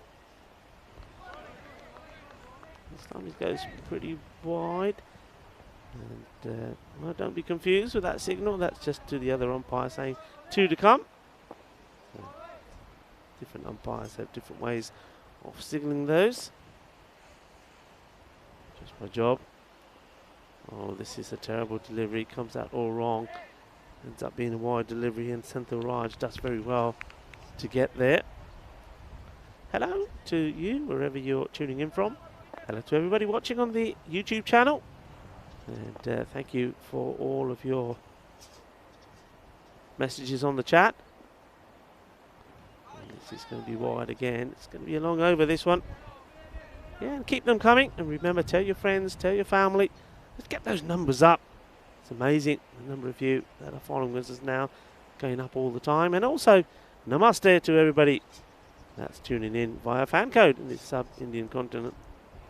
And still more discussions going on here between the umpire and the bowler. So he says, okay then, I'll come over the wicket.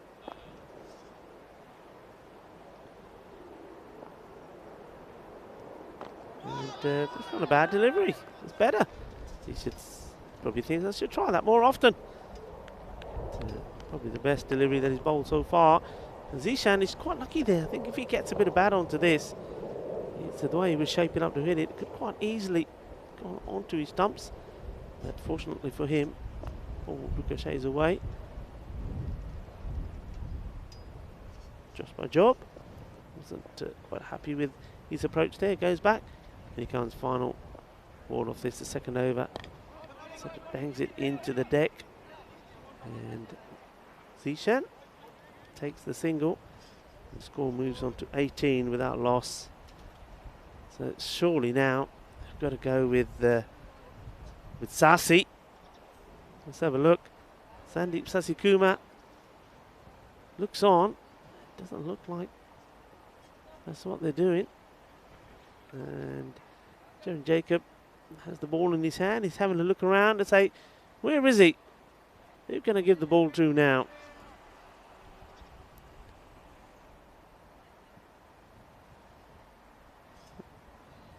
Still unusual choice. Now they're going with Rajan Sharma. A bit of perhaps inexperience here for me, I think, from Jerry Jacobs as Sharma comes into bowl. And sort of drifts from left to right, I should say, on the bowler. And just helped along by Zishan. Mughal, he's been kept quiet at the other end, hasn't been able to get on strike. He's there now. I think he'll be eyeing up another big hit towards the mid-wicket area. And he does, and it is a big hit. Well, adios, Balota. That one is going in to the pavilion there. Fortunately, hits the wall, and Harrison Ward saying, here you go, I'll help you with this one. We just rifles this over the boundary. Big hit, big six. Showing his intent, isn't he? And he's from the moment he's got out there, he's wanted to go after the bowling. Big hit. And then I'm just happy to take the single. That's something I think the likes of, well, Senthil Raj himself, Vagase, can learn from, I think. When you hit the big shot, be prepared to take the single afterwards. Don't give your wicket away. And that's exactly what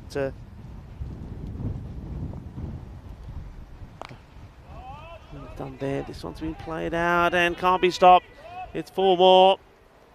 And they're making this look easy. Once again, this opening pairing is doing the damage. Too short. Down the leg side, wasn't a good delivery. Gets plenty on this.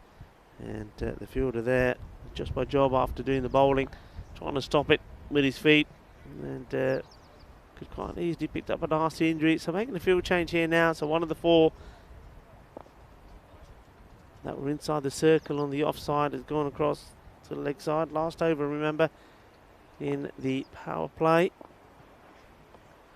It's again on the legs, and there's more work to be done by the fielder out there. But once more, just by job, can't get anywhere near it. And that's 4 more. And just bowling runs at the moment. Wrong line, it's into the pads.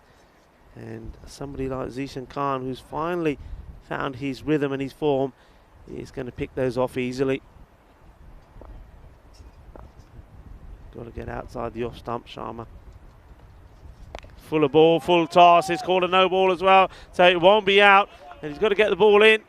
And, well, Zishan doesn't realise he's walking off. And nobody realised if they hit him, he's out. Oh, this was comical. No ball called. The batter, Zishan Khan, thinks he's out. He's preparing to walk off. Look at this. He says, I'm gone. Puts the bat under his pad. Under his arm, I should say, and looks to walk off. And then everybody's shouting, saying, get the ball in. And, well, all it needs is a decent throw anywhere near the stumps. Look, he's walking off here. Both batsmen haven't realised. Then all of a sudden they thought, hang on a minute. And they swing into action. A good throw, and it would have been curtains. And, well, it doesn't matter because, remember, it was the free hit. Well, it's all happening out there at the moment. Now, this time, I think Mughal does know it's a free hit. Has a big swing. The stumps go over. But it won't be out, of course. Well, a little bit of action and entertainment there for you. A bit of drama as well, as I say. And that's the power play. It's 36 without loss. And what we got now? Well, I'll tell you what we got. We got Jerry Jacob. He's now got the normal wisdom cap on.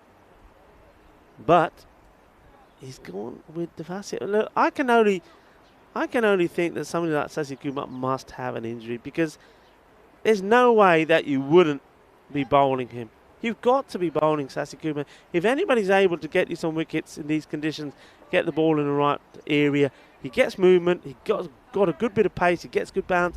Sasikuma, and they're not going with him. They're going with Milton Devasia. Okay, he was probably the pick of the bowlers in the first match. Devasia coming on with the field now spread. 3 on the leg side on the boundary. Starts with a Gandhi ball on the leg side. There's going to be 4 more. Just bowling runs, making life very easy for a batter at the moment, I have to say.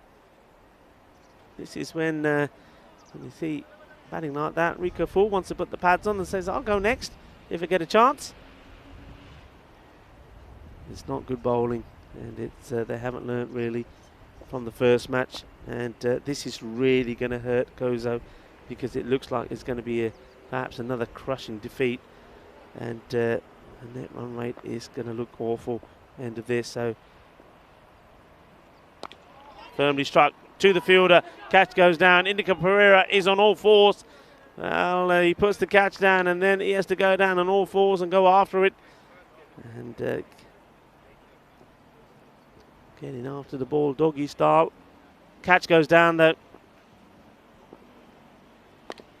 It's well bowled.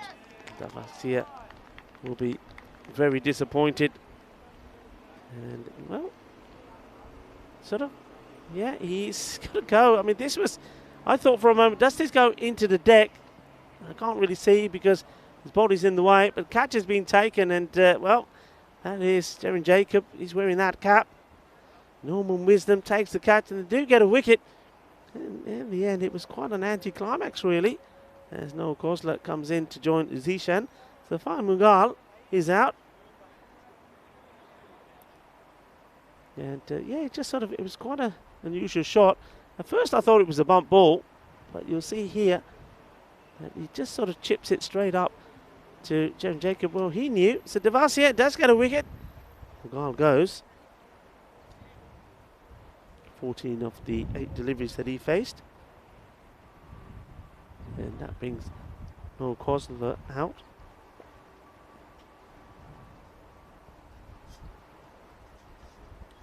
And Kosler gets one down the leg side. It must have caught a bit of the pad on this. It's not given a wide. See here. Yeah, it does get a little bit of something there. I think that's glove. That would have been out. Well, that's a chance that goes down.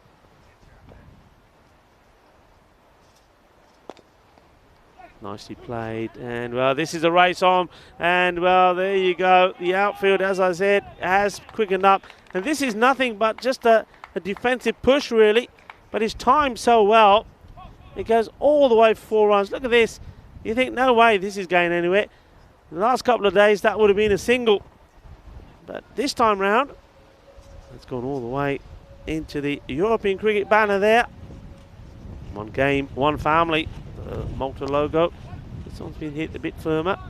That will just be the one as it's picked up one-handedly by Indica Pereira. And, well, they can carry on running if they want, but I think the umpire's already called it over. Bit naughty, I think, there of umpire should, because that pretty early. He's already walking away when the action's still going on there. What's going on? He's keen to keep moving because it's a bit brisk down here at the moment. Yeah, hello. Vinny Sandy here, Mr. Maximo. I'm back, and, yeah, 46 after 4 overs. So, yeah, the name of the game here for Gozo, really trying to extend this innings as long as possible, because the quicker that Marseille get these runs, assuming they do get these runs, that is going to push Gozo's net run rate down even further, and it does look like they will have a worse net run rate than the Royal Strikers. But then the Royal Strikers have to play this afternoon twice, and if the Royal Strikers lose badly, then they can actually go down below Gozo again. So they're fighting for 4th place. And just a reminder, we have all of these little highlights and bits you might have missed on our social media at European Cricket, and you can also follow me at Mr. Maximo. Rico's on the Facebook as well now. Can't wait for you to start ranting on Facebook about things, Rico. But actually, I love your European Cricket little summaries that you do from time to time. Have you done one of those lately? I know you're a very busy guy, but not lately. But I think there's one pending. Sometimes it's going to start off with, where is Sasikuma? Yeah. What's going on with that? I think they're holding him back. But for what? Exactly. For what? Because here the strategy is just throw your best bowlers up front, because it's hard to see them defending this total. I guess maybe they believe they can defend it, and that's good. But I think you can only defend it if you take wickets at the top. That's true. And you need your best bowlers to do that. It's a really strange strategy. And well, this one goes all the way through. Kozla is not very happy with the shot he's played. He knows what he should have done with it. Goes across the line here. And does he play this on as well? Does it go all the way through? No, all the way through. Doesn't come up as much as perhaps he was expecting, but it wasn't a good shot. And Kozla looking to be in an attacking frame of mind. I think he's upset because he's been out a couple of times cross-batting a straight ball. Yeah. And that's what's happened here. And I think, the lack of bounce does him here from Anthony. Yeah, almost flicks the pad. I don't think it does in the end. Just crashes into the off stump. Well, that's good persistence. You get reward for straight bowling. Second wicket falls halfway through the 5th over. It's 48 for 2. Yeah, of course that has to depart 6 for 5. Anthony, look, this is what we know Anthony to do. Gets the ball there and thereabout all the time.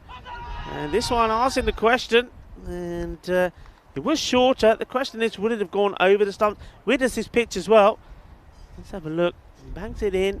It's the height is the issue. Yeah. You'll probably see this may not get a chance, but there you go. From side on, it's going over the top. This one's on leg side. He's got to stop it. Otherwise, it's going to be runs. And he does very well. Good bit of fielding there. And finally, he's seen Gozo coming alive in the field. He's starting to support each other, starting to applaud. Some good work. Anthony once more. It's down the leg side again and quarter wide. Zishan. So 21, not out. 15. And they've sent Numan Meher up the order after his good hitting earlier. Well, he needs to just stay in his crease for the moment. Good work this time from Jerry Jacob, and he doesn't throw this one over everybody. And that's the end of the over. It's quite a tidy one. Yeah. Actually, I mean, only just the 3 runs from it. So basically, you're saying that Jerry Jacobs on another level to you, Rico, because he knew that Anthony had a good over in him, and he brought him out there. And a pretty nice job, and he got rid of Kostler as well. 50 for 2 off the 5th over. After the 5th over, halfway through the allotted overs. And yeah, just got to try and take them as deep as possible. The thing we know from the other day, Master, they can go off the boil with the bat. It's happened earlier in the series. Well, this one is a big hit, and Devasia comes to bowl his second, and he gets hammered for a big one. Well, here we go. It's boom, shaka lagya. And that was almost like Numan Meher saying, you should know, you can't bowl those to me. Well, he certainly hit the ball aggressively in the first match. And well, I think they found a good place for him. That was a really big hit, wasn't it? Right off the middle. And he goes again. This one could be a chance, but no, that's gone all the way over. Well, Sasi Kuba is on the field of play. We found him. The ball goes right the way over him. It's 2 back-to-back sixes. Nice hit. Again, it's all about the length. He times this beautifully, and I think this one certainly was helped by the wind as well. Yeah, now you're worried that he won't get another chance to get a bowl, aren't you? Yeah, this is the danger, isn't it? On about his hat-trick now. Flights it up. It's hit firmly, and it's well stopped. He's got to run after it. That's good work there from Rajan Sharma. Yeah, really nice work. It was an awkward one. It was hit hard. It was hit flat. And despite the outfield being a bit quicker today, Rajan Sharma was able to come and cut it off. Nicely done. Zishan, he's looking to go after it as well. That's a big swing. One outside the off. That's the issues, the areas where he's had the issues, I should say. Outside the off stump, he's played and missed a few there. And this one tries to get the quicker ball in Devasia, but ends up being a wide. They've had troubles, haven't they, with the extras, and they've just basically, that's the 7th one. 7th wide in the innings. That's better. Sliced up in the air. This is an opportunity. It's hovering and it goes down. And that's Vishal Simon making a mess of that one. And then asking the question with the run out. It goes up in the, well, it's never out there, but Easily made it, but yeah, it was a blowy, wasn't it? It was up, it's kind of swirling around. He never looked that confident under it. And Michelle Simon says, step back. And unfortunately, Gozo don't hold on to that one. Now just 10 required for victory. And was that the man in the chat? I want to know the stats on how often I bring a wicket when I come back into the commentary tent. We've had that all year, haven't we? Pretty ever high. since Barcelona, ever since the first series. Was just crazy. This one's been thumped, 4 runs. Or is it all the way? Well, 1 bounce, 4. Big hit, powerful hit from Zishan. And, well, I bet he's glad that he put his name down on the team sheet today because he needed to find form, and he's found it. And it's the end of the over, and that has certainly put smiles on the faces of Marsa because they needed Zishan to come good if they were to do well in the quarterfinals and progress. Now this is what's up next. It's another important match because it's the Royal Strikers looking to see if they can make their first ever quarterfinals, but they have got the strong Atlas UTT Knights to play. That's right, so we'll know where the Strikers are at. They're coming off a pretty good victory in their last game. The Strikers, they're 1-5. The Knights, they did split the series with AUM yesterday, and match 39 coming your way in about 40 minutes time. This was a big filthy wide from Josh Bijob, and this one, well, cost them, I'm going to say, just 2 wides because cuts it off just inside. So that makes it 4 for victory now. Yeah, it does well here. Just gets the foot in it, and then look, he makes sure he's not touching it, and then jumps back in before he picks it up. Good work, good dandy footwork there. I like that. Handy footwork, I like that. Footy handwork. Big, and this is it. This is the game. He's done it with a Maximo, and it's another very good knock there from Zishan. He finishes on 33 with this big one, and creams it, muscles it out of the park. 6 more runs. It's a thumping victory once more for Marsa, and well, I think Gozo, they're going to have a nervous wait to see their fate here now because the Strikers at the moment are looking good. Yeah, they're ahead. And, well, if you had to call this morning a movie, I'd call it Marsa 2, The Return of Zishan. Yeah. And, yeah, he does finish with a bang. 33 not out for him. Pretty good morning with the bat. And that's a sign for the other teams and the Warriors who will play Marsa in the quarterfinals tomorrow. That Marsa will be a handful. As we look back at some of the highlights, well, it was time to draw a line in the sand for Marsa. They hadn't really turned up in this series so far, and just chasing 76, you felt like they were always in control of this one. They sent Funyan out there, and Zishan with him, and together they started Marsa on the road to what would turn out to be a fairly comfortable victory. And you're right, Gozo, they'll have a nervous wait while they see what transpires this afternoon. Yeah, they certainly will, and well, Gozo will be hoping that the Knights not only can be victorious in both their last 2 matches against the Strikers, but will do it in some style. Well, somebody who was quite busy out there was Harrison Ward. He was certainly in the action, and we'll have to say goodbye to Harrison Ward because he won't be with us tomorrow. He will be making his way back to the UK where he's got to attend to some duties. Well, this was that moment where, well, no ball was called, the catch was taken, and both the batters didn't realise what was going on, and then the free hit knocks over player Mughal, but it was the free hit, so it didn't count. But he didn't last too much longer. They did get 1 wicket. It was this one. It was a soft dismissal, really, for a strong, aggressive batter. It was an easy catch from Jerry Jacobs, so they do get a wicket. But Jerry Jacobs, I don't really know what his thought processes was here.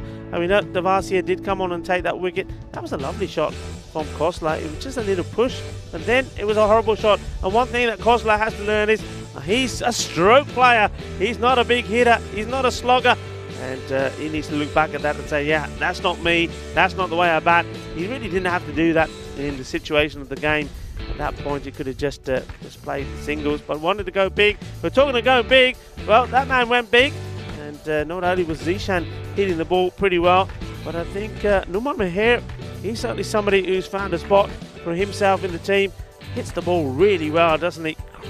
Oh, little man, he's got a lot of power. And this one was a good bit of fielding in front of us. Really did well. That was Rajan Sharma. This goes up in the air. Should have been a wicket. And it wasn't. It was, well, what you'd say, a muff from Simon. completely messes that up. And then there's the big hitting again. No Harrison Ward there this time. He said, I'm getting out of the firing line. And this one was the big one that finished the game off. And Zishan just using his feet and hitting it hard. And oh, what a good time it is for him to come into form. So Malta, after having their troubles, they lost the first 3 matches, but now they've come back with a bang and they've won the next 4 on the spin. And well, they're looking the part. Atlas UTC Knights up against the Royal Strikers next, as you see there. The Knights, they've lost their 100% record yesterday against the American University, but they are looking good. I think Samuel Stanislaus will look to get back into the groove here today. Avinash Dilip, he's been in excellent form.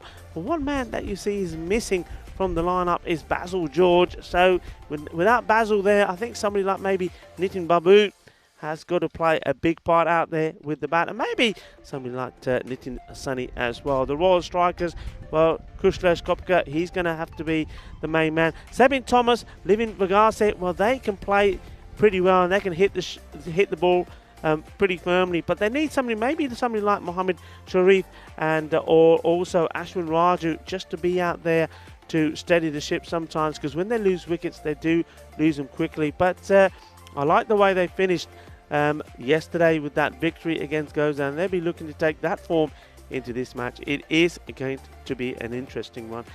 As we have a look at the scorecard, well, it's not going to be pretty if you're a Gozo supporter, because once again, it didn't go well for you. It's Fire Mughal. Well, he went cheaply after hitting a few nice shots himself. But, well, it's Zishan. Zishan certainly is in the groove at the moment. And we saw him hit 5 fours and then finish things off with a huge 6-33 not out of 20 deliveries. Noel Gosler, he'd be disappointed the way he was out, but not out. Again, Numan Meher, 14 of just 5 balls. I do like the hitting power that he brings to it. The bowling figures, well, there's question marks there all over. You see there, Sasi Kumar doesn't even get a bowl. And look, when you're in a situation where you need to take the match deep, don't worry so much about winning it maybe, but take it deep. You've got to use your best bowlers, and the best bowler by far that they've got in their team is Sandy Sasikuma. He doesn't get a bowl. The only thing I can think is that maybe he is, or worse, carrying a bit of an injury. It's been done quickly. It's an emphatic victory, and we may get to see the updated tables a bit later. But Malta have beaten Gozo by 8 wickets, and Gozo are in all sorts of trouble, and they'll be keeping an eye on to see what happens in those matches between the Knights and the Royal Strikers. Yeah, we'll probably see the table in a second, and I think that from my calculations, I think they've got about minus about 0.4 between them. You see it here, and yeah, that's it there. You see about minus 3.1 versus minus 3.5. So, you know, if the Strikers lose badly, then they will go down. If they can just stay in touch with AUK, then there'll be a chance to stay up. But I think it's going to be really close, I think, between these two teams. Now, the Royal Strikers, remember, don't forget, if they can pull off an upset, and don't forget, no Basil George in the lineup, that could be a bit of a game changer. So I think that that'll be the plan A for the Strikers, is to win one of these games. If they can win one of these games, then they will go through in 4th place. So at the moment, I think it's advantage of Royal Strikers, who, don't forget, had a good win in their last match against Gozo, in fact, last night. Anyway, we'll be back, and slightly extended break. You can see about half an hour away from the first ball of match 39. The 10th afternoon is on the way. Hope you're having a great day. Maybe have a little bit of a cup of tea, maybe something to eat, and then join us right back here in Malta for more action on ECN. Vinny Sandu, Mr. Maximo, along with Rico Full. We'll see you shortly for more FanCode European Cricket Series.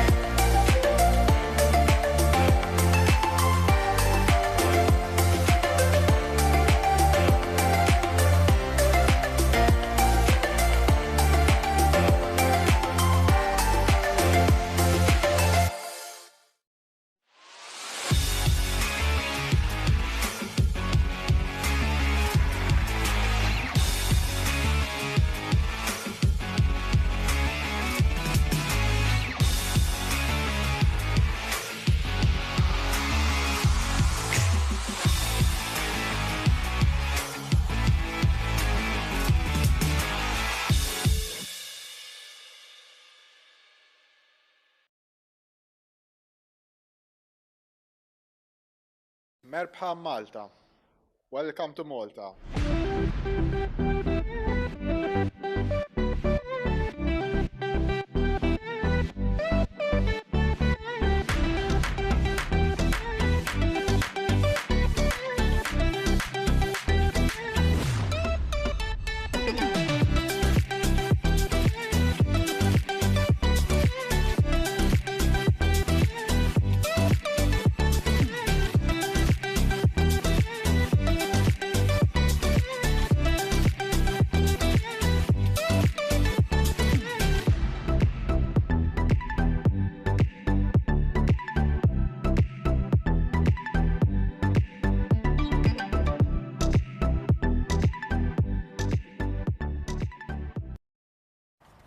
Matches 39 and 40 feature two teams, the Atlas Knights and also the Royal Strikers. The Atlas Knights, they will be disappointed with the loss yesterday. They had a 100% record before that loss to the American University of Malta in their second match, but they will be happy with the way their team is performing. Key players are starting to make good contributions for them. 2 points from one of these matches will see them guaranteed in second place. Well, what about the Royal Strikers? They were disappointed in the first match against Gozo, losing that, but they came back strong. They regrouped as a team and put a good performance together. It's an all-important match for them. Level on points with Gozo. They know that a win here could see them in the quarterfinals. That would be their first ever quarterfinals.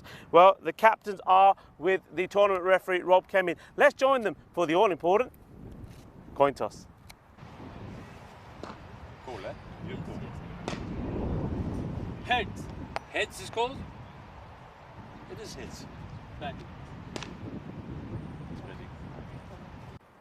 Manuel Jobby of the Royal Strikers winning the toss and deciding that they are going to have a bat first. Well, in that case, I think the likes of Xavier Thomas, their captain, and Livin Vagase, they're going to have to be key. They can hit the ball really hard, but they just need to occupy some time at the crease. And then somebody like Kush Kopaka, I think is a good opportunity for him once more to shine and show us what he can do with the bat. He's also going to be key with the ball. Likewise is Ruben James. He's taken 6 wickets in this series already. What about the Atlas Knights? Well, their captain Sujesh Apu will be hoping that somebody like Samuel Stanislaus, he gets back into form. But what about Avinash Dilip? He's been in outstanding form. 2 matches yesterday, on both occasions scoring 34 not out. He's certainly going to be one to watch, and his work behind the stumps has been excellent as well. A great wicketkeeper. Is good to watch him. Other key players would obviously be somebody like Basil George. He makes starts, but can he go on to make a big score? It's going to be an exciting game. The Strikers know they've got everything to play for. So will the Royal Strikers strike gold here in this match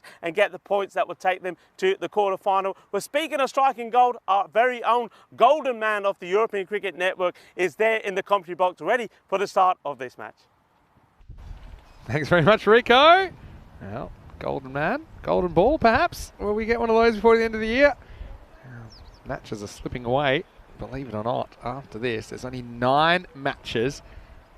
Yeah, including this match, 9 matches left in the year. 2 today, 4 on quarterfinals Friday, and 3 on finals day. It is match 39, and the Atlas UTC Knights here playing the Royal Strikers, and St. Nias Polariel is into the side for the first time, and Mohamed Jamil likewise. Nitin Sunny, he has been a bit unlucky getting out for a couple of times. Maybe we'll see him at the top of the order in the second half of this game, but they do have some pretty good options up the top. Stanislaus and Alamin Abdul have been pretty good. Also, Avinash Dilip's really come into his own this series. No Basil George, though. That's the big news from the selection table. And Knights electing to give him a bit of time off heading into quarterfinals Friday. Royal Strikers, well, Kopaka always is a key for them. I do think Zebin Thomas offers a bit with the bat and the ball. Savio Thomas, the captain, leading from the front. Manuel Jobby is pretty entertaining behind the stumps. Ruben James, I think one of their best bowling options. I'd actually like to see him batting a bit higher as well, because I think he's got a bit of potential with the bat. So 10 overs aside, just heading into this game, I can tell you that there's just 0.428 between Gozo and the Royal Strikers. The Royal Strikers clinging on to a lead. Now, if they get some points by winning a game this afternoon, the Royal Strikers certainly will hold on to 4th. If they don't win, they have to make sure their net run rate doesn't dip below that of Gozo, which is minus 3.5 3.04. At the moment they're minus 3.076. So they're really tight stuff. And I'm looking forward to seeing these two teams.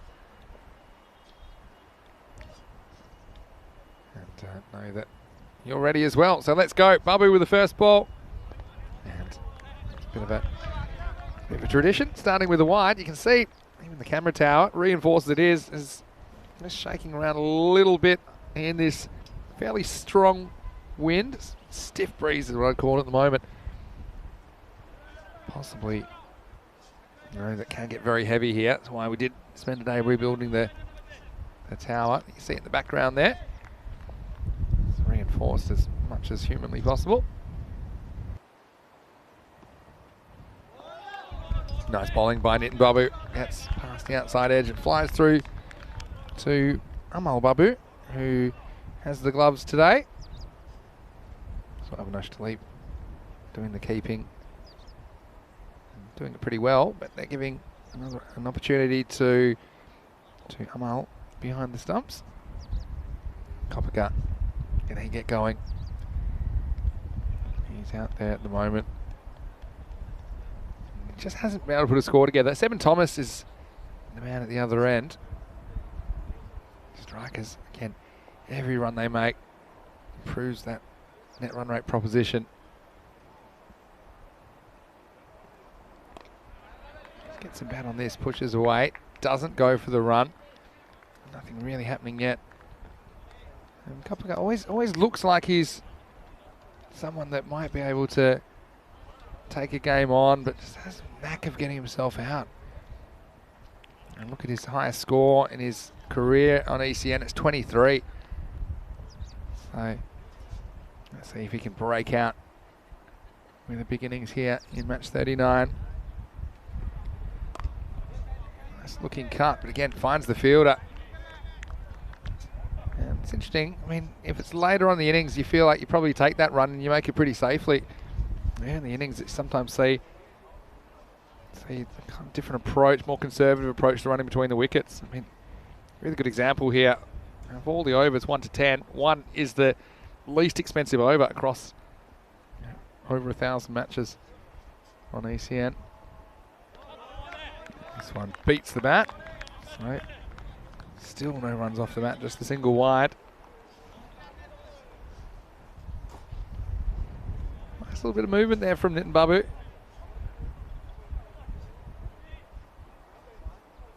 Warm welcome to everyone in the YouTube chat as well. Hope you're well, and any questions, it's a great time to put them in this afternoon. Myself and Rico, you've only got us for 3 more days. Or 2.5 now, I guess. Slip in place now. Straight up, looking for a run, won't get one. And there's 1 ball away from a, I suppose, maiden asterisk. Because the first ball went for a wide, but we've had 5 dot balls in a row since then. And Babu keeping things quiet. If Coppercut's going to use up these many deliveries, and he needs to make sure he goes on with it.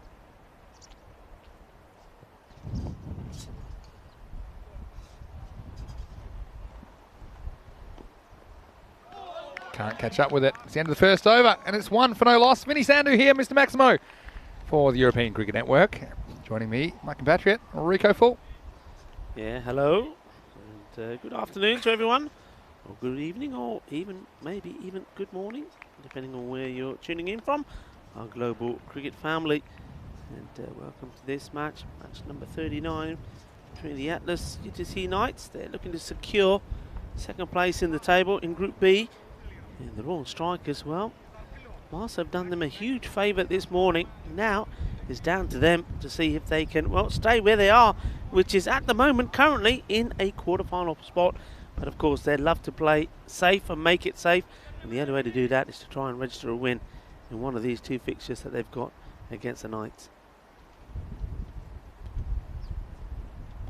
This one, swing and a miss. Again, no bat on ball. And Seben Thomas get away from the strike on account of that. Should be called a bye. Justin Sharju. There's the bowler. Comes on to bowl here. Here's the steal. nothing off the bat here. First run was courtesy of a wide. This second one is buys. And it's well, tries to get a move on with it, tries to create something, but not able to, gets the toe end of the bat. And, you can see that the strikers all huddled together there, just outside their dugout, trying to give support to Kopaka. And well, it has helped because he goes and fires this one down the ground. But what a great bit of fielding that is. That is a really good save. It's gone over him, but he hasn't given up the chase. And the ball looked destined to be going to the boundary. How about this? Really good work. Excellent.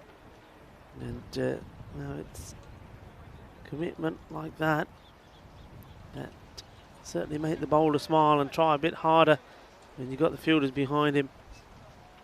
Good save. Keeps it to 2.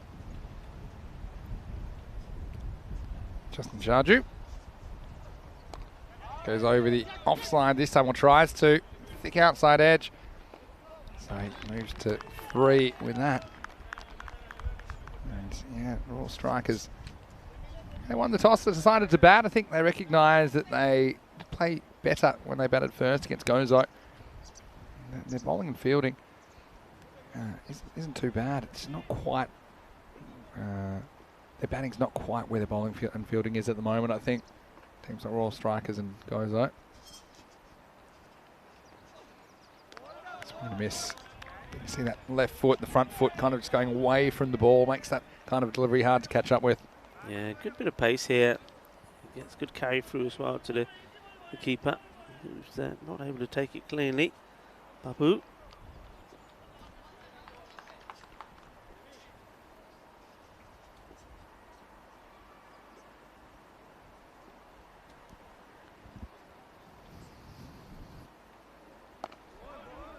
Nice ball the over, pushes, they don't run. So, wakey, strikers. It's 2 overs down. It's 5 for no loss. Gives us a chance to look at the table, Rico. And I mentioned there's not too much at all between these two teams. Well, between these two teams, actually there's a lot. But between Royal Strikers and Gozo, there isn't so much. Yeah. See, it's just 0.428. Royal Strikers, they're clinging on to that lead, and they have to try and keep it that way over the last 2 games of this Group B stage of the tournament.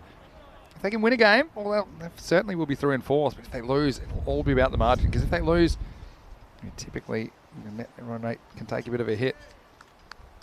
So, Babu, Nitin Babu this is, to bowl the 3rd over. Gets driven down the ground. This is a nice shot. Yeah, really nice shot. I said wakey, rise and shine. And Kopaka must have heard me. That's the first boundary of the innings. Yes, it's a bit more assertive, a bit more desire. He comes down, greets this and hits it. Really nice shot. And, well, the blade is blazing this time, so that's better. And, well, Nitin Babu probably thought, well, this is easy after the first 7 balls he bowled. Remember, one of them was the wide, which was the only run of his first over. It's crap for a 4 down the ground. Down leg side, needs to be called a wide. Catch anything on the way through. A question from Mandrake in the chat. Same Vinny and Rico. Do you ever take your family and friends with you to these European venues?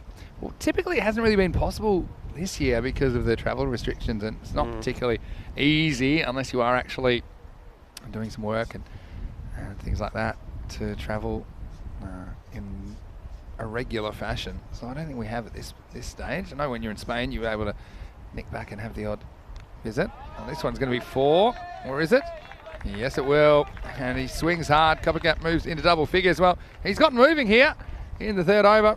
He moves up to run a ball 11, and the score is up to 14. Yeah, Nitin Babu there just banging this one. He's does have a bit of pace about him. We've seen him beat the batters a few times with a good short ball, but this one didn't really bang it in short enough, and gets the edge of the bat and flies over. Everybody for 4 runs. Yeah, you're absolutely right. I mean, we'd love to, and maybe the next season there'd be more opportunity to do it. But of course, you know, when you got my daughter, of course, is in university. My wife needs to keep an eye on the business in Spain when I'm away, so makes it harder. Well, I tell you what, this is going to make it harder for the strikers as well, because Kopka, after playing some well, lucky and good shots, you'd have to say, both combined together, he's been knocked over. Jagade, and Nitin Babu gets this one right in the slot, doesn't give him any room to manoeuvre, and knocks him over. Yeah, just lose his shape. I mentioned his top score in his ECN career is 23. He gets the double figures once again, but can't go on with it. He goes for 11. First wicket falls. Strikers are 14 for 1. I had another question in the chat, and it's from Philip, who's asking, are there any rules regarding the dimensions of the full playing area? Well, it's not so much rules, but there's kind of guidelines. Typically, in the European Cricket Series, we see boundaries around the 50 metres, and that is unless there's something that's preventing the boundaries being that long. They're pretty short for cricket, but that's what makes this cricket so interesting. One of the elements that does, I suppose, provide a lot of entertainment for the viewers, and the players enjoy it as well. And the one thing about having a slightly smaller field than a regular, say, traditional cricket field size, is you don't have a lot of dead space in the field. So you don't have so much between the infield and the outfield. That's why we see a lot of action, we see a lot of balls, kind of a lot of boundary stops that are quite acrobatic, and players have to be innovative. The high balls you can see kind of in the danger zone between the infielders and the outfielders. So yeah, I think it's something that, again, originally it was forced because of the ground we were playing at. Our first series we showed on ECN, first big series. But it was just so popular that we stayed with it. A bit like the T10 format. It's Babu, and this one's short and it's kind of defended back. This is Livin Varghese, the big easy, coming in at number 3. Yeah, so it's one of these things. I mean, some of them, some of the elements of ECN cricket are by design, and some are happy accidents. But one thing's for sure, and certainly gripping viewing. Over 1,200 matches this year now.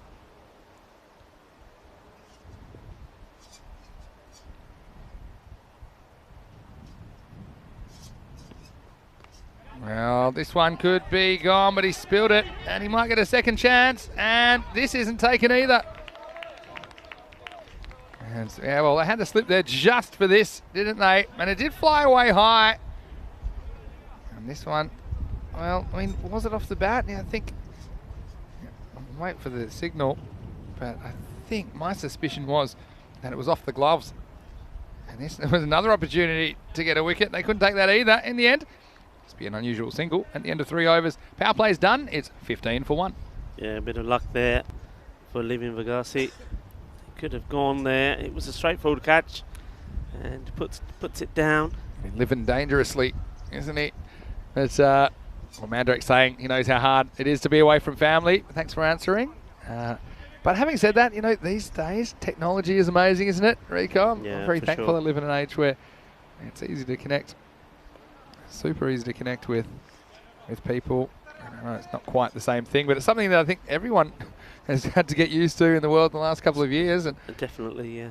And so, you know, obviously our hearts go out to anyone that might be separated from family. I know that in Australia, with the state borders being closed, there's quite a few families that won't get the opportunities to spend Christmas together. Straight pull shot this time. It's into a bit of a gap, and eventually they work it out and they keep it to 1. Yeah, so obviously thoughts are with you, and a lot of people, you know, say that during the real rough times in the middle of 2020, although a lot of people are still having a rough time, they said that ECN really provided some entertainment and gave them a lot of joy, and that always makes me feel really happy and thankful that we've been able to have that experience. This is edged, and this is another one that goes down. They just cannot take a trick at the moment. Thomas gets off the mark in an unusual fashion. Well, yeah, this one goes pretty quickly, you have to say. But I think the keeper needs to be taking these. It went fast. I mean, that's to a genuine first slip probably as well. If you had a traditional first slip, when you swing hard, and the edges tend to fly a bit quicker. These are all handy runs for all strikers. Remember, these all count, Rico. Yeah, I must admit, I do like the bowling here of Mohamed Jamil. Yeah, we've got Mohamed Jamil into the lineup. his first opportunity in this series, and I like what I'm seeing so far. Got a bit of pace. I like the way he's getting the ball outside the off stump, sticking to that off stump channel, and getting the batter playing and missing.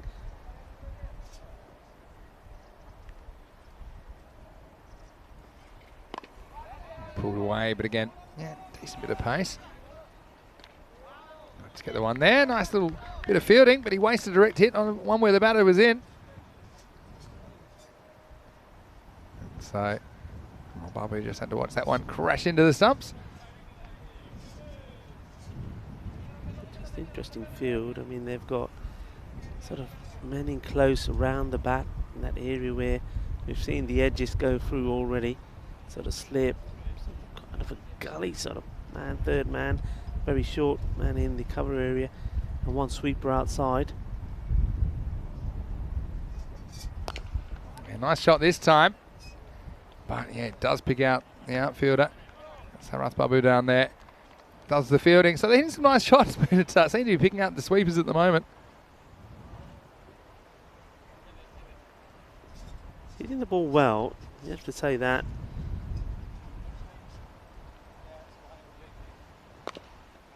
There you go. More work for Sarath down the ground. This one does take us to the end of the 4th over. And the score after 4 is 24 for 1. Vinny Sandu here, Mr. Maximo. And it's great to be with you on ECN along with Rico Full.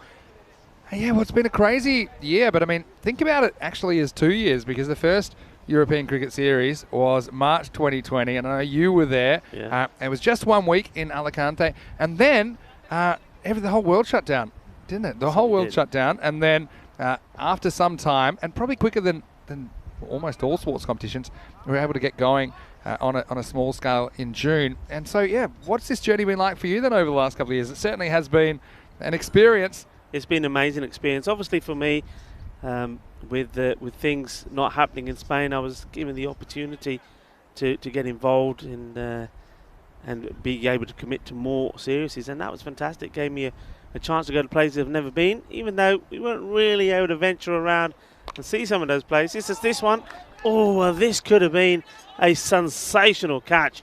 What an effort that was from Stanislaus. Oh, that would have been amazing. Would have been a real hanger. He's kicking himself. Oh, I think that was too quick for the camera, so even if he caught it, he wouldn't have been able to show anyone. That was hard and to his right. Stanislaus puts it down. Tough chance. There's been a couple that have gone down so far. Captain bowling. Could have had a wicket off his first ball. Sijay Shapu it is. Yeah, but no, it's been a wonderful journey. It's, I mean, we went to Venice and we didn't go to the canals. That was so sad, wasn't it? We just weren't able to go anywhere. I mean, that was the thing. I think that those times were probably when you really did feel a little bit isolated and away with the family, when you were at places, but really you couldn't go anywhere. You couldn't venture out. You had to have your food all delivered to you in your hotel room, etc. So it was hard, but, and there is a big but, at least we were out there. We were able to travel. We went to beautiful destinations. Some of those we've spoken about today, and we met wonderful people. Yeah, I'm not made a lot of friends at all, and a lot of those people stay in touch with us through the chat. So thank you, everyone, because you certainly made, well, our lockdown, if you like, or our COVID times very enjoyable. Yeah. Because when everybody else was shut down, as this is driven hard towards Nitin Babu, we were still able to appreciate good cricket and, like I said, make a lot of friends with people around Europe. Yeah, and what Keanu's saying, he thinks he's watched about 38 weeks in a row. I think more than that, Keanu. I think you'd be up to at least 40, because he came into the Barcelona series, the first series of the year, about 2 or 3 weeks in. Yeah, Keanu, certainly thank you for your contributions. Maybe let us know in the chat what got you into ECN in the first place. It's always an interesting conversation piece. This one kind of bunted out. It's a good pick up. He hits, he's gone. He doesn't hit, and he survives. We've seen some really good direct hits today. That one was a really clean pickup. Let's check this one out on the replay. And yeah, that's Avinash Delete, but he doesn't have the gloves today. That's a really clean pickup. Fielding at that cover position, fairly close in. Big horn across the line. Let us know how you got into ECN, because I know, well, we've got 265,000 subscribers on YouTube. Of course, we know that we have millions that have been tuning in this year on FanCode in India throughout the series, and so I do love to see how people got involved and how you've enjoyed the experience. And obviously, we're going to continue next year. Hopefully, keep improving what we're doing. Driven down the ground. This will just be one to finish the first half of the innings. All strikers will be 29 for 1. So yeah, this is kind of typical of their run rates so far during this tournament. And you can see they're 65 per 10 overs. They raised it a little bit against Gozo yesterday, but typically they've gone around that runner ball, not too much higher. And so, yeah, it's not going to win you too many cricket matches. You really have to bowl and field out of your skin. And look, they're bowling, conceding 96 per 10. It's just a kind of, it demonstrates, I suppose, that this Group B probably not quite as even as we saw in Group A, where you felt that every game was a toss-up. We saw plenty of split mini-series there. This is pulled away, not a bad shot at all by Varghese, and he's going to get 4. Nice one. It's just short of a length, and it takes a bit of a risk because you have to trust the bounce if you're going to play this shot. Livin gets 4. So Sarath Babu on, and you see he takes a risk, because I think if he misses that, could be in some serious trouble, but instead, 4 carreras. Yeah, he has to watch it all the way, doesn't he? Needs to make sure he makes contact and finds the boundary. They're trying to get the push on here. And this time he slices it up in the air, gets lucky, and drops in between the keeper and Stanislaus. And just a single taken. I like this from James Stewart, who's watching from Estonia. He says, Keanu, back when you were just an ECS pup. Yes, I recall all too well your arrival up on the Olympic hillside. And oh man, have we been much better for it too. Well, that's very kind of you, James. And yeah, I just echo those sentiments of not only Keanu, but all of our viewers who love to tune in and spend some of their day with us. And Mandrake as well. I say a massive thank you. Also mentions Corey in there as well as us. Thank you for all the job we've done this year.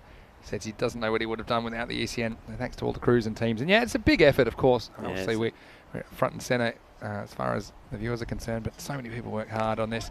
Now, this is in the air, and I feel like it'll fall safely. Nitin Babu is going to come around, and he leaves it behind. He might have been announced for 3rd. But it'll just be 2. What happened there? Yeah, he wasn't able to pick it up cleanly. I think he got so dizzy looking at the ball in the air, and when it does land, he's almost This is a Johnny Grimmer backflip. He's just in the wrong part of the ground. Yeah. And he's lucky he wasn't closer to the boundary. That just flicked off his fingers. Shot. Nice one. About time. And here it is, Maximo. That one's in the jungle. And, well, Livin Varghese, the big easy. And that was a beautiful looking strike over long on. 6 runs. Yeah, this is a wonderful hit. And loving the sound of that. Coming out the middle of the bat. And there you go. Tim Wheeler putting his hands up in the air. Like he just don't care. 6 runs. And you see the 2 batters just having a little chat to each other there, saying, yep, come on. Look, just keep going. Don't throw your wicket away. That's what Thomas is saying there. And he's absolutely right. Can't throw their wicket away. Sebin Thomas and Livin Varghese here. Getting some good shots in with that ball. Has been grasped back from the mouth of the snakes. That's right. So what else have we got? We've got Hawk Moon. Neil, hello to you. Saying he got involved by the BT Sport channel in the ECC. And that was when we were commentating from our Tower of Power, of course. I'm sure we'll get the tower. I mean, I have asked maybe throw a few more stories on, because I need somewhere to park my helicopter and the ECL next year. Maybe wide down leg side. Yeah, there's good leave here. Yeah, I mean the helicopter. So what? You're going from the coach to the helicopter next year? Yeah, I think we need time to upgrade. Go to the helicopter. Get us home quickly, wouldn't it? They'll probably have us living in the tower next year. It was a pretty nice tower, to be honest. Oh, yeah, short. Nice shot. He's nailed this one. It wasn't too far from the fielder. It's just a little bit short, isn't it? And Sarath Babu ends up going for 19 off the over. Just what the strikers needed to get themselves moving. 6 overs down. It's 48 for 1. Yeah, nice shot this. He absolutely creams it. And there is a man out there, but that's been hit so well. He doesn't even get a look in on that. Races away to the boundary. Good over. So 6 overs comes to an end. The score moves on to 48. And I think the thing is now they've got wickets in hand. And it's a chance really for them to, well, really go big here. The thing is though, it's one of those, isn't it? They can think about going big, lose the 2 wickets out there, and the other batters not able to get in at all. So you've got to do it with a bit of safety as well. I think you're going to have a plan in mind where you want to get to and then act accordingly. But I think at this point, I think the 90 to 100 definitely is what they should be eyeing up. Yeah, especially if you can have a couple more overs like that. Captain says, give me the ball. I'm going to keep this quiet. He's going to be chasing this down. It's a real teaser. I get one here. And this goes back to one of the comments I was making yesterday about the Knights. I think they've got fairly good balance in the team, but they are missing an out-and-out spinner. And if you go back to this match, let's look at the power play. It was 15 for 1 at the end of the power play. That's when you then introduce a spinner over 4 to really sort of tease the batters and say, right, there you go. And they haven't been able to do that. And how's he trying to stop this? Is he trying to flick this back with his leg? He's tried to kung fu kick it because it stopped and taken a bit of a funny bounce. Look at Delete. He ends up here and he's outside the ground anyway. But he said, I'm out of options. So he's going to swing the leg at it. Anyway, he's probably wishing he was back behind the stumps after that effort. But having said that, yeah, just bounce just fooling him, I think. Adjusting the pace of the ball. Down the leg side, this will be a wide. Yeah, so, what else have we got here in the chat? A lot of good chats going on at the moment. We do appreciate it. And, I mean, well, if I went to a helicopter, I'm going from scooter to helicopter. so Hortman saying he'd like me to take the Mongoose on a European tour and send photos in front of iconic scenarios from my planned and numerous trips next year. I still think the aeroplane's probably a quicker way to get from these places because you actually wouldn't have time. Aeroplane? That's an aeroplane. You want a private jet as well? I was gonna. Well, normally we travel by aeroplane. Yeah. So if I had to take my scooter, say from, I don't know, let's say Germany to Sweden, it's going to be a long trip. Plus, I feel like I might lose my deposit. But you know, one of the cool things about ECN, I'll give you a kind of a parallel in a second, as we see. Ball flicked away. Well, he's really coming into his own now, and this is good fielding. Should leg it out. They do. They get 2. Like easy. Nice to see him building an innings here. He's moved to 28. Yeah, but one thing, for example, if you live in a cricket playing country, one thing you might do on the weekend is go down and there's a cricket oval nearby and pull up a deck chair and maybe some snacks and something to drink and enjoy watching a day's cricket. Well, you can do that from the comfort of your own home now with the European Cricket Series. You can do it pretty much 10 months a year between the ECS and the ECC and the ECL. Oh, this is a launched rocket ship to the moon. Well, that one's lost. Maximo! 6 to Varghese, moves into the 30s, and he does it in style. You beauty. What a hit this is. This is awesome. This has sailed over and out, literally out of the ground. Well, I don't know what's over that side of the ground, but the ball is there, and it is never coming back. That was huge. What a hit that was. Oh, they needed something like this, didn't they? And so he gets a little bit of a hug from Thomas, who says, yeah, that's what I was thinking. That's how Harrison Wall to pull up his sleeves. Harrison said, I wish I could hit him that far. Swings at this one. It's 2 wide. And it's another one to the total, though. Yeah, Suja Shapu having a few problems, the skipper. And Divin Regase is taking a liking to his bowling. He's trying to keep it. He's trying to hide it now. But Harrison says, no, you don't. That's a wide ball, bowling again.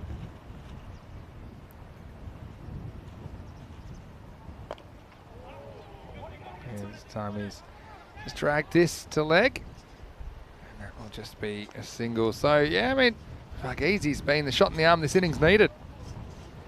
Certainly has been. I've certainly liked his hitting. I mean, we know that Varghese is one of the good batters, but this is the first time that he's really threatened to go big. He's always got himself made a start and getting himself out, but this time he's pretty keen to hang around and blocks that one out. Yorker length delivery, and It does catch the pad, so leg by signal by Harrison Ward. And that also brings up the end of the over, and a good one it was as well. 66 for 1. So again, people asking, when do we come back for 2022? And yeah, short answer is it'll be Monday, 7th of February, after 9 weeks off. We will be coming back to you, starting another season. We plan for it to run same durations, that'd be 43 weeks, 10 months.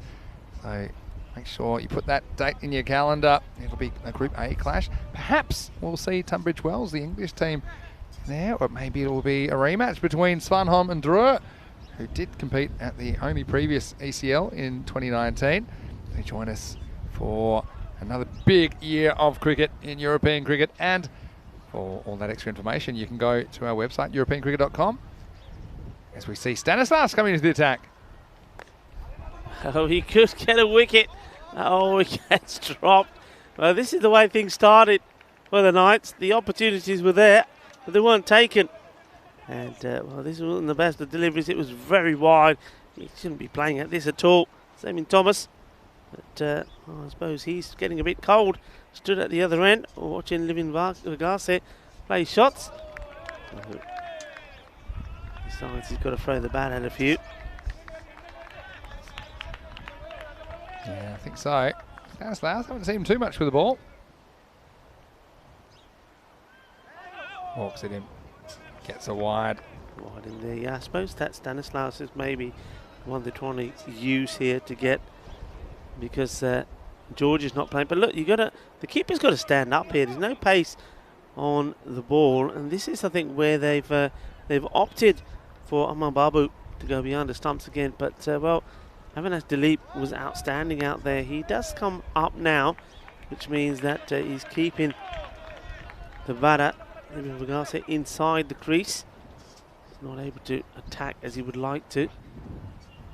This one has gone past the wicketkeeper. Thankfully, fine leg.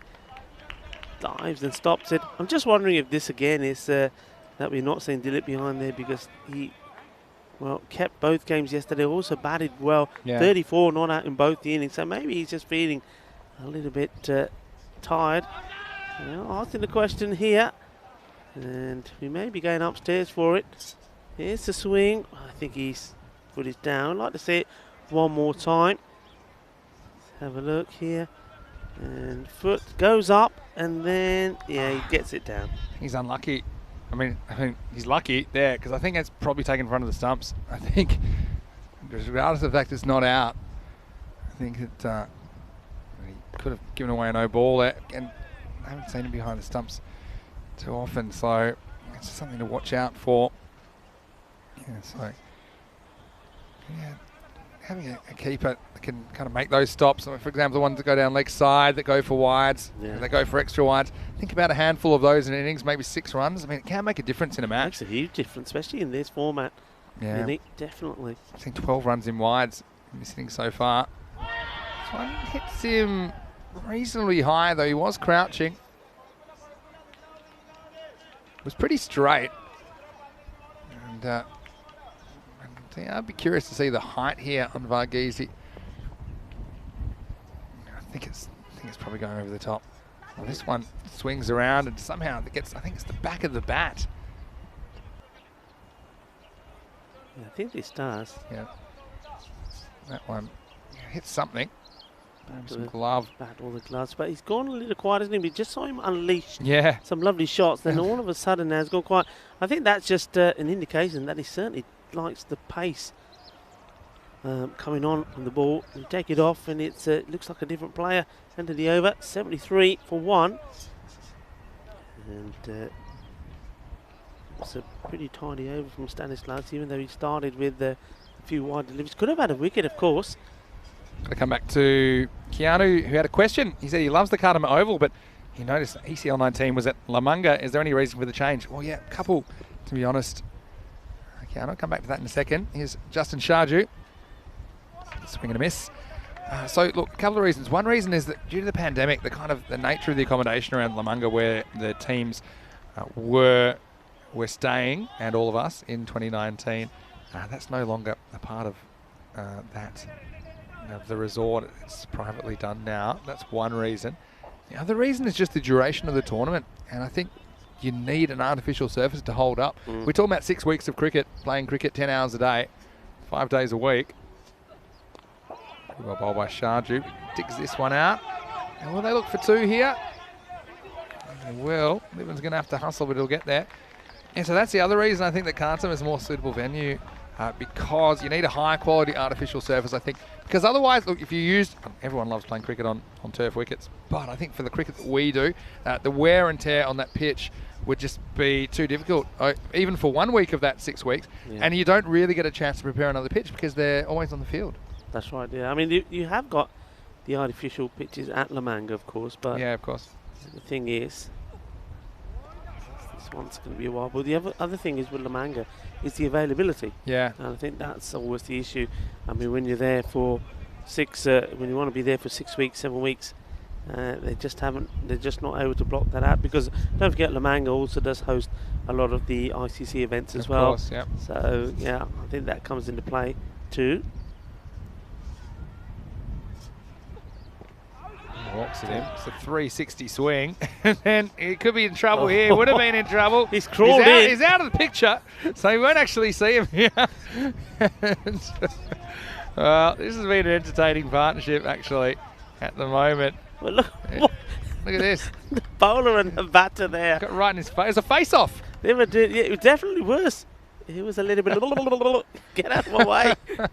Oh dear, I love it. But look, I will say this, it is great to be at Khartoum, because don't forget, Khartoum is an all-purpose only cricket facility. It's not like La Manga. Oh, that's so good. It's not like La Manga where, you know, football, rugby also is played there. Of course. It's just cricket. Yeah, exactly right. And so, you know, we're very thankful, and also to our partners around the area as well. Sunset Beach Resort was huge for us, you know, housing us and all the teams. And yeah, the Costa del Sol. Seems like we found a home there. And to everyone at Costa del Sol Cricket Club, in particular Jay Wild, who may be watching again today, recovering from his eye operation. Don't know if he's seeing us any better today. A couple more balls for Sharju. He's been pretty good. He's only conceded 8 now with the ball to go in his spell. Yeah, he's come back well, hasn't he? They pulled it back well, actually. I mean, after Apu's over was quite expensive. The 7th, Stanislaus has done well. Just in charge of bowling well as well. Yeah, hello Jay Wild. One of the key men at the Costa del Sol, and also at Khartoum. Hope you're recovering well. Pulls this, but it'll just get 1. This is the end of the over. It'll be 80 for 1 with an over remaining in this innings for the Strikers. Putting together a total. Now, a question from Hawkmoon, and he wants to know your little mascot that you have here. He wants to know, what is it? You know, my mascot? Yeah, I'll tell you. You can explain. I know you've explained it before, but maybe he hasn't heard. There he is. There you go. It's my doodlebug, and well, when my daughter was born, we were always getting things. I used to nickname her, and I still do. I call her my doodlebug. So when I take this along with me, it always reminding me of my daughter every single day. So yeah, there you go, doodlebug. Talking about doodlebug, we've had all sorts of bugs out there. We have the butterfly this morning. The butterfly effect. Butterfly this morning. We had that, yeah. The insect man. So what are the other kinds? Yeah, hello to Sonia. Yeah. Hope you're going well, Sonia. She's a very good handballer, isn't she? Yeah. Very, very good handballer. Where does she get her coordination skills? From her mother's side? Hello to you too, Charlie, if you're watching. Here's Stanislaus. And first one off the toe of the bat. Has he got there? I think he's just got home for a single. Yeah, I think the keeper had to stretch for the throw, didn't he? Yep, yeah, gets makes back. It. I mean, look, not a bad effort so far from the Royal Strikers.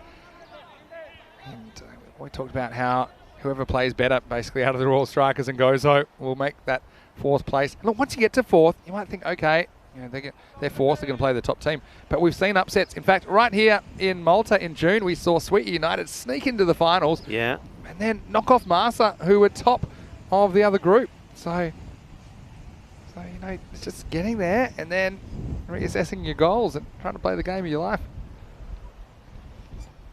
Tosses this one up. Stanislaus. Think of a second, but they think against it at the end. Varghese moves to 40. What a knock it's been from Liven. It's been a very good and very important knock. Stanislaus, well, we did say, or I certainly did say, one thing they're missing is a good slow spin bowler. And Stanislaus seems to be filling that job pretty well. He's been pretty economical. He's been unlucky not to have picked up a wicket. What he has done, he's kept Verghese pretty quiet. Thomas, well, he's been there a long time, isn't it? That's one thing you got to look at. I mean, it's 82 on the board, only lost the 1 wicket. I think something like Thomas, he needed to go, or get going a long time ago, and he's not going to go. It's going to be, I think this is it's time for, well, he goes for the big one here. So it looks like it's going to be Living Verghese. That's been stumped. Yeah, he's gone.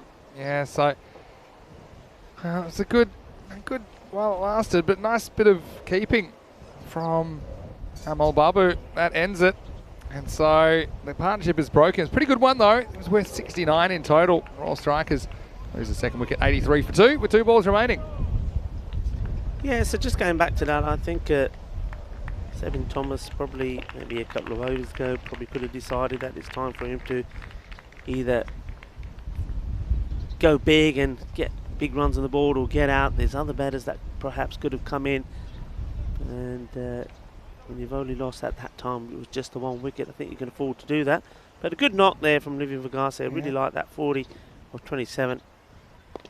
Yeah, his top score is actually 49 in his ECS career. That was against the Southern Crusaders back in June. He makes the 40s again. And so yeah, it's provided him something to bowl at, I suppose. So 84 with the ball to go.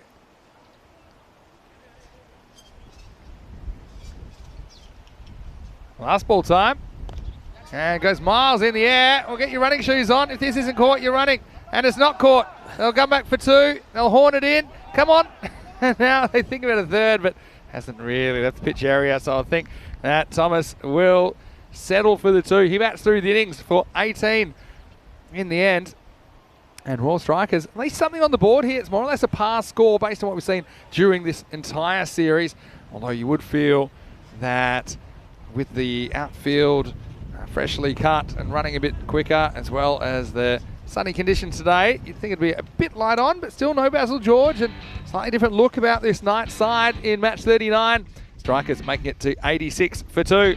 Now early on, it was Nitin Babu who opened the bowling, and he kept things really quiet. Some good fielding from the Knights. They pride themselves on that, particularly his boundary stops were pretty good. Some nice straight hitting though, as Kushi Kopika, who thought maybe this is the game where he can go on with it. And he had a bit of luck as well, let's be honest. That one just edged away, finding the boundary. He certainly leaves no stones unturned in his search for runs, but then this one he missed out. He just swung all around a straight one. And it was a good bit of bowling by Nitin Babu to get the first breakthrough. And then we saw Livin Verghese, the Big Easy, come to the crease at number 3, and a good partnership. Although it should have been broken a couple of times, that was a chance. And Stanislaus, who was in at slip for that exact eventuality, he wasn't able to hold on. And then another one which just kind of flew a little bit too quickly for Amal Babu, who's behind the stumps today instead of Avinash Dalip. And so that brought a fortunate boundary. And then Livin just found his groove in the middle overs. And he was pretty brutal on anything short. Took a couple of calculated risks. This was an interesting bit of fielding. It's snuck out the back door. Cost him too much. And Livin goes bang, bang. 2 big sixes. And Tim Wheeler had his hands up in the air like he just didn't care. And the Knights were searching for answers to break this partnership. Another nice pull shot. That one was absolutely nailed from the Big Easy. And well, they were trying all sorts of techniques. And Avinash Dalip finding it quite interesting on the boundary. That was a good stop as well. So they did actually stop quite a few on the ground, at least. The Knights in this 10 overs. Remember the Knights, they split their series with AUM yesterday. That one would have been a wide. It almost brought a wicket.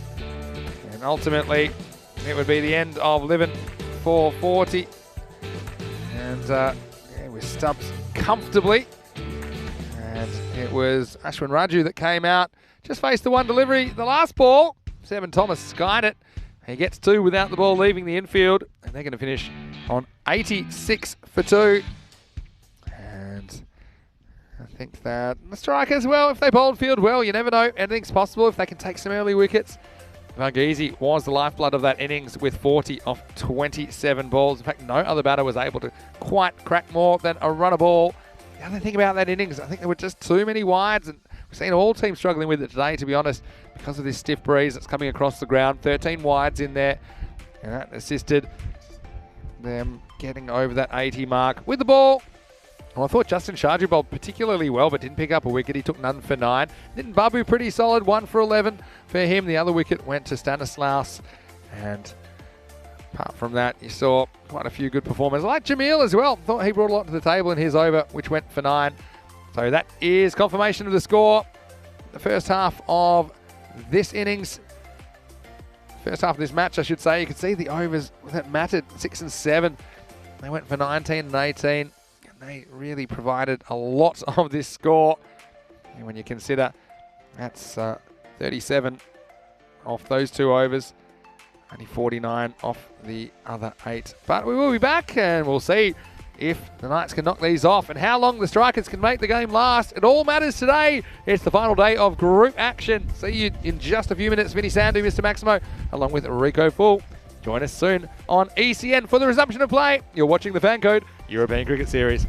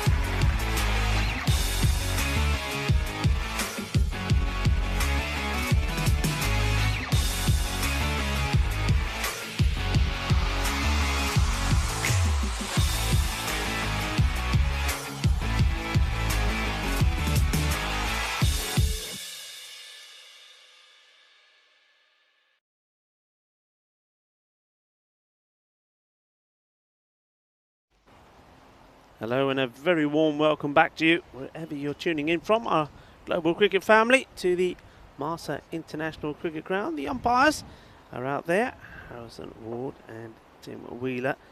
And well, you're going to have quite an interesting match on our hands here. The Royal Strikers have put 86 on the board, so 87 is the target for the Atlas Knights. And the Strikers, well, one thing they do know is, obviously, of course, they would love to have a win, and knowing that there's no Basil George in the side for the Atlas Knights, it's one less key wicket that they have to try and take. But well, failing the victory, I think they have to take this match as deep as they can, because if they don't get the 2 victories or 1 victory out of the 2 games that they require to reach the quarterfinals, it all goes down to net run rate between them and Gozo. Gozo were unable to pick up any points against Marsa. In fact, Marsa totally dominated them and crushed them in both matches. And Marsa themselves have put themselves above the Knights. They're on the same number of points, in 2nd place, 9 points. So the Knights know that for them to guarantee themselves the 2nd place finish, they do need at least 1 victory out of the 2 matches they've got here today. I'm sure that's what they'll have in their mind, and they'll be looking to do that straight away here. And one thing I can tell you, it is very, very blustery out there, and it's hardly surprising that we have seen some of the bowlers struggle, because they've been blown around all over the place as we get ready for the start of the reply from the Knights. It's going to be Xavier Thomas, the captain, to bowl the first. And well, it strikes the batter. That'll be a leg by, and they've gone with Nitin Sunny opening up. And the good thing is, it is a bit sunny, though it is windy and blowy. At least the sun is out here today, and which is very nice, because there was very little sun yesterday, and I can tell you it really did feel very cold while the sun was away. Samuel Stanislaus now goes on strike. His first delivery hasn't really clicked for me in this series. We've seen danger signs from him, but hasn't gone on to go big. This one beats him outside the off stump. He's a good hitter out on the offside. We've seen him play shot, up his shot that goes over where Xavier Thomas is fielding at the moment. Short cover, goes over the top into that long off extra cover area.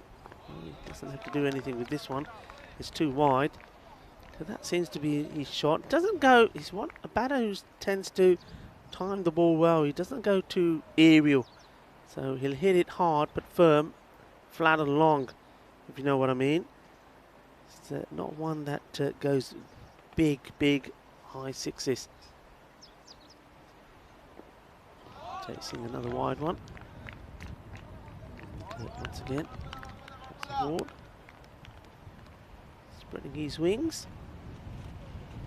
And well, Harrison Ward, I'm not going to say too much. Maybe see a little bit more of him a little bit later. Might make a guest appearance for you. I know there's a lot of people that like Harrison, and they like to see him on the screen. And it is his last day with us today, so he needs to catch a flight back to the UK, and because of, once again, the protocols due to COVID coming into place in various European countries, well, he's got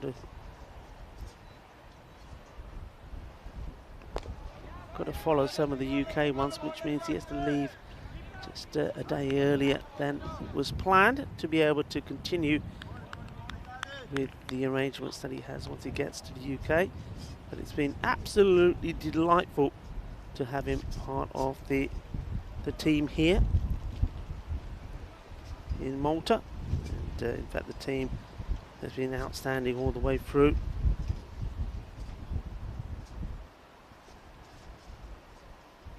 Thomas once more, and he's got his man. Nitin Sunny went for a big swing. It was an ugly shot, and he departs with a second ball duck. So breakthrough comes, and it's Xavier Thomas knocking down the timber. Well, the castle has been raided. Castle Tuttagi, the belly wicket gay. Ganda जितना shot Maria Ganda Bapas Agia Banda. Yeah, it wasn't a good shot at all. It was a case of close your eyes and have a swing from Nitin Sunny. Well, the sun may be shining, but it's not shining on Nitin Sunny anymore. He has to depart. He goes for a 2-ball duck. Well bowled by Thomas.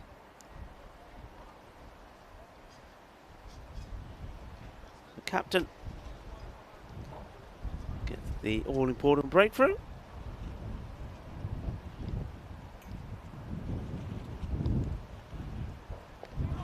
Oh, that's a good delivery, and I think this does get, yeah, I was going to say, definitely gets bat. And Fabio goes for the Yorker length delivery, but look, just flicks it away. Would have been interesting if he had missed this. I still think it may have just possibly just been missing the leg stump, but that is the end of the over.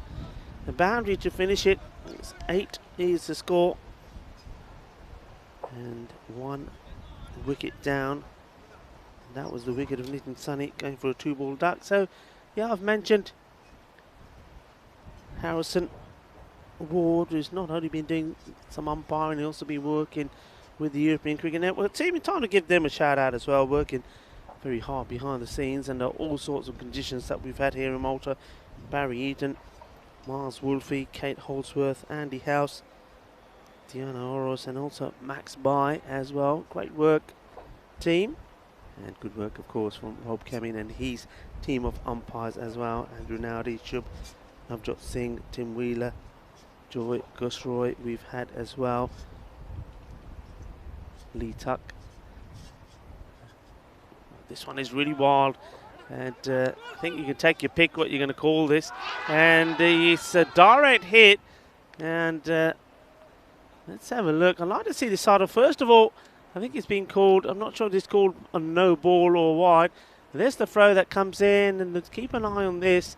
Does the bat go down? Oh, I think he's out here. I think the bat is still in the air. And we'll go back to the original, what the call is from the umpire. Look at the bat. I don't know if this is grounded. It's in the air. That's out. And even if it was on the deck there, he wasn't past the line. So, hit the wicket. They have got another one out. And it's not going well, is it? Because this is not the first time that Latif, he's been out in the most strangest of circumstances. And it's not the luckiest of batters, Latif, and he doesn't look amused, so he departs. Run out, and let's go back to what that ball was actually called. I think it was called a wide in the end. I think the umpire looked like he'd called a no ball to start off with. Oh no, that was a pre-signal. I take it back. And afterwards you see here the wide is called. So it was a wide delivery. So there was 1 run from it. And the run out, the batter's trying to make it into 2. Again, a direct hit, doing the job. So they're in all sorts of trouble. And Latif, well, he's a good man to get out, because if he gets going, he can certainly punish you. He can hit the ball really well, but not on this occasion. Goes for just 4. That one delivery.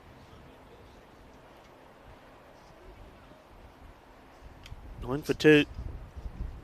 Sharif Mohammed to continue. And gets it past the outside edge of the batter. So the strikers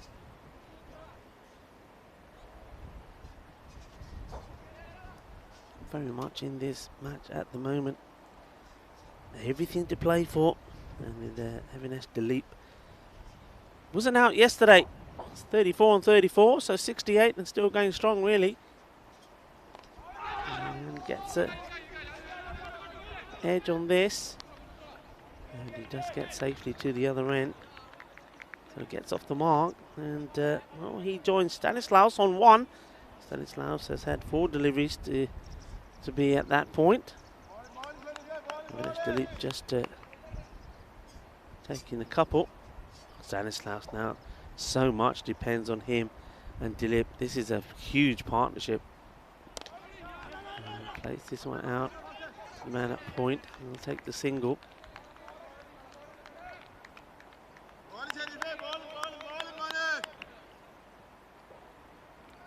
The wickets down so far. Nitin Sunny bowled by Xavier Thomas, playing a terrible shot. And then, well, Ruben James, the slot machine. Now he fires the throw in to run out Latif. And there's another. Oh, this is a big wicket. It's all going wrong. And now it's Dilip. Well, we said he couldn't. Nobody could get him out yesterday.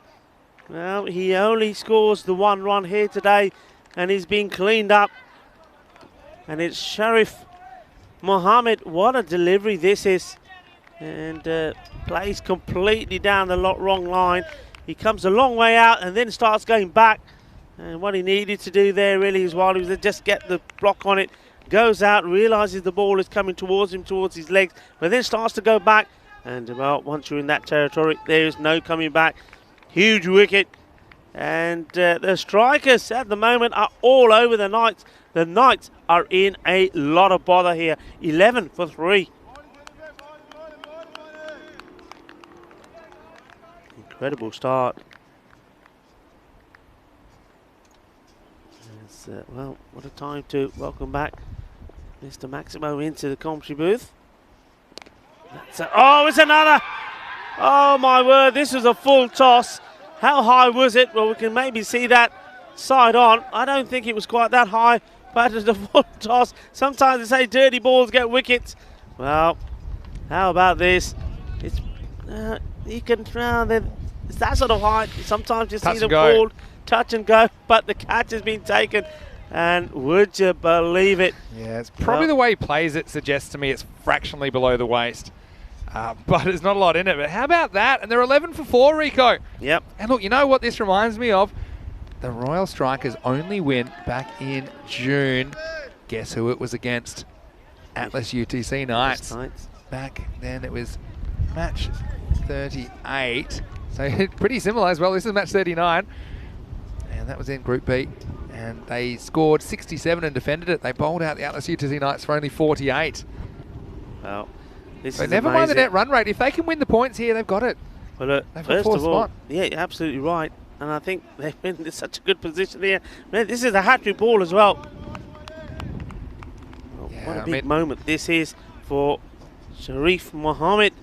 Oh, unbelievable from Sharif. And look who it is. It's Nitin Babu. Yeah. You fancy he'd be a bit more careful because it's the last ball of the over. Famous last words.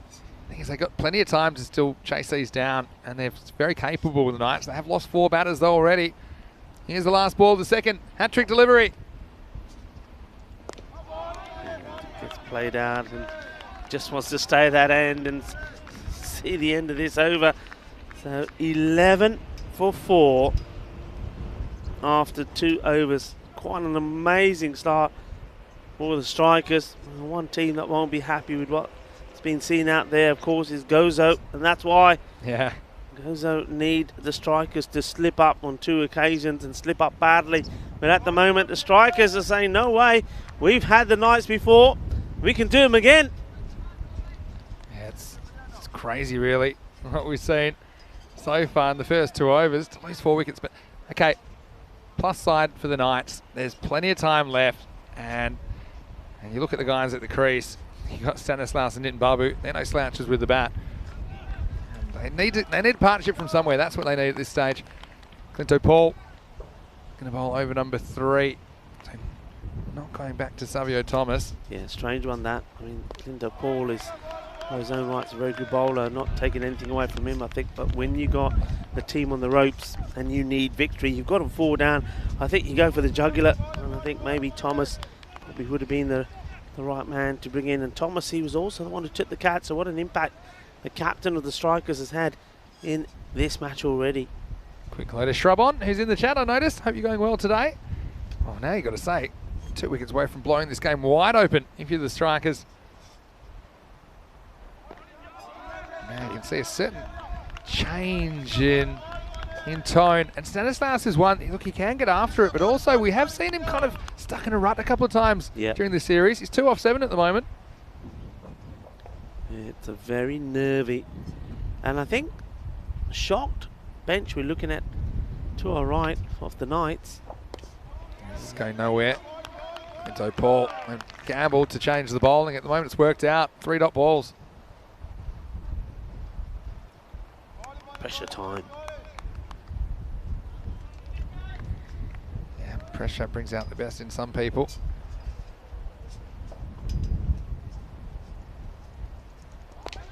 Out swinger. And this will be 4. Nice shot, Stanislas. Gets his first one out of the middle. It was a pretty good delivery. It was swinging. He decides to hit it. This was no half volley. It's just a length delivery. And watch out, Nitton. If you get out the way, it's going to be 4. That's exactly what happened. Yeah, that was a nice shot. You can just sense that Stanislas thought, I've got to start going for some of these. That doesn't miss Nitton by too much. 4 runs. And just making some arrangements in the field. He wants long on to go back, and that means third man has come in and is just long on, and the man back would point on the boundary. Yeah, you know it's not your day if they start getting blocked by the non-striker. Yeah, the wind comes and goes. It's just the windiest part of the day, so we're told. So apologies if we're a bit shaky up in the tower, because it's been reinforced. That does cause them to have a bit of movement due to the elements, but still, fantastic effort. Everyone at the ground to get the production up and running this week. 15 for 4. It's just a steadier.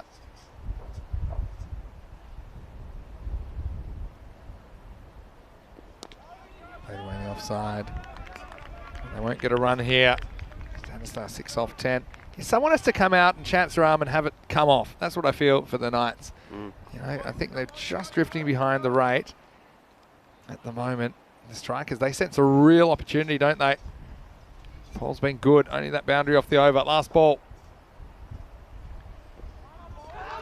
This one is called wide. Don't think there was any bat in this.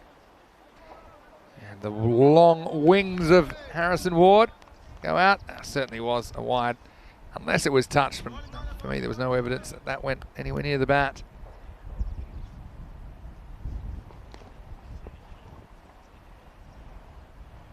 So I'll have to re-bowl that last ball.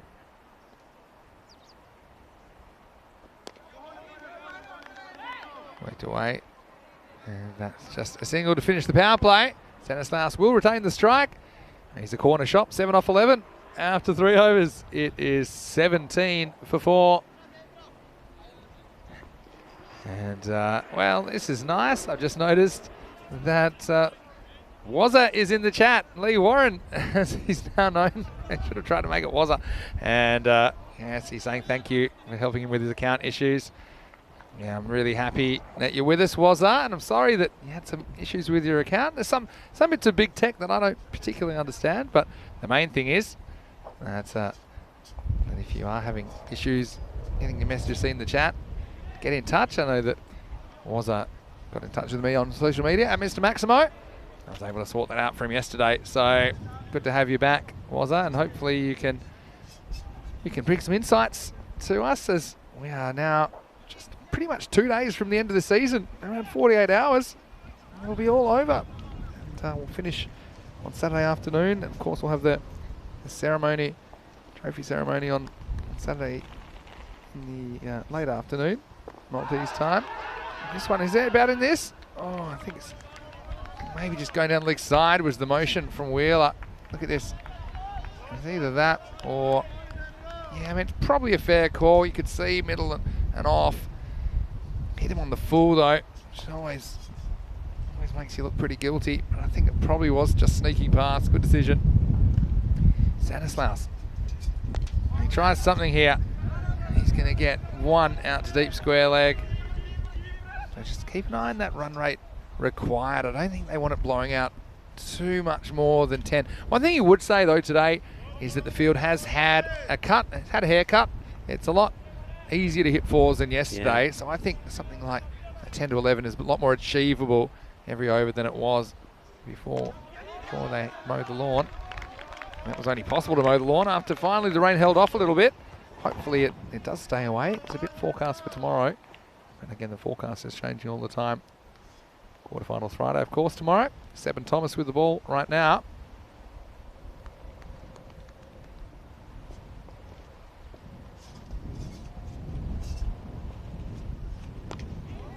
Nice looking drive. And look, they don't get a run here. Yeah. It's symptomatic of kind of lack of urgency. I think it's one thing to want to stop the collapse, and that's really important for sure, but you can't shut up shop. You're wasting deliveries that you'll want to get back later, and they'll be gone.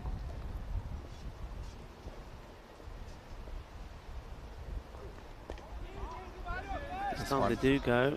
Yeah, they will get one here. And there just hasn't been a lot of production, has there? Just looking at the cards so far. You got a feel for Nitin Sunny. That's his third duck of the series. He's had a 0 ball, a 1 ball, and a 2 ball. And actually, he's in the nets. He's been looking really good. That's the story of my life. And yeah, see Abdul Latif going cheaply as well. Well, this will help. There'll be a couple of wides here. And that's one area that Royal Strikers obviously don't want to give away too many runs, because after re-bowl those deliveries, plus they're only defending 86. It's not a particularly big score. Yeah, Nitin Babu, I have seen him get going and play some nice shots, but no, he's hit this pretty well, and certainly the birds go flying out of the way that were on that part of the ground, but it's well fielded as well, so just a single. And well, hello to everybody that's on the chat. It's lovely to have you there, and there's been some good conversation on the chat today, isn't there, Vinny? Yeah, there has, and as I mentioned, that Wazimatron's back, although he's not called Wazimatron anymore, he's Lee Warren, which sounds, I mean, it's a nice name, but it's not quite as as electric as Wazimatron, but I still call you Wazza. It's great to have you with us, Wazza, and Shrubon's there as well, Mandrake, and yeah, it's a good time of the afternoon. Just ask us anything. Ask us anything you like. As we head into the holiday break, we'll have 9 weeks off before we start again February 7 in 2022. So anything you like, any burning questions, keeping our day interesting.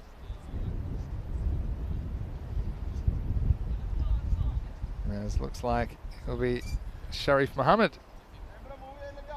He will be the bowler for the 5th over.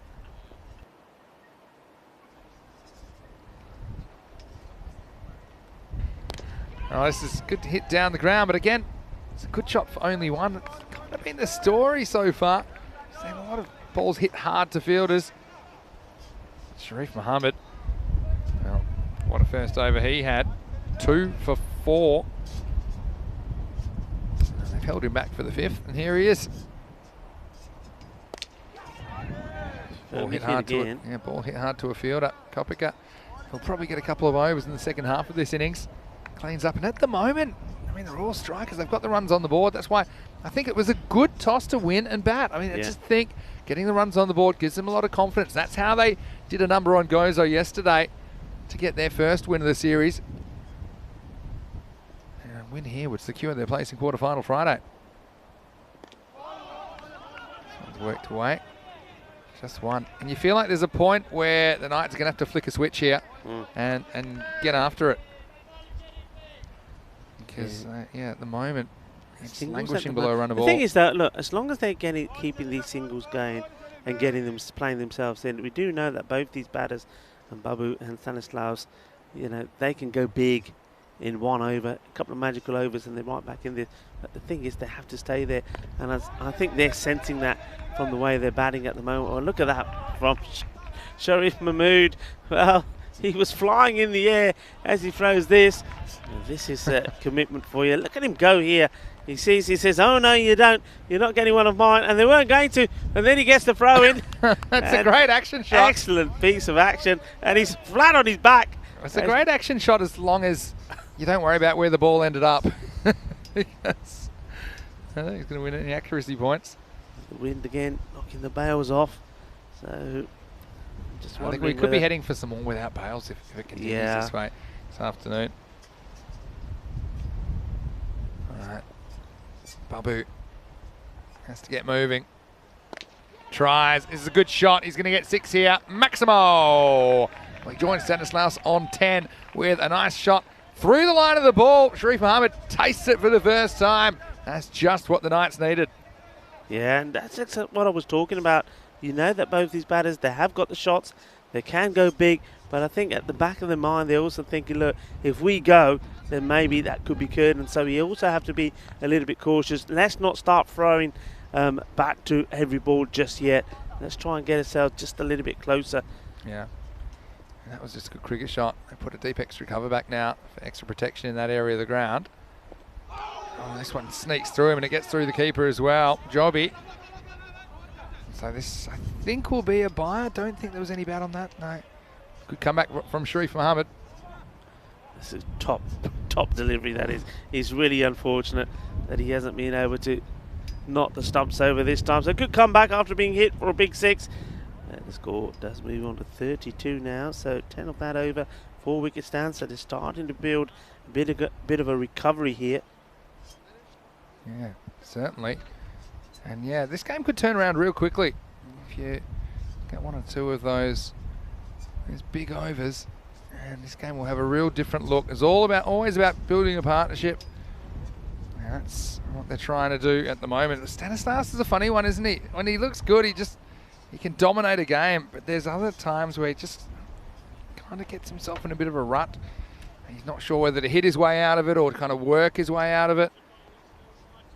I think it's important you don't bowl too many bad balls to him. That's the key. For the most part, the Royal Strikers have bowled well so far. And an interesting move now, Ruben James, the slot machine, 777. He's coming in to bowl over number 6. I got Coppercat as well to still have a couple, so some good bowling options left. Worked away, again, no run. And that's the kind of one I feel at this stage it's worth taking. If you're both on the same page, if you know you're hitting and running to the infield, then you go. But again, it was a touch shot more than a power shot, wasn't it? I think if he rolls his wrist on that as well, he's going to get it finer, and it's going to go between the gap between point and a very fine third man. The bails have come off again, and I think probably the 2 umpires at some point will decide whether to do away with them or not. They won't want to be holding up the match too much. I mean, we had the whole stumps blowing over a couple of days ago. Remember that? Batter sees all. That's gone a bit viral as well. I saw on social media. Receives the ball, stumps blow over. Just he's getting it. This is a full toss. He's thigh high. Bobby gets it down to long on for a single. I don't mind if I'm the batter and the stumps keep playing over. I'm quite happy to say to the umpires, look, you've moved the bails. Take the stumps as well. We don't need the stumps. You take them. It's okay. Knowing me, I'll still blooming edge it to the keeper. True. No stumps. How are you out? Caught behind. Shot. And this is going to go over the fielder. Yes, it does. 6 runs. And it didn't sound so convincing, but it looked like he timed it pretty well. He gets himself in a good position. And that's a nice shot. Comes to the lower part of the bat. Yeah. It gets enough on it. Yeah, it's a bit of a clunker. I thought Coppercat was in the game there for a second, but I think the wind also is kind of blowing down the ground a bit, not just right to left today, so that one assists that one. And this one will need no assistance. This one's flying out of the ground. Well, wakey, wakey, the Giants are woken, and this one is a big Maximo for Stanislaus. Stan the man moves into the 20s. Well, Ruben James comes on, and Stanislaus takes a liking to him. 2 Maximos on the spin. And Stanislaus now looking to get that magical over that I said will come or could come. And if this is it, they'll be right back in this match. Yeah, that brings the rate back below 10. And he works one away. Oh, and it's well, a bit of argy-bargy there. Yeah, there is a little bit. Nothing intentional. Yeah. Ruben James puts his hand up to apologise straight away. And Bobby doesn't see it. He's probably going to come back and swing at him. But no, of course, nothing in that. He's a big man, Babu. Wouldn't mess with him.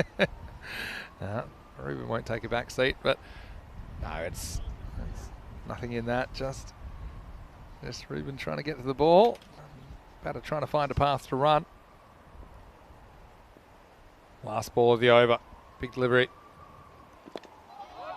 Slides into him. They'll get one. So Bubba will retain the strike. Moves to a dozen. 6 overs down. And Atlas UTC Knights, they're 48 for 4. So 39 required off the last 4 overs. Could be in for a big finish here. Yeah, I think we could do. I mean, of course, strikers will be believing that just need to remove one of these 2 batters, and that may be enough for them. And I'm pretty sure that the Knights, they will be thinking the same, that the likes of Stanislaus and Little Babu have to stay there and now finish the job. They're the only 2 batters that have got themselves in. Remember, they came together with the score at 11 with 4 wickets down, so already it's been a pretty good recovery. Yeah, for sure. So now we'll get Coppercup coming in to bowl over number 7. No surprises there. The plan would be for him to bowl a couple of these. And this is where you just need a single digit over, because they need 9.75. If you bowl a single digit over, that rate goes up. Yeah. And if you don't, the rate's coming down. The rate required I'm talking about. So 7th over, Babu on strike. Newton just pushes away. He's happy to take one. Stanislaus is just on a bit of a roll, isn't he, with those 2 big 6s. So I think Nitton was happy enough to give him the strike. And we talked about the importance of a partnership. Remember, these 2, when they came together, the score was 11 for 4. 1 ball before the end of the 2nd over. Stanislaus just pushes. Yeah, interesting. They didn't want to take that one on. Maybe just having a look at Coppercup is the first ball that he faced off him. But, you know, I think that with this breeze assisting shots down the ground now, it's a fairly stiff breeze. I think Stanislaus has to back himself to drive that on the up and drive it out of the ground. Same with Babu, really. He tries, but this one's too full for everybody. So it gets a bit of jobby on the way through. Another amazing throw. Well, I think they're going for points for style as well here. Look at this one. Get jobby. Where does he get this? I don't know if that's end of the finger or what it was, but back to live action. I like it. That's the old quicksand area. Goes for it this time, and this one is one-way ticket to Pound Town. And the big stand is in action. Maximo as the Knights moved 57. Yeah, another good shot. It was there in the slot, wasn't it? Anything that's there, you can see he just plants that foot down the line and he backs himself to hit it clean through the line. And it's another one, 6 more. And you're absolutely right. The way this wind is playing at the moment, these balls are sailing over the boundary rope. 6 more runs there. That's now looking good. Yeah, he really is. He really took his time to get going. But you look at his strike rate now, 150. He's fine. That's what he can do. I do feel like one mistake, if they're able to get him now, then the game probably goes back in the balance. Certainly now, with these 2 at the crease, you feel the Knights are in a good position to get these. But a wicket can change everything. He goes for it again, and he gets it again. Bolle, bolle, bolle. Ginna, Sona, and Stanislaus goes big again. Boom. Shakalagya. Yeah, it does. And he's using that breeze to perfection now as Stanislaus goes whack. And remember, if they don't happen to defend this, the margins matter for Royal Strike. So every ball that they can stay in the game, that improves their chances of making the finals. Last ball of the over coming up. He drives this away. And there'll just be one. So Stanislaus will retain the strike at the end of 7 overs. Knights are 65 for 4. And don't forget, we have the final Group B match on the way. The final group match from this Malta Encore series. It'll be the Knights against the Royal Strikers in match 40. And the news from the toss, once again the Strikers won the toss. And once again they've elected to bat. Seems to be their best chance, I think, of knocking over the Knights. And it was nice to see Liffen Varghese getting some runs in the first innings of this match. Kopka as well, very very key player. And how about Mohammed Sharif with the ball? But the Knights, you know, they've got their regular suspects to watch out for. I'd like to see Nitin Sunny getting a few runs. I think he's due to get some. So I'm going to pick him to make a decent contribution in match 40. And that one is starting in around about half an hour right here on the European Cricket Network. Join us. Can I be the first to say it? Jinxed him. Sorry, Nitin. He can't do any worse. Sorry. He's got a diamond duck, a golden duck, and a second ball duck in this series. All right, here we go. Clinto Paul, over number 8. Oh, this one is down the ground, but it could be a chance. Oh, yes. Excellent catch. A really, really good catch. And it's Ashwin Raju that takes it. That could be a match-winning catch. Stanislaus was on fire, but it's Raju that puts the fire out, breaks the partnership. Strikers back in the game, 65 for 5. Yeah, I mean, this was hit pretty well, but it doesn't go aerial, doesn't get enough on it. What a good catch this is. How important is that? That's a fabulous bit of work from Ashwin Raju, and he gets the big wicket, and, well, it's game on as the 5th wicket goes down, 65 for 5. Wow, they needed something to spark them, and it was Raju that comes up with a bit of magic. He just needs to get that a bit higher, and if he does, that one sails for 6, and you'd probably say that would really put the Knights in an impregnable position in this match. But the fact that it was taken not only stopped it, the fact that it was taken, big, big difference. And now you've got the number 7 coming out, and so it looks like it's Justin Shaju coming out. Look, he's no slouch with the bat either. But to come out, start your innings, you've got the pressure of the chase on. Still more runs required than balls. 22 off 17. And Clinto Paul, he'll be thrilled about that. Could have been 6. Instead, it was taken. Now he's bowling to Justin Shaju. Just works this away. The ones are just kind of a tie at the moment for the teams. And if anything, the strikers like that because the gap doesn't narrow between runs required and balls. Pushes the rate up fractionally. Indeed, and Nitin Babu now, he's got to take the responsibility. He's hit one big hit.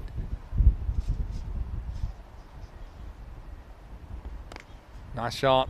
Finds the fielder though, and they don't get a run. Well, how important has the fielding been? I mean, it's really, really can be the difference in these games. That was a good clean pickup and just no chance of a run. That was good work. That's Balu Showready doing the fielding. Yeah, does really well there, and that's how the inning started, didn't it? I think it's similar. Stanislaus earlier on was hitting some good shots, but straight at fielders, and they weren't running. That was the other thing as well. Clinto Paul, can he hold his nerve? Oh, is this out? It is. He's edged it behind. So Clinto Paul coming up with the goods for the strikers. It was Nitin Babu who made it to 14, but this time he played a little bit away from his body. He was kept on strike because of the good fielding by Showready last ball. And now Clinto Paul breaks through. Jobby finishes the job behind the stumps. And now, let's just say, the Knights, they're in purgatory. It's 66 for 6. Yeah, they're in a bit of trouble now. And I'm maybe guessing that perhaps Sujesh Apu will come in. I think, Nitin Babu, for me, he just tried to play too safe too many times. He's normally quite an aggressive player. I think when he goes back there, he'll probably be saying to himself, why didn't I have a good swing at some of these deliveries? And he's got the power to find the boundary. And I think that time, I mean, that's a soft dismissal for him. Just feathering that one to the keeper. If you see, it's one of those where you say, look, instead of that, you're better off just swinging hard. Yeah, you always say that when you're in the dressing room. But I can understand why he thought, okay, I'm just going to keep us in this game, keep ticking along. Didn't really take it on. Hit one really nice 6 over extra cover. It was a shot that innings will be remembered for. Apart from that, couldn't find the boundary. Ends up with 14 off 16 balls. Amal Babu is the new batter. He was keeping in the first innings of this game. But taking his time to get there. Interesting time to see a timed out appeal. That's still something we haven't seen this year. That's one where I'd like to change, actually. I'm not sure if he was too late or not, but I'd say once the 90 seconds expires, 5-run penalty. Anyway, here we go with Paul. Went away, and we'll get a run here. So the key is, if you score off every ball from here, it's hard to lose. Dot balls that'll kill you. You would expect to get maybe a couple of wides. You know, you can hit the odd ball, you can hit to the boundary. Yeah. But it's been a really good over from Clinto Paul at a crucial stage of the match. Fantastic over. He's picked up 2 wickets from it. And just look at the runs scored off him. Just 8 runs with the ball to go. Need 2 off this over. We'll make that 3. Jinxed him pretty good there. And so, still, not too much damage. Clinto Paul's got one more opportunity. Yeah, this game, it's a close contest we needed, really. I know we had a couple of fairly one-sided matches to start the day. We're all about the close finishes on ECN. See Justin Charju batting a fair way out of his crease here. Yeah, pretty well bowled. Forced to push. It does. And so that's the end of the 8th over. Game on. It's 69 for 6. Yeah, definitely. You see, trying to be a bit cautious here and say, look, you don't need to do anything silly. As you said, Vinny, let's just try and get a run of ball and take the extras, take the bad balls. And once more, though, Stanislaus, as I was saying, he does. I mean, have a look at that first. How close. That's almost identical, isn't it, all the way through this innings? True. The question is, will the strikers be able to pin them back here now with those wickets gone? Or will the Atlas Knights be able to break loose? But yeah, I mean, Stanislaus, when you get yourself in that position, you've got to go on and win the match for your team. Him getting out there, I mean, he hit it pretty well. I mean, it was too flat. It gave him a chance. And to be honest, that's a catch. I think you're dropping more than you're taking at this level. It was really well done by Raju. 170 matches without a golden ball. By the way, will we come to an end here? Savio Thomas, pretty good man to have the ball in his hand for the 9th over. Yeah. And then just looking who they've got left. They've got Savio Thomas, and then their sport for choice really with this last over, because they could bowl any of Seben Thomas, who only went for 5. Ruben James, who's a bit of a specialist. Copycat didn't have the best time. He went for 17. But again, in other circumstances, you'd say he'd been okay to go to bowl it. Played out to leg side. And, you know, I think back to the start of the innings where they missed out on a few singles just because they weren't completely safe singles. They were staying at home, and I'm sure they'd love another handful of runs right now because this game's going down to the wire, it seems. Yeah, I mean, you just can't see where the boundaries are going to come from. I mean, they will take the singles, I'm sure, but where's the big hit? Where's the couple of boundaries? Say the 3 boundaries that they need if they're to win this match. Where are they coming from? Yeah, there's an attempt, and this one will go for 4. Well, he just seemed to pull up there a bit. I think the Kopika thought that it was going to slow down more than it did. It just got a friendly bounce for the batter, and that's the boundary that you felt the Knights needed to stay in the chase. Yeah, I was saying, where's it going to come from? Well, there you go. There's the answer. It's going to come from me, says Amal Babu. And what do you think about Golden Ball tiebreaker? 170 matches is the drought. Could we break it? And I'm not sure if anyone would have picked a Golden Ball in this one at the start of the innings. And if we do have scores tied at the end of the 10 overs, there'll be one extra delivery. The batting team will need 2 runs to win. Goes for it this time, and this seems to be into the gap, and it's going to be 4 more. Well, how about that? It's all about the placement. Amal Babu, he saw 2 fielders back there. He said, I'm not bothered. I'm going to take them on, and he threads the needle. 4 more for the Knights. You just think, I mean, I reckon that you saw there that one fielder holds up and thinks, well, I think he's got it. And probably then afterwards decides, well, maybe I should have gone for it myself. I don't think that one should have gone to the boundary. I think that's Ashwin Raju.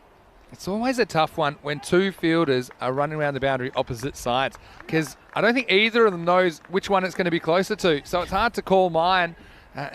You don't really have that perspective of how far away the other guy is. Oh, well, this is getting close here now. Now that's really handy, couple of boundaries. Well, this one, you're right. Just takes a step and it's a wide instead. He lets it hit him. That's true. Again, picking that early is part of the skill. This is where strikers just need to take it the last over. Maybe gamble a bit, bring the field in a little bit, perhaps. Do you take a single here? Yeah, just keep. I think you take every Babu run at the strike. moment. Yeah, I mean, Babu, I think, has to think about. Babu's been good, strike. but I think Sharju's very capable as well. I think you don't turn down any runs at this stage. 2 fairly new batters at the crease. Oh, he's going to get lucky here. And they press for 2. I think they should. Yeah, they should now, because he's been wiped out by gravity. And Babu will get back for a double. And they're at 80.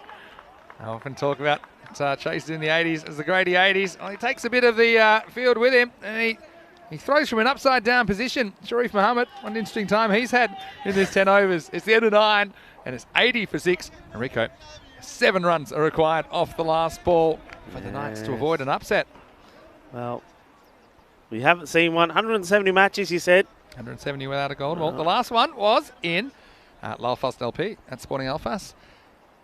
And it was Madrid United, as you know. Yep. That came up with it against the host Sporting Alfas. Darren Walker was the man who was facing, and he got sent out there, and he hadn't batted yet in the innings. They sent him out as a left-hander to maybe get a wide. I think was one of the ideas about it, which was smart. And Robbie Khan, though, just ripped one through him, ripped the stumps open.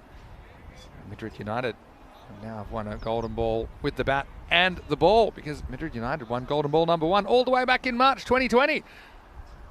Anyway, here's Seven Thomas. That's who they've gone to. They could have gone to Thomas or Ruben James, but I think they've gone on this game, as Thomas only conceded 5, James conceded 15. And if he concedes 5 again, they'll win by a run. So here we go, 7 off the last over. This one will just be 1. That's the sort of single you'd love to be able to stop. Yeah. And I'd like to see a mid-wicket in here. I know you'd like that position too, just to save a 1. Because if you can get a dot ball, that's how you can get back into the match. If you concede a single, it's just going to drift. Yeah. You need to get a dot ball from somewhere. They've got 3 saving the single on the offside. Now they bring in their short mid-wicket. I like this field now. I'd be eyeing off the boundaries, and I'd be eyeing off that cover region if I get any width outside off stump. Oh, it could be close. He's out. Gone. Yeah, big moment in the game. Babu was good. Legs 11, but then he's hit on the leg right in front to Seven Thomas, who's coming up with the goods in the 10th over. Their strikers strike. And we are going right down to the wire here. It is 81 for 7. That's a beautiful delivery. And he held his nerve. Did Seven Thomas. And get this one full right up there. And the batter trying to give him some room to make something out of it. He was looking for that boundary. Really well bowled. Well, this match is alive. Which way is it going to go? The strikers looking to book themselves a place in the quarter-final. And Seven Thomas with that that dismissal there. Has he done enough? Well, it's now going to be down. Looks like to the captain. Goes out there. The captain comes out. Yeah. And look, don't forget, they can win this game with 1 swing of the bat. If they hit a 6, it's all over. 6 off 4. Misses. They run. And he's going to be run out. Oh, this is disastrous stuff. They've tried to get Justin Shaju back on strike, but they haven't kept the keeper's end safe. It's poor management, and Jobby had to hit him. He cheated. He got a couple of extra little steps in here. Look at him. And he says, I'll finish the job. And he does. And he's run out by some distance, and the wheels falling off the Knights. Remember, it was the Knights that were the only team that the Strikers were able to beat back in June, their only victory of their ECS debut series. And now they've got 1 foot in the door, 81 for 8. They need 6 off the last 3 deliveries, and a new batter will come out to face up. Well, who's going to be the hero? Is there going to be a hero in the making here for the Knights? Mohammed Jamil is the man who's going to come out, I believe. Mohammed Jamil, I liked his introduction to the side with the ball. Can he do it with the bat? This is where I love this field. Living Varghese is saying, look, you're not getting one to me. Left-hander. If you hit it past me, you get 1. So they've got short cover, short mid-wicket in there. All right, here we go. 6 off 3 required. And he doesn't get anything. Oh, it's going to be another run out, is it? Oh, what's happening? They can run here now. Oh, they're falling asleep. Well, they're all lining up. Well, I've never seen anything like it. What is going on here? This is crazy. Now, I'm just concerned. Does he have the ball here? Now, it was given out on the field, but you just tell me what you see here. They make a late decision to run, but now they're going to go. But just watch this here. Here comes the ball. Oh, it's a tough one, isn't it? Oh. Now, what breaks the stumps? Oh, the ball is around there. Does seem if it's given out on the field, I don't think you can conclusively say it's the hands that break the stumps. So I think that'll stay as out. But that's also 9 wickets down. It's 9 down. Oh, wow. 6 required of 2 deliveries. Is that right now? This is just, 6 wow. off 2. And the strikers, well, what they have done there, though, to be fair, they have changed the strike. So Sujesh Apu, the captain, is on strike. But how's the pressure now? I mean, the pressure is really on. As you see, it's Sarath Babu who's coming out non-strikers end, the number 11. So we're 81 for 9 now. Captain Now on it's strike. hard to get back for a dodgy 2 now either, because you don't have a wicket to give. Okay, so 6 required. 2 balls left. He hits it pretty well. Needs to be stopped. It is. Now, do you go for 2? They've got to go back. They've got to go back. If they run him out, he's gone. It'll all be over. And I think he's out. I think he's out. He says not out on the field. Well, this is a really tight call. Let's have a look at this. Now, why not out? Does he break the stumps before he gets the ball? Let's have a look. Oh, well. So close. So I don't think you can see the line that well. I think that's the thing here. You probably can't see the line. Now, they I think may he's still gone. go I think he's actually upstairs. might still be in the air. Look. Yeah. I think, oh. Well, look, they may still go upstairs. I think looking at that, he probably is out. We had a similar one yesterday, and they weren't afraid to give it. I think that he knows in trouble. My instinct is he's out. Surely. I mean, I don't think his bat's even down yet. We'll wait for the call. I mean, if this is out, then the strikers win. Quarter-final place in the balance. And he's given it. Out, and they've done it. Yeah, he's out. He's run out, going back for the second, and they've done it again. The strikers, they bowl out the Knights. The second time they've done that in ECS cricket to come up with a win, and the strikers book their place with a 4-run victory, a boil over, an upset in match 39. The final score, the Royal Strikers 86, Atlas UTC Knights 82. Well, that's absolutely incredible. All out there. I mean, I think they had to go for it for sure, because I think you had to get Sujesh Apu on track. First of all, what about the great stop on the boundary? I mean, that was looking like it could have been 4 runs, makes the stops, gets the throw in. I just think the batters there, though, in the running, they were reluctant. You have to go straight away. Yeah, the reason was, they knew they didn't have a wicket to give. If you even had 8 wickets down, then you come back on that one, because you know that you want to get Apu back on strike, who hit that one pretty well. And something that we'll remember for a long time. But earlier on, I have to say, they're in pretty good shape early, weren't they? The Royal Strikers, who had the Knights 11 for 4. And yeah, that was Sharif Mohammed who was getting amongst it. And how about that for a bit of fielding as well? That was going to be important, wasn't it? Reuben James coming up with the direct hit to run out Alamin Abdul Latif. And then you saw Avinash Dilip, who's had a pretty good series, but it wasn't his day as he was bowled for just 1. So 4 wickets down, only 11 on the board. And well, that was another wicket. That was 2 and 2 balls for Sharif Mohammed. And they need to put a partnership together. And Stanislaus went about it along with Nitin Babu, who batted at 6. And that one almost broke the partnership by Stanislaus breaking Nitin Babu's skull, but luckily he got out the way. And Harrison Ward had more issues with fixing up the stumps because it was a bit windy. So it just seemed to come and go, a bit like this chase. And that one was hit pretty well, and you just felt that they had to get something from somewhere because Stanislaus, he'd cruised to 37. He was looking good. He was looking like a man that could take them to victory, and he was using that wind nicely, elevating the ball. See, at this stage, you felt that the Knights had regained control of the contest. But then, something had to give. And this was the moment. Really good catch by Ashwin Raju. It was flat, didn't quite have the elevation. Stanislaus knew he might be in a bit of trouble. Would take a really good catch to remove him though. And still, they had that rate down below 10. Again, Babu ended up nicking off. And yeah, big moment as well. Clinto Paul delivered an excellent over in the 8th, where he only conceded 4 runs off it. Also 2 wickets fell in that over. And yeah, these These little fielding indiscretions kept them in it. This one threaded the needle. And back-to-back boundaries. And Savio Thomas going for 11 in the 9th. But then that all took it down to the 10th. And yeah, it was Seben Thomas that stepped up. And he got that LBW. And then this one was a needless one, really. They were never going to make it. And if you're going to do that, you need to at least hold one end. Hold that keeper's end safe to change the strike. Instead, the new batter had to come in on strike. There's Mohammed Jamil. And then all hell broke loose in this one.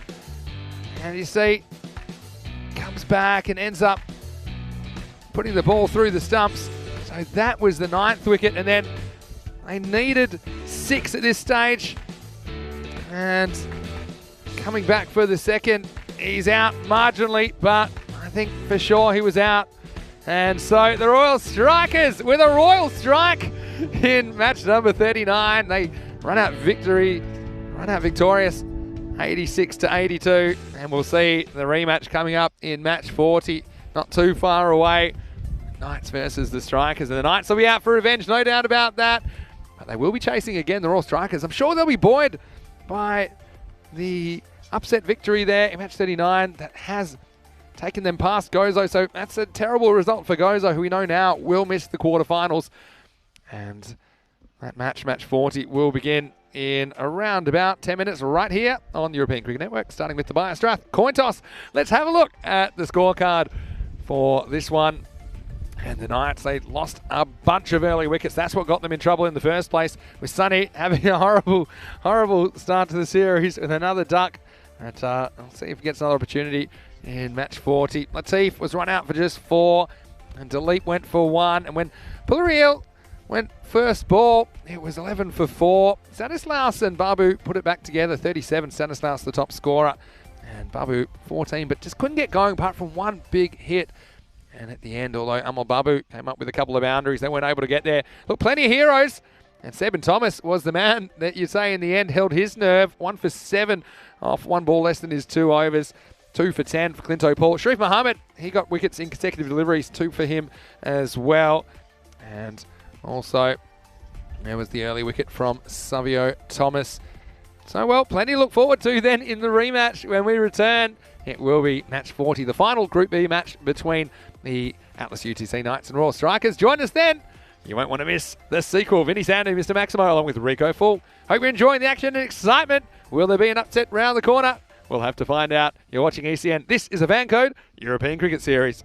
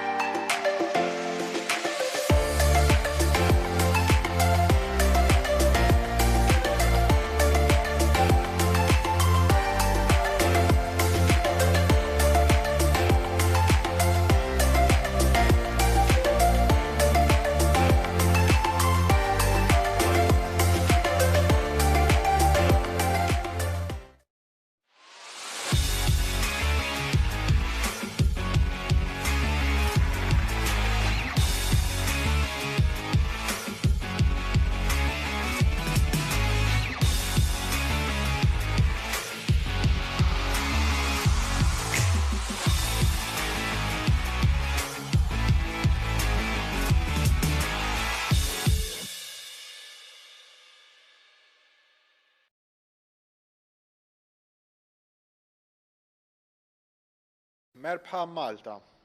Welcome to Malta.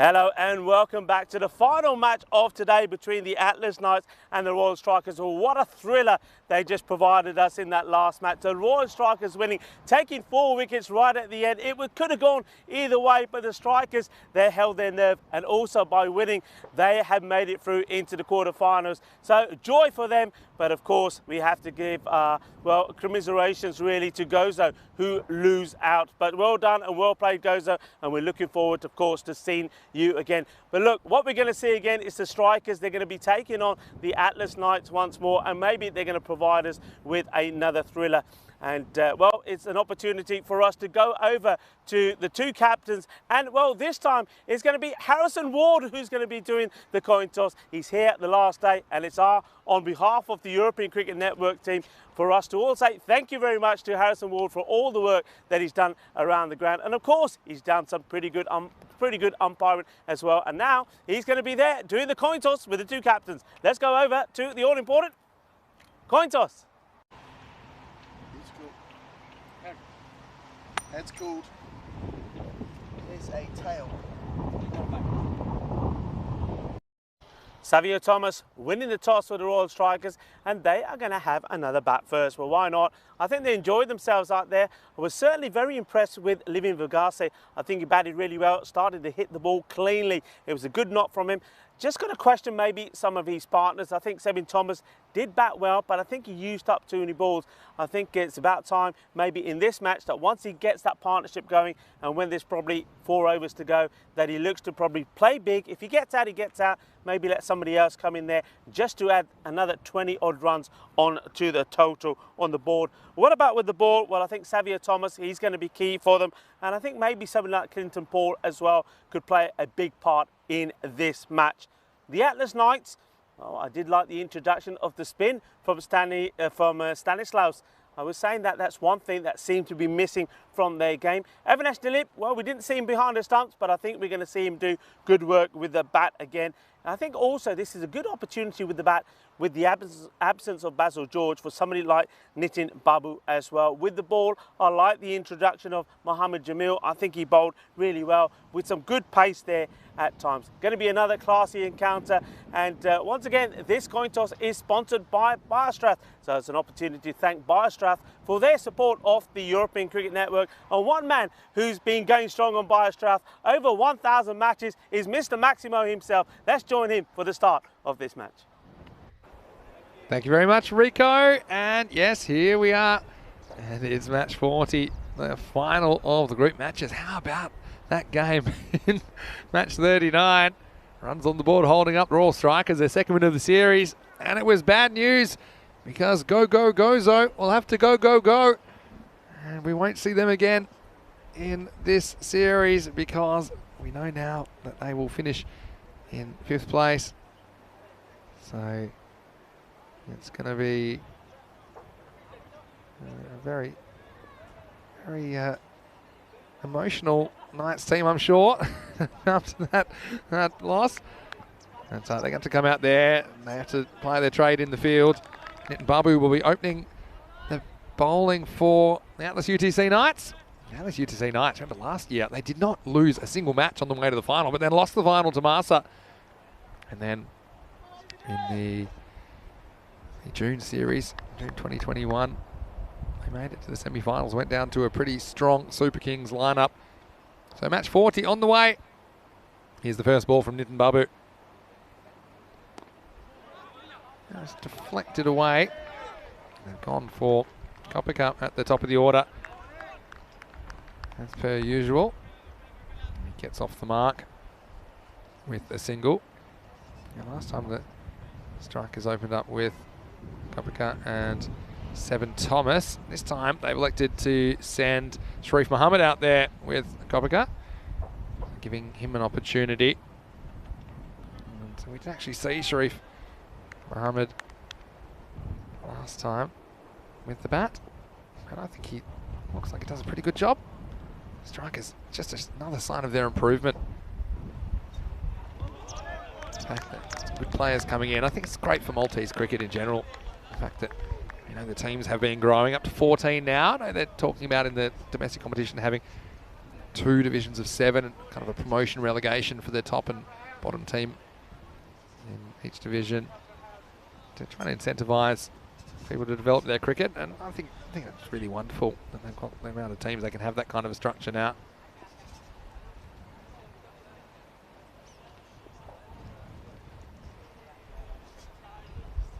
Bit of extra bounce for Babu, beats the bat, no run. Now look at these 2 teams now, strikers, they're slowly edging up there with their run rate, aren't they? And they were stuck in the kind of 50s per 10 over. Now they're up 68 per 10 overs, conceding 94. And I think the Knights now, with that last performance, they're just a dash under 100. So 99 per 10 overs, conceding 86. And 86 is exactly what they conceded last time to the Knights, and they couldn't chase it down. Oh, short. And this one is the top edge, goes nowhere. Well, he lines it up, pings it. This will be a very entertaining dot. And have a look at this. I mean, this seemed to hang in there a long time. They do have Anash to leap back behind the stumps now for the Knights. He actually goes in front of the batter and he says, all right. That's just a little outside. No run at all. Dangerous moments for Kopitar.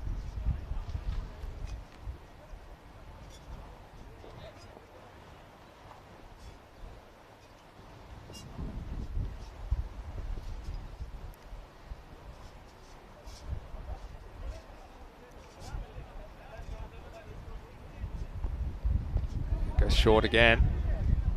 Deflected away off the chest by Sharif Mohammed. Having a bit of trouble getting going here. 0 off 4. And 1 ball left in the over, I believe. Kopitar with a little bit of advice. Saying, I wonder what they're saying there. Because he might be saying, hey, I don't want a single because it's my turn to bat. He's only faced 1 ball. I think he's probably saying, be careful, it'll be short. Joined back by Rico as we have the last ball, the first over. We'll take the single here. That one is stomped on by the infielder. End of the first over. It's 1 for 1. Well, they're all strikers. I'm sure they'll be thrilled. And what a great milestone for them now, because they will take part in the, 2 for no loss after 1. But they will get to participate in the ECS finals for the first time. Yeah, it certainly will, and that's a great achievement. You know that it was either themselves or Gozo that were going to make it through to the first ever quarterfinals.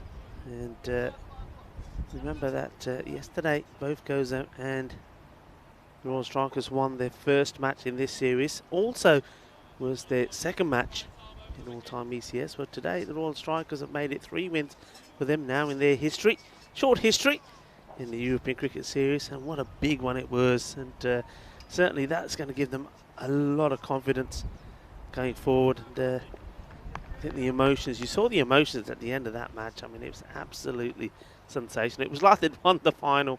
It was their final, really, wasn't it?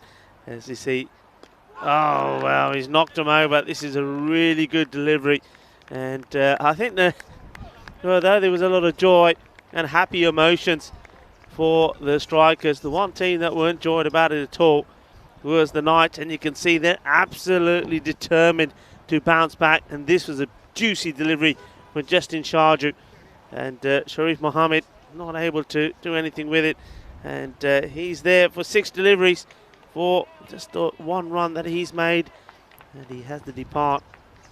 Really well bowled. Yeah, I think that you just get the feeling that the Knights are wanting to bounce back here. I think they would feel, and you'd sort of have to agree, that they threw that one away. Started terribly, and the way they came back was brilliant, thanks to Stanislaus and Little Babu, and then they threw it away. Remembering just needing 7 off the last ball, 7 off the last over, and they ended up losing by 4 runs, and also losing 4 wickets. Just sometimes think the pressure gets to you, and that's exactly what it did. Just needed somebody with a cool head to see them through. It goes back probably also to the dismissal of Stanislaus, and then Babu, Little Babu that is, edges one behind. Another wide, and Andy Nowdy had a long hard look at this, and well, I think actually that probably was okay. It's a tight call, and yeah, I think as a bowler you're going to be very disappointed with that. And yeah, okay, I feel your pain, Justin. I feel your pain. But sometimes it goes that way, and he's got to just get it out of his mind. Go at it again. Been bowling really well at the moment. Shaju once more to Livin. Vigase gets the width and hits it straight at Justin. That's not Justin Shaju. Apologies. That's the captain, Sujesh Apu. He's got to be feeling it as well. Of course, he was the batter who went out there towards the end and thought maybe he was going to do the damage. Hit one pretty well, but it was stopped on the boundary, and it was trying to get the 2 that the run out happened when they were all out. And here he is again once in the action. Like in this field, I think if you've got a good bowler that can bowl outside that off stump, good bit of pace, I think you keep the pressure on, and that's exactly what they're doing here. Making a slight change here now. They're deciding probably he's going to go into short mid-wicket area. There they are, so you got Apu close on the offside, mid-wicket close, really attacking the strikers here. And it's another swing and a miss. Yeah, look at this field again. So they have got 4 men on the leg side. So one of them, or both on, so long on and mid-wicket on the boundary. And you see Stanislaus is going really close in there on the leg side, so a very close mid-wicket, and they've also got a fine leg on the circle. That's the 4 on the leg. This one is going to be a wide delivery. That one strays down the leg side. Then on the offside, start off with the 3rd man. He's sort of in the, well, what was the quicksand area, but that's quickly dried up today, especially with the sun on it. It's more like a sand pit now, really, with all the sawdust on it. Point inside the circle, cover. And this has been hit pretty well. This is not going to be stopped. It goes all the way. And Varghese gets the big hit in. He was hitting it sweet, wasn't he, in the first match. Gets the width that he likes, and he absolutely nails this. Big hit, 6 runs. Nice shot. That's something to think about. Shaju. Livin Varghese saying, I'm not going to be intimidated by this field. This time, it's on the legs, fine leg in, get a good throw in, and a direct hit would have been interesting. And it was the Kush Kopaka who had to get there pretty quickly. Just misses out on that one, I think, Varghese. And it actually runs really well, covers the ground pretty quickly, does Kush. Here the standings, it's been confirmed. The Royal Strikers have pipped Gozo to 4th spot, so they will return tomorrow in the quarter-final slot, and we'll give you the fixtures coming up tomorrow a bit later on. We'll have them on the screen for you to have a look at, but well, it's goodbye to Gozo. Go, go, Gozo. We'll have to take that short trip back on the ferry back to Gozo. but they certainly have entertained us. And once more, I think we should congratulate them again further for the improvements we've seen in them. And each time we come back, I know they, as well as teams like the Strikers, will get better and better. They certainly did entertain us, Gozo, but just unfortunately weren't at their best today. And they found Marsa in a ruthless form, and it was Marsa that beat them convincingly in the end. I think it doesn't go down to net rate, run rate. I'm saying when Gozo were playing, if they want to take it in their own hands, they really need to be looking at trying to get a victory over Marsa. They weren't able to do it. Marsa was just too good today, led brilliantly by Zishan Khan. He was on top form today. In the air, chance and taken. No mistakes at all. That's a really soft dismissal. And it's very similar to talking about Gozo, similar to Indica Pereira getting up earlier in the day, just guiding this ball really into the hands of point. And I say again, if you're going to hit it hard. And wicket goes down, and it's Sarath Babu picks up the wicket. Kush Coppergut has to depart, disappointingly for him.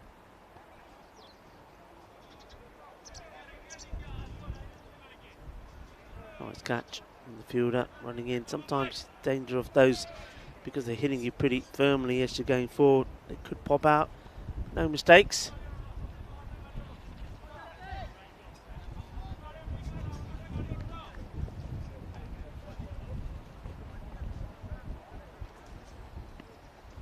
And I think he just gets a bit of bat on this. As the shy comes, just keep an eye on the umpire. Yep, no signal, so gets lucky. It's a good delivery. The Knights desperate to bounce back. Yeah, have a look at this. Yeah, there's the bat, you see.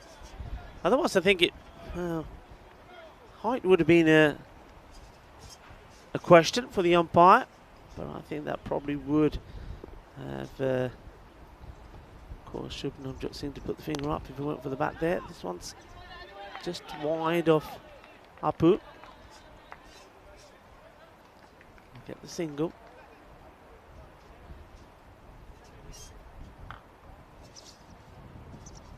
And the catcher there was Mohammed Jamal to get rid of Kush Kopka. Jamal, I did like his bowling as well. There's a bit of zip about him. Look forward to seeing him again. This one's hit in a vacant area and there's nobody there. And with the sun reflecting viciously from the windscreens of some of the cars in the car park, it's very difficult actually for us to see if that goes all the way or not. And it does in the end. Big hit. There's Kate Holsworth there, part of the European Cricket Network team here in Malta. So a nice shot.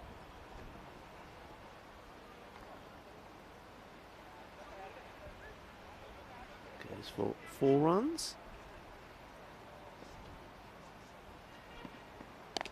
In the air, this is nicely hit, it's firm. It just slows down on the bounce actually. So they are scarping through to take 2, they do. And once again, it's Ibn Fogasset who's doing most of the talking with the bat for the Strikers. That is the end of the power play. And it's 20. And they have lost 2 wickets in getting there. Yeah, it's nice little kick up towards the end. It was a very quiet first though, wasn't it? You can see it there on the Manhattan. Early days in this game, of course, but only 2 off the first over. And then with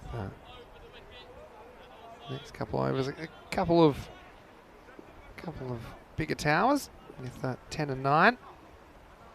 Now it's going to be Suja Shapu to continue. So we head to the middle overs, end of the power plays. Up to 5 outfielders will be allowed at this point.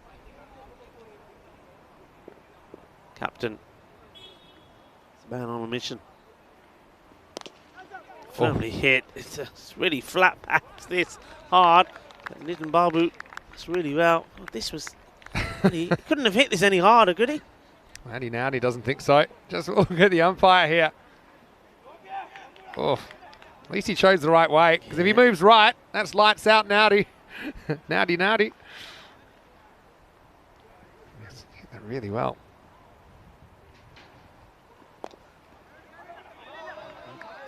Goes out onto the onside to take another single.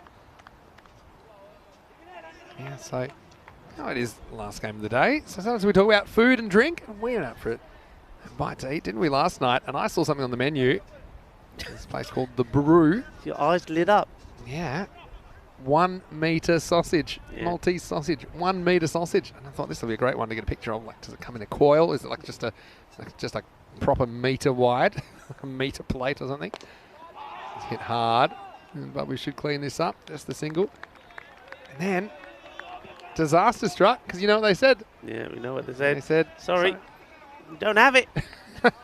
It's not on the menu. And then I went for something else, and they said, we don't have that either. I said, maybe you should tell me what you do have. No, it was a nice place, though. Nice to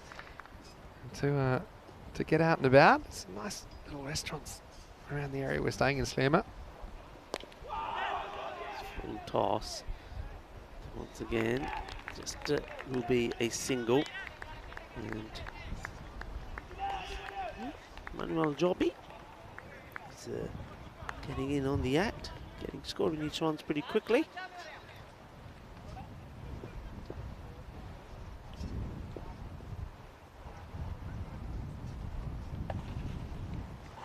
Oh, this is well struck. I think this is over the fielder, is it? No, it's not.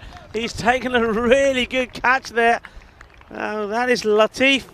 And Latif is a man who's had no luck at all when he's been batting. Well, maybe his luck's about to change. I thought he's got enough off this, Vinny. I thought this was going over him. It's one of the longer boundaries on the ground, that little pocket at DB wicket, though, and it needed to be. And yeah, look at that. He's got a bit of grass between his boot and the rope. Yeah, so nice catch taken by Alamin Abdul Latif. And the strikers, they lose 11. It's going to hurt their chances of putting a decent score on the board, you feel. Nicely taken on the boundary. 27 for 3. Yeah, that's a very good catch taken. And Sujay Sharpu gets his first wicket. And 3 down here now. And with Livin Vigase gone, we're looking for somebody else to generate the runs. Manuel Jobby's made a good start. Oh, well, this one quite easily could have kissed the off stump on the way through. Very lucky still to be there. Fine over, good reply from Mapu. Just goes for 4 runs and picks up a wicket as well. And it's 27 for 3. So here we are, match number 40, and now we've got it's just 7 more matches after this in the year. It's hard to believe. This is the last non-finals ECN match of 2021. So we're going to have a few of these, aren't we? A few of these last. And look, tomorrow, the weather in the morning doesn't seem too bad. But I don't want to make any predictions, but hopefully it stays off. Doesn't seem like it'll be quite as nice as today. Yeah. Then, of course, we've got the 2 semi-finals and the final on Saturday. So a lot to look forward to. Big finish to the year, but this one could be trouble. It's in the air and it's taken eventually. And let's just say that wasn't taken in the hands from Sarath Babu. This one, oh, this is like a bit of a slithery snake. It snakes down his arm. I think he catches it in his elbow in the end. It doesn't matter. That's the 4th wicket down. It's 27 for 4. Yes, well taken by Babu. Look at that. And, yeah, it's sort of, that's one way to do it, isn't it? Well, they all can't. Put this one, if you had a small baby, I would not be letting Sarath Babu hold it because that's dangerous. Almost drops that thing. Anyway, it's all fine. All's well that ends well. And so we'll have 2 new batters to the crease. And the score, 27 for 4.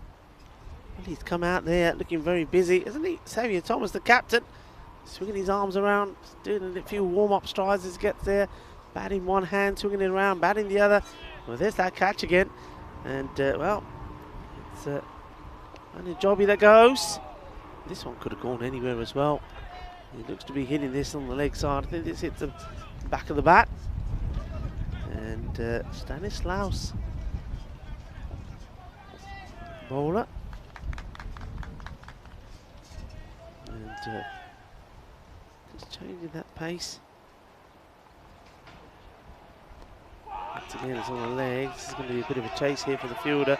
And who's going to get there first? The fielders do. And get the throw in.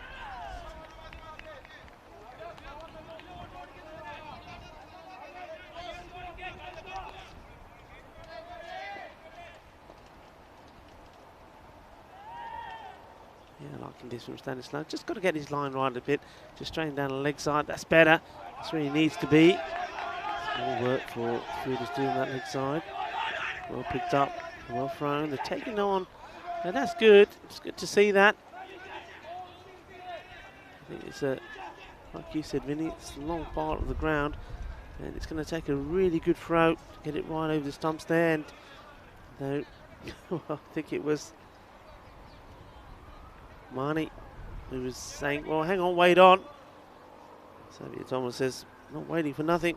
The one's there, let's take it. And asking the question.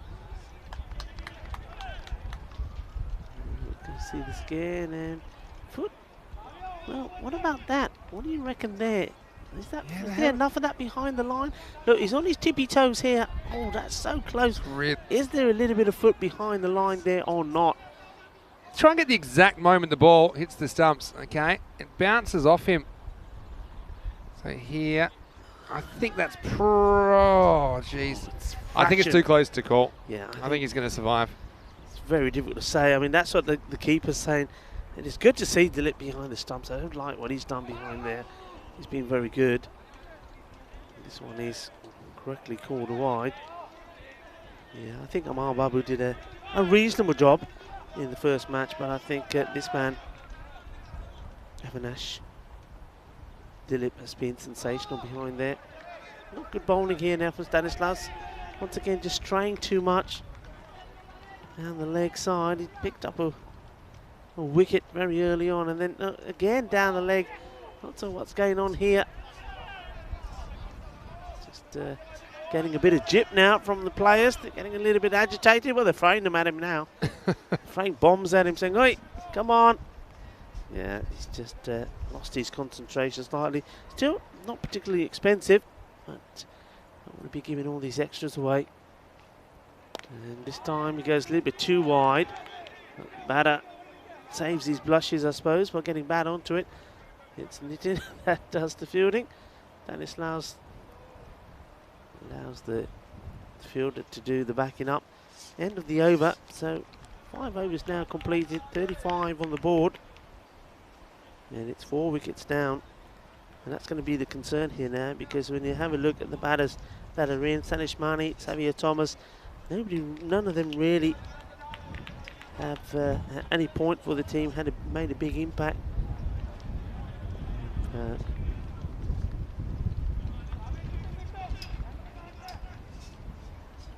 Joby was the last one to go, 11 for 6.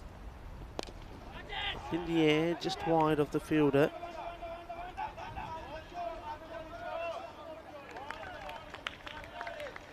Though it has been windy, we can't complain about the day here today. The sunshine has been beautiful.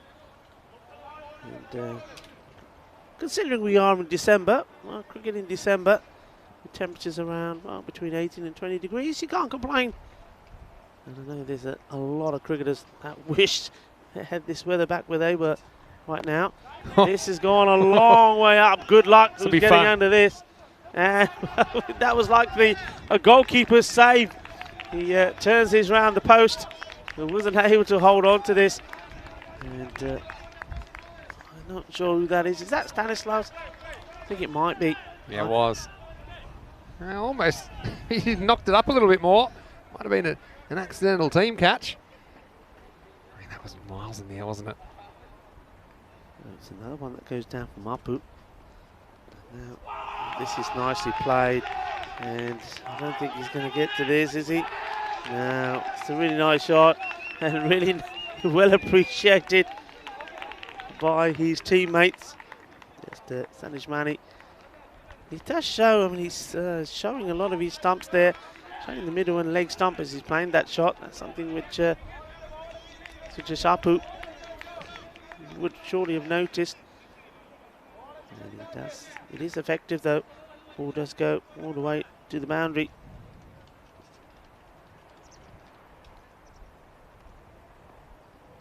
Gone too wide this time. Great stop from Dilip once more.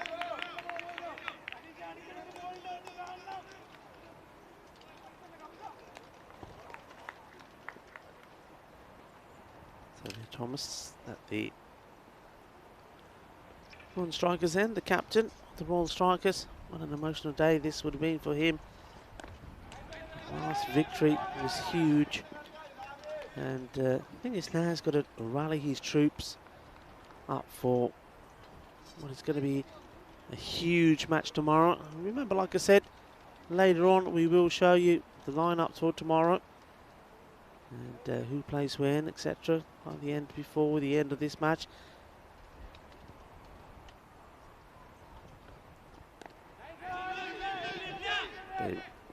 Good throw, and he's in trouble. Oh, they can go again here. There we go. No bat running. Wait till you get a load of this one. The misfield there from And the ball hits the bat when it comes back. Oh, watch this. This bat has a mind of his own. Said, I don't need anybody holding me. Watch this. So he hits the ball once to start, and then he stretches for it, he loses it. And then when the ball comes back, look at the bowler. He's not impressed because when the ball comes back here, I don't know if we've got the very end of it. The ball comes in, hits the bat, and deflects up into Sujesh Apu. Did he catch it? Yeah, I was going to say that's one way to do it. How's that? Last ball, the sixth. Straight through him. And it's the end of the over. 45. 4 down. 10 off that one.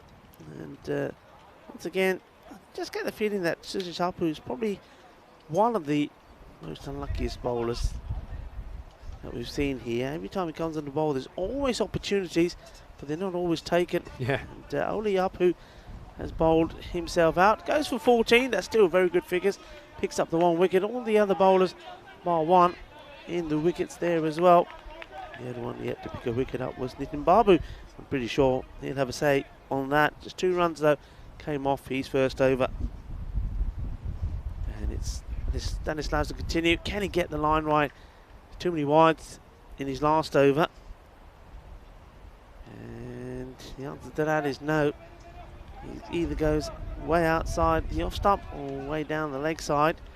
I get the feeling that Stanislaus has been he's been asked to sort of bowl here, and it's the nod of the head to say, "Yup, you're gone," and the finger goes up, and let's have a look. This one is full, it's straight, and well, I think that's probably going to go on a hit. It's a long way down. Yeah, it's hard. Hit him on the back, so it's hard. It's hard not to get that out, isn't it? Yeah, it really is. As straight as the day is long. The only thing the umpire's got to decide is if this was to bounce, would it have gone over the stumps or not? And I think from what we've seen today, certainly with the slow balls, it's probably going to go on a hit. Yeah, and I've tried to bowl balls that are loopy that bounce over the stumps. When they bounce, it doesn't really happen very often. I think it's a good call. And we'll never know because the pad intercepted the ball, but it seemed like a fair decision. So LBW is the 5th wicket to fall. End of Savio Thomas for 6. And it's 46 for 5. Yeah, I mean, I was going on to say, it was not saying I get the feeling it was a last minute thing. Then decided that Stanislaus bowl. And, well, it's another one here, is it? Oh. Hits the ground, I think. No, says. On instinct. Oh, it looks like I saw Shub was nodding here. Looked like the head was going up and down. Let's have a look. No, it's a shake. He's got a funny shake. It's like one of those things, isn't it? You put in your dashboard. Remember those? The heads and the neck used to go all over the place. And well, this one is a wide. Yeah, I was saying, so going back to that, Stanislaus, I think, was the last minute thing, especially with Basil George not bowling. I think they also decided, well, maybe if we have somebody who can fly it up, Stanislaus thought, well, yeah, I can do that. I'll have a go. Well, most of the time, he's done pretty well. It's a glaring misfield there. And we'll get 2 from that. Most of the time, he's done pretty well. But you can see that he is sort of very much sort of a makeshift bowler. Because not a lot of practice, and that's why you're getting a lot of the wides in. But still, if your makeshift bowler can pick up 2 wickets, and as it stands, it's 2 for 13, that's not bad at all. And he'll be eyeing up, getting another one perhaps, if he can float this up in the right area. This one's again just swinging away. to come in the over. Run short of the 50. And this one will bring the 50 up. Oh, that's been absolutely fired in once more. 50 on the board. With the ball to go. In this, the 7th over. So you think with 18 deliveries to go, well, they would love to try and get to the 80 mark. It's going to take some doing, but extras will help. Stanislaus again getting this completely wrong. And I wonder what he must be thinking. He would have thought that perhaps he had the last match won for his team. And well, that's the end of the over, so his spell is completed. It's not a bad little spell from him. Takes 2 for 14. And I was saying yesterday that that's one thing I think the Knights were missing. The slower bowler. Well, they've certainly got it. And well, yeah, there we've you go. got this for you. Yeah, well, there you go. 51 Talk for us through 5 this. off 7. Well, this is what we got tomorrow, the 4 quarterfinals. And in the morning, we'll see the Warriors, who finished second in Group A, versus Malta. That's quarterfinal number 1. And then we'll see the Knights versus the Southern Crusaders. That's your quarterfinal number 2. That'll be a really good game. And then the Strikers, we know they've made it now. So they'll take on Mudda Day in quarterfinal number 3. And then AUM, American University of Malta, versus the Wajiba Blasters in the 4th quarterfinal. It all starts tomorrow, 7:30 a.m. GMT, which is 8:30 in Central Europe, and 1 p.m. in India. Yeah, the Knights that you're seeing here, they'll play in the 2nd game tomorrow. The Royal Strikers will play in the 3rd. You know what? Those are really even matches, I think. Yeah. I really do. I mean, yeah, but Malta Day, Strikers, Malta Day, of course, a team that have been improving, but it can go either way. They're relying on a couple of good players. Wajiba Blasters, well, if they bring their key players to it, every opportunity that they can get a chance. Remember, they're the team making their debut in the European Cricket Series this year. So they've got the... This one is nicely picked away. Remember, they got there ahead of overseas. Yeah. Who were... But how about that overseas last... They were finalists June's last finalists. time. Yeah. Don't make it through. Just, I like the topsy-turvy nature of it. Makes it interesting for people that aren't maybe don't have any particular biases to particular teams. For the neutrals, let's say, yeah, it keeps it really interesting. Yeah, so yeah, anything can happen. Sudden death cricket coming your way tomorrow. Just 7 matches in the year left. Hands up tomorrow. Uh-oh. What's it done here? I'm not quite sure what the batter Mani was trying to do with this one. But, I don't think he expected it there. I think you know what he was trying to do. He was going to try to do the scoop. I think it was a ramp, but let's just say the ramp was closed for business. They weren't letting anyone in. Yeah, he gets it wrong, and he ends up trying to kind of reverse ramp it, and he knows straight away, saying, oh no, this has gone terribly wrong. And tell you who enjoyed that was Avinash Dilip. He's padding his stats with an easy catch. Yep. And that's 6 wickets down now, 52 for 6. Yeah, he was getting that run a ball, Sandesh Mani. Maybe he just thought he needed to try and get going, but Mani was done by the jobby. Well caught. An easy catch, as you said. This one, it's been timed pretty well. Will be cut off just.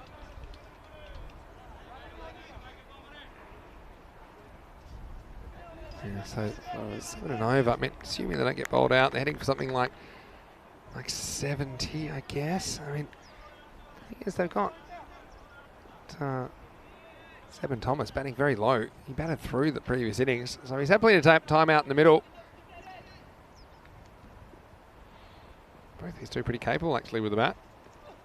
Oh, what a wide delivery that is. And again, good work from Dilip once more. Certainly likes to be in the action. He's like the younger version of Johnny G, isn't he? Look, there he goes. Yeah, liking his work. It's a Johnny G-like dive. So yeah, wide's been an issue all day with this breeze. It reminds me a bit of Croatia. That wasn't quite as it's not quite as strong now as it was in Croatia. I can tell you some funny stories about that. There's one day that was just there was yellow wind warning. I think I said, if this is yellow wet wind warning, then what's the red? Because that's the day I broke my keyboard because it blew off the table. the mouse and everything. And first over the day, we said, all right, good luck. So the players go out there, and it was kind of a bit like this, but it was a left-hander on strike, and someone was bowling big kind of right to left swingers, and they were all off the pitch. And I just thought, oh dear, it could be a long 10 overs at this rate, because it was definitely challenging conditions. Corey was hidden under the blanket at that stage. A nice looking shot there from Aswin Raju. They've just been searching for their best combination as well. You know, a bit of the Gozos about strikers. Obviously, they've outplayed Gozo to reach the quarterfinals. But yeah, there's been a lot of experimentation with their order. You feel like they don't quite know what their best order is. Yeah. And when it's not working, you never know. Do you change it or do you stick with it? that's the tough decisions the captain has to make. We'll just hit it into the ground from Thomas. It'll be a single. End of the 8th over. 58 for 6. Yeah, plodding along. I was saying that with 18 deliveries to go, when the 50 came up, you needed to be perhaps looking at around about 80. But, only 7 coming off that over. From Sharjah, he's bowled well. 2 for 17. Let's see, have a look at the old worm. See, he took a little dip there towards the middle, and that was because of the 2 overs really between Stanislaus and Apu. Did really well. And well, it's not going to get any easier now because Babu needs to come back here. He's got a pretty sharp short ball. Certainly gets the ball to come up onto you. It's well stopped. Good fielding position. Should mention, I don't have Mongoose, my scooter, down in the commentary tent today or behind the commentary tent. But what I will say is that Mongoose is there in the car park, but I am taking Mongoose back tonight. Yeah. So, yeah, I've decided. You're going to be Mongooseless. Yeah. Just think tomorrow. Are you going to take Wardy with you again? Oh, yeah. I didn't even mention this. Yeah, good point. Going nowhere. Oh, he's in trouble. And there you go. Simple as that. Umpire Shub says, yeah, that's straightforward. And good work here because he could have shied at it. And the bowler saying, look, I'm here. Nice and easy. Here it comes. Yeah, nicely done. Similar to the one that finished the last game, wasn't it? But the strikers are on the other side of that. Yeah, I think you can see fairly clearly that he was gone. So, yeah, just wasn't aware of the short mid-wicket prowling around. 7th wicket goes down. It's 58 for 7. Yeah, Harrison Ward, who swore he wouldn't go on the scooter with me. I said, well, come on, Harrison, you only live once. And you never know. If you come back with me, might end sooner than you think. No, but he did. And he actually said he enjoyed it. Yeah. He actually said he enjoyed it. So it's another way to see the fantastic architecture, isn't it? Yeah, it is. And you go through the streets. Malta. I know we were walking back last night, and I said maybe you should jump on the back of it with me sometime. No. Walking is fine. It's a nice way to see the architecture, though. This is drilled out, sides the off, and chase on for the fielder. He may just get there. He does. This is brilliant work. Where is he? Be careful how you pick it up. It does well. It's nicely done. Yeah, it's good heel work, isn't it? Now, you know what some people say about always use your hand. Now, that's probably a good example where there's probably no other way you probably could get to that. I mean, there is. It's diving. Do you think you would have caught it up? First, and then you slap it sideways. But no, you would have got. He would have plugged. You know what this maybe. outfield is like. Yeah, today it's all right. They've shouldn't be too many pluggers today. They've mowed it. I think he's done well there. Oh, there's no doubt he's done well. I just was waiting for him to come back. He went off the camera, and we never saw him again. I thought he'd gone over the fence and gone for a game of tennis. Anyway, halfway through the 9th, Babu with the ball. Hitting Babu. This one doesn't miss by much. The other thing is, when we go across, there's a couple of bridges you go across on the way home. Again, when you're in the car, you see it, but when you're on the scooter, you really get a sense of being out in the open air. That's something quite nice. I think, Rico, maybe today is a good day for you to come on with me before I take it back. Rico's looking nervous. You're talking tough. Even Harrison went up. Harrison's a real scaredy cat. And he said his only question was, do I have to cuddle you? I said, you don't have to. You can hold on to the seat behind you. This one is, he's got to be quick here. And I don't think he really knew which end to throw this at. He thought about his end and decided not to. And then in the process of getting it to the bowler's end, I think he pulls his shoulder out here. Let's have a look. I mean, he was in trouble. Caught ball watching. Yeah, I'm a bit concerned that Harrison said, do I have to cuddle you instead of can I cuddle you? Or may I cuddle you? That would have been nicer. No. It's, you see, I think just having a look at Clinto Paul here. And it's been a different kind of innings for the Strikers, who actually only lost 2 wickets on the way to the 86 in match 39. They've lost 7 here. I think he's okay to continue. Yeah, I'm not sure what happened here. Did this strike Clinton? Yeah, I'm not sure. It looks like he's okay. I don't think it struck him, but maybe it did. Happened very quickly, that's for sure. So last ball of the night coming up. Look, Clinton Paul, I mean, I know he's out there with the bat, but what a marvellous match he had, the last one with the ball. And that's that short one.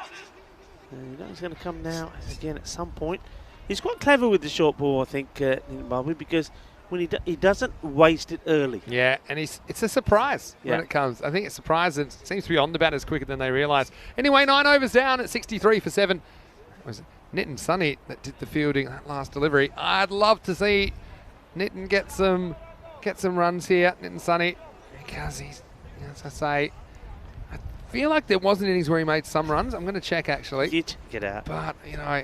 So what's he had? You were saying he started with, I think it was 12th man first game. Yeah. Then he made a diamond duck, got run out without facing a ball opening the batting. Then he got a 1-ball duck, then he got a 2-ball duck. So yeah, it's not particularly pleasant for him. I'm going to check. You check. I feel like there was an innings where he got some runs. It just escapes my memory at the moment. Last overtime. Hit well. This one should go to the boundary.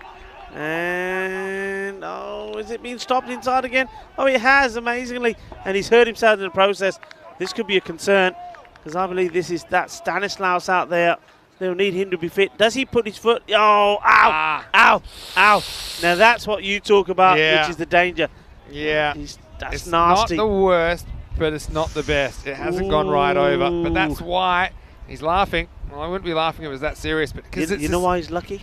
The ground is soft. Yeah. Because the ball goes down with it. If that ground is hard, he's going to be. Look, he's still I hate in watching trouble. that. I've done that before. And it makes my eyes water whenever I see it. And he says he's all right. And yeah, sometimes you do it and it's not as bad as it looks, and sometimes it is as bad as it looks. Luckily, I think that one's not as bad as it looked. Still hurts to look at it. Oh, yeah. Hurts us. So anyway, carrying on. We're going for 2. This is surely suicide. Where's the ball going here? Where's the ball? He's still sitting on it. He's sitting on the ball. Oh, he got it there. And don't know what happened here. Then I had to retrieve it from somewhere. Here comes. It goes, escapes him, but then he still, I don't think, can pick it up. Look, how many goes? No. And then he does sit in it. Oh, I'm not finding it. I'm No. not going in there. Send in the search party. That's wide. Next ball up. This is the reverse egg lay. Oh, dear. Oh, dear me. This is the Easter surprise. Oh, wow. All right, have a look at this. This is the last one. I'm more concerned about that one. Ooh. Oh, dear. Oh, my word. Alamin Abdul Latif. See you, doctor, if that pain persists. And this time, Thomas is gone now. 7 goes for a dozen. This time he got a bit of a move on. And he's trying to get them over that 70 mark. And he's going to fall now with 3 balls remaining. All Strikers are 68 for 8. Well, all the action, fun and entertainment here. And, well, drama. And we've had thrillers as well, haven't we?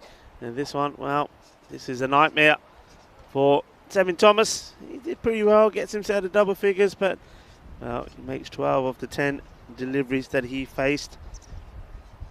And well bowled by Sarath Babu.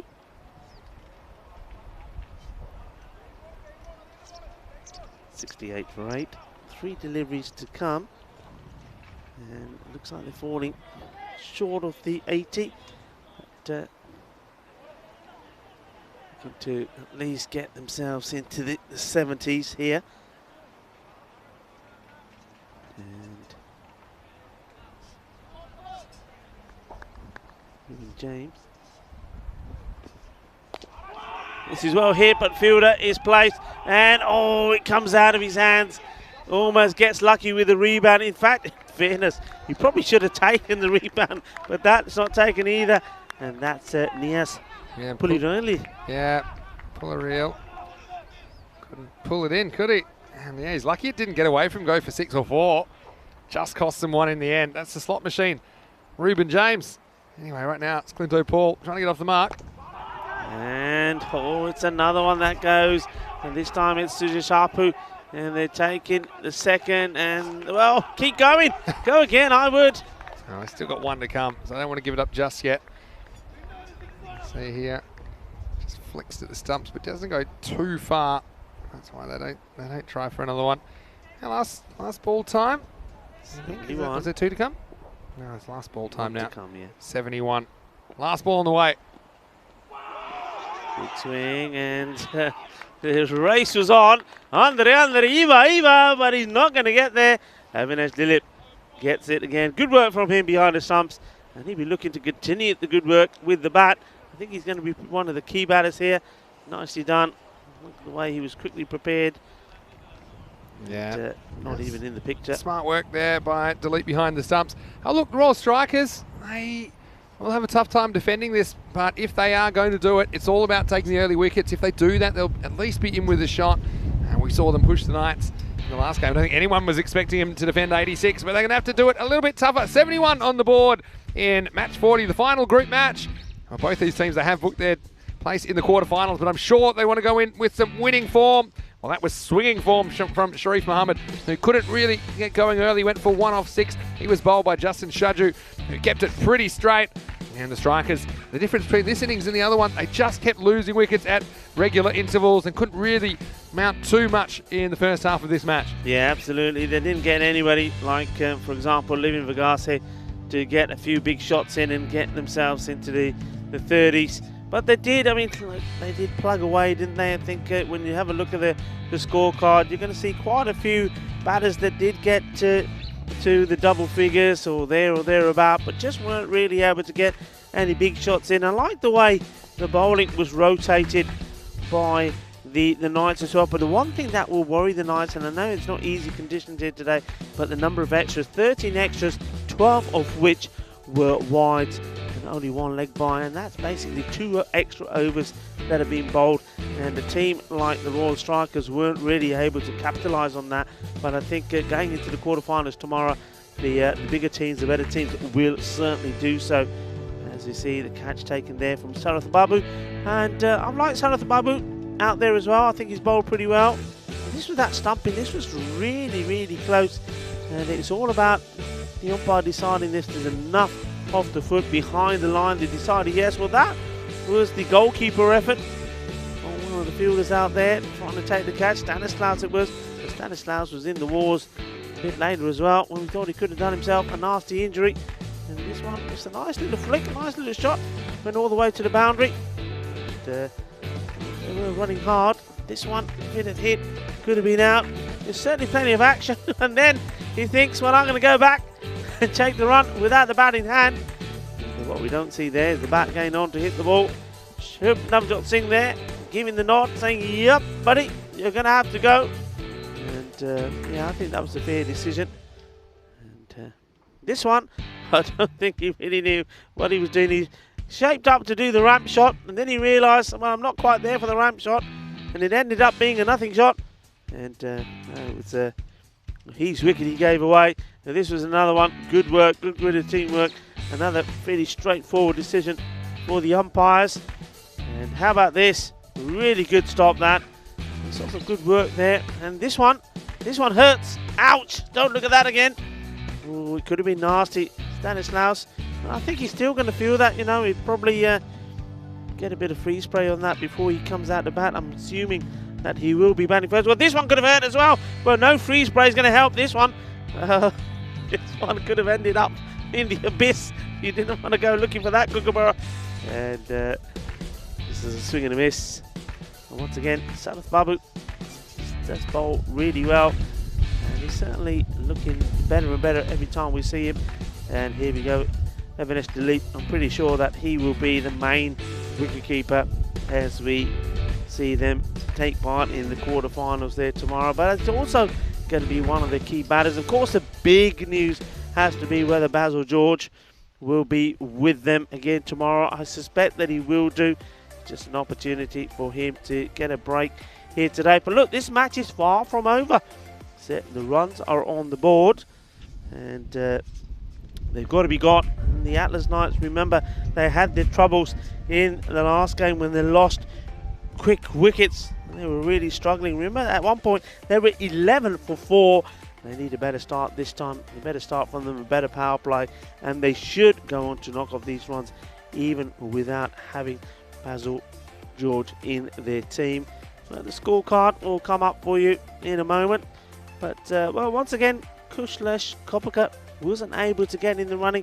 Talented player, but just going through a bad phase there at the moment. Sharif Mohammed, he was pushed up there to see if he could get things moving. He couldn't. It took him 6 balls before he departed, but he departed only on 1. Living Vagase, he played some nice shots, including a huge 6. It was massive, but, well, he was done by a good catch from Latif. It was right on the boundary. Top quality catch from him. He went for 11. Emmanuel Jobi, he was 11 as well of 6. And, well, then there was a little bit of rear guard action there from Sanish Mani and also Xavier. But once again, like I said, all the batters really did get in, I think, important runs from Sevin Thomas there towards the end as well. But no boundaries in that 12 of 10 deliveries. The bowlers, well, 5 used. All bowling their quota, and nobody was really too expensive. Sanath Babu, he did go for 19 but picked up 2 wickets. Justin Sharju bowled really well, and I think Nitin Babu did well as well. Stanislaus, well, he's done his job.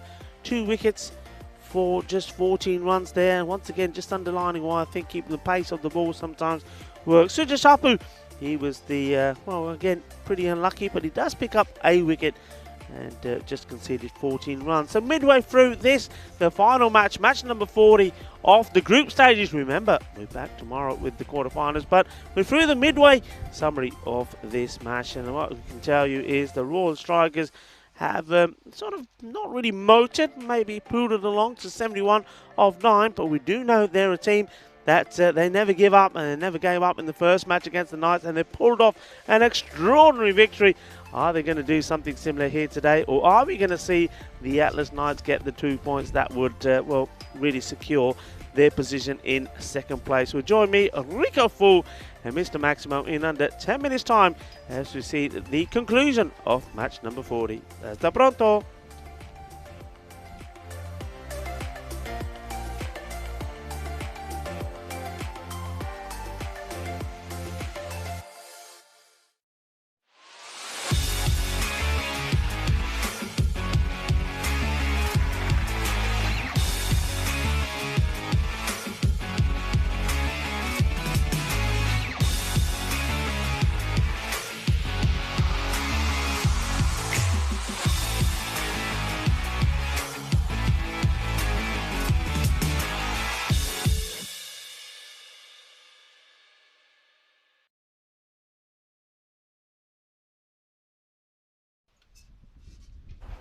Hello and welcome back. We are in the final innings of the group stage now, match 40 between the Royal Strikers and the Atlas UTZ Knights.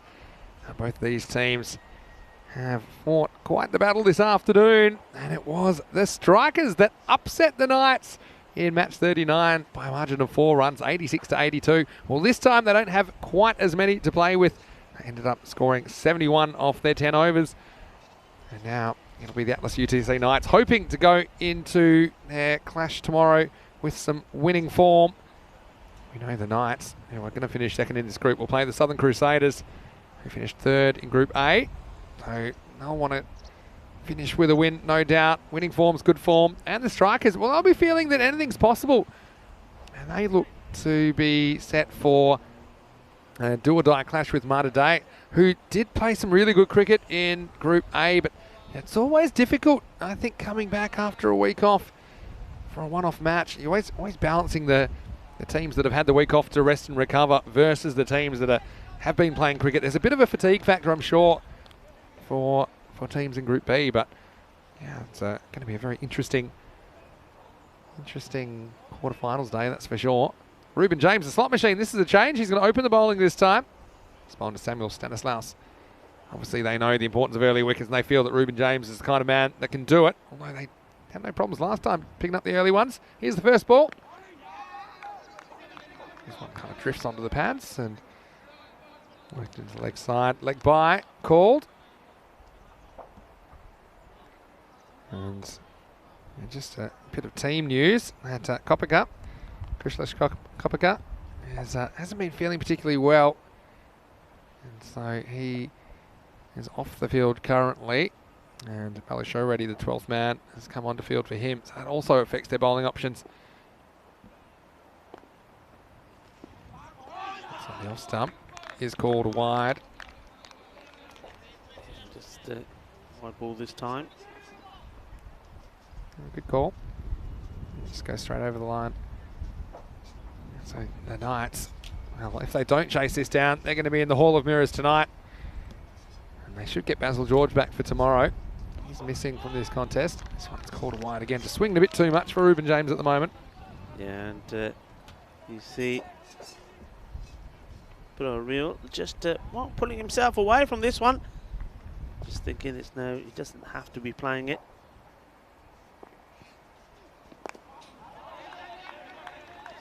Just played out. Oh, but this for a throw. Ruben James trying to plant his foot down on it, and you don't want to be doing that, Ruben. He's got enough people backing up. And that hits you on the shin, you're in trouble. Stanislaus back at the striker's end. Firmly struck, and they chase it, but they're not going to get to it. It's 4 runs. And a desperate effort from one of the fielders. I'm not sure if he was diving to trying to stop it or get out of the way of this, because it was hit so hard. And it was wide and hit. And yeah, I think it cleared him by a long way. And that's an area that Stanislaus does like to play a lot of his shots. He's played 1 or 2 nice ones over cow corner as well in these early innings. And this one is hit straight and will just bounce short of the boundary. That's 4 more. That's a nice shot, and this is the areas he likes to play shot. But once again, you see here with Stanislaus, and this goes back to how he was out in the first innings. Though he hits it pretty well, he doesn't get a lot of height in the shot. He prefers to hit it long and flat, but sometimes, and certainly you'll find that once you're out, the power play in the field has been spread, he gets caught in those areas, and that's what happened in the first match. He needs to go higher, needs to get some height on the shots.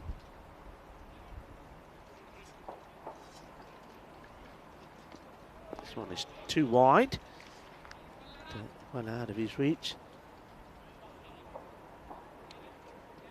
2 boundaries.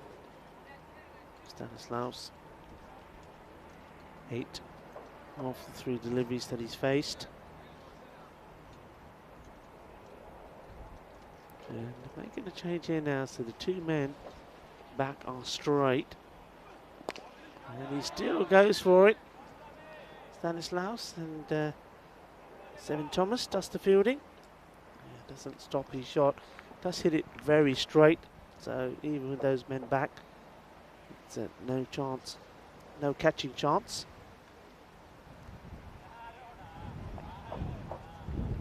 Florial now on strike. Ball off the over, 14 on the board. Much better start from the Knights.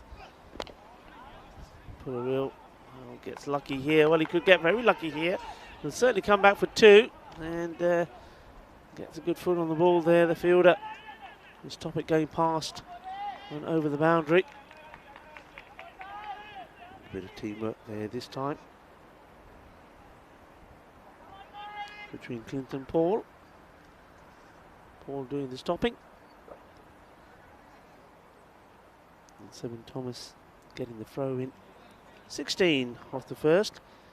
Well, sounds a lot better than 8 for 1, 11 for 4.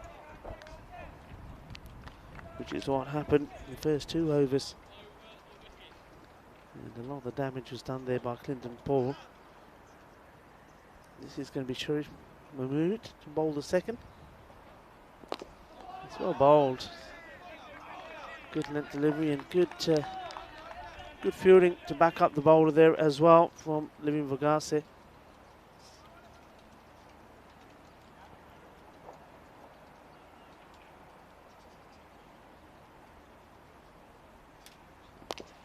in the air, and he splits the two fielders beautifully. Lovely shot from Stanislaus, and that's beautifully hit. Is this what you mean, Rika? Yes, exactly. Get right under it, hit it up, and get the full flow of the bat in. And that gets enough height on this as it goes. Beautiful shot. Yeah, seems to be backing himself now because he knows he's that wind-assisted kind of shot down the ground. And we saw him just get one too flat and get caught to a good catch by Ashwin Raju in the first match between these two teams. So that was really nice. And yeah, this isn't a slow Stanislaus start. It's a speedy Stanislaus start. And he goes for it again, and this is big. Balle,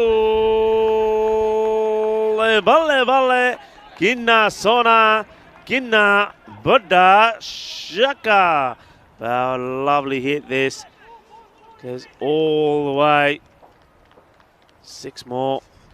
And just gets himself in perfect position. See, that's the difference there. You see, he's gone all the way up with the follow through.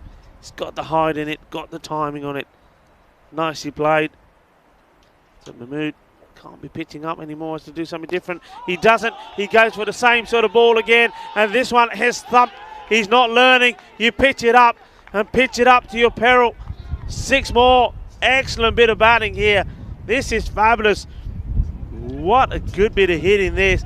Well, he's doing it in 6s. 6, 6, and 6. Now he's taken the attack on to Sharif Mohammed. And I suspect maybe that's the first time we've seen a hat-trick of 6s. Maybe in this series, I can't think if we've had that before. Not often, has it? No, for sure. Oh, he ain't finished yet, for sure. I'm sure he's really trying. He's looking at his field. Thing is, they're back here, Sharif, but he's going way over them. Let's see what he does here. Does try to bang it in short, and it's another one. Oh, this one is not coming back. That kookaburra is in the bar. He's ordering some food, and he's having a drink. He's going to come back tipsy. That's gone a long way. Ginna Sona Shakalagya. Carnage. Absolute carnage at the moment. Stanislaus going crazy in the second. 4 on the spin. Well, there's a mystery bar tab going around. I think Andy Nardi was checking if that went for 6, really?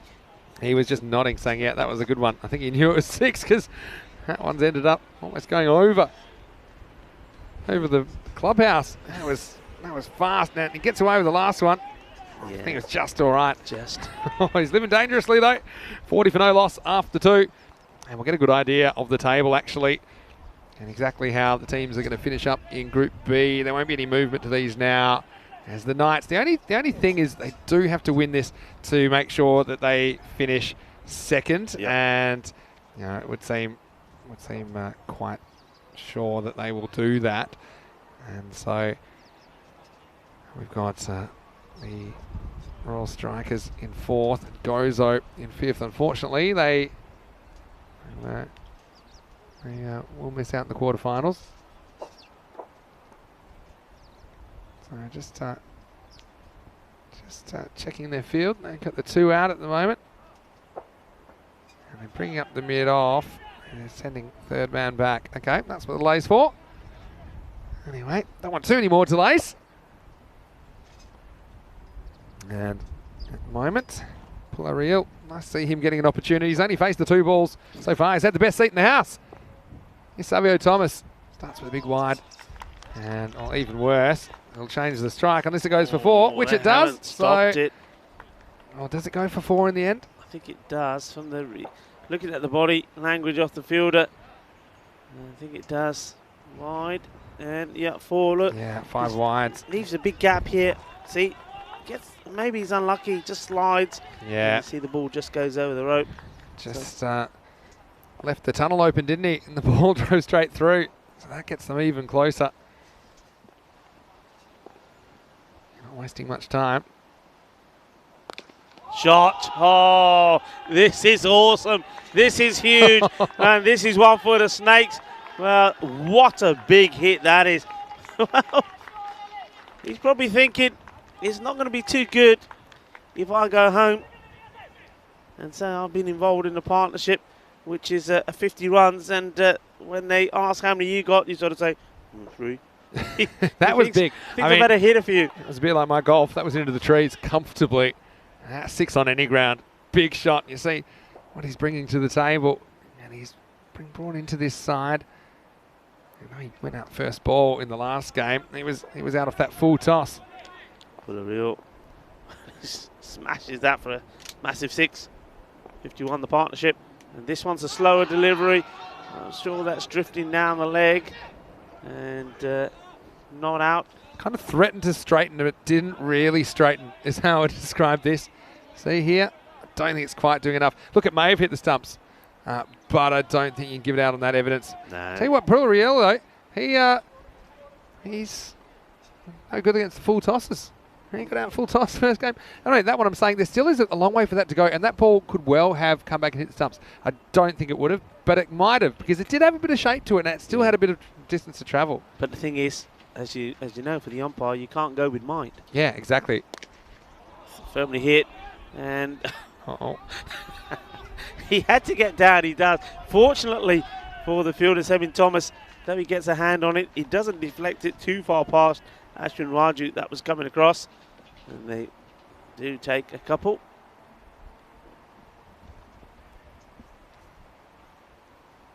And Shub once again diving for cover. Slower ball again, and this was a better one. Keeps it straight, and this totally does the batter. I think he loses this one, and yeah, Stanislaus beaten by the pace. Well, that's one way to tame the giant. Take the pace right off it. Remember, he just hit Mohammed for 4 big 6s. And this one's just over the infielder. Fielders out in the deep have to do the work. They don't take any risks, and well, they may go for it now. They do, because even though there's plenty of red shirts of the Royal Strikers backing this up, they're not able to stop it, and that's exactly what's being suggested there by the captain, saying, look, there's so many of you there, why can't one of you stop it? Too many cooks. So how's this partnership? 56, 90, 17 balls.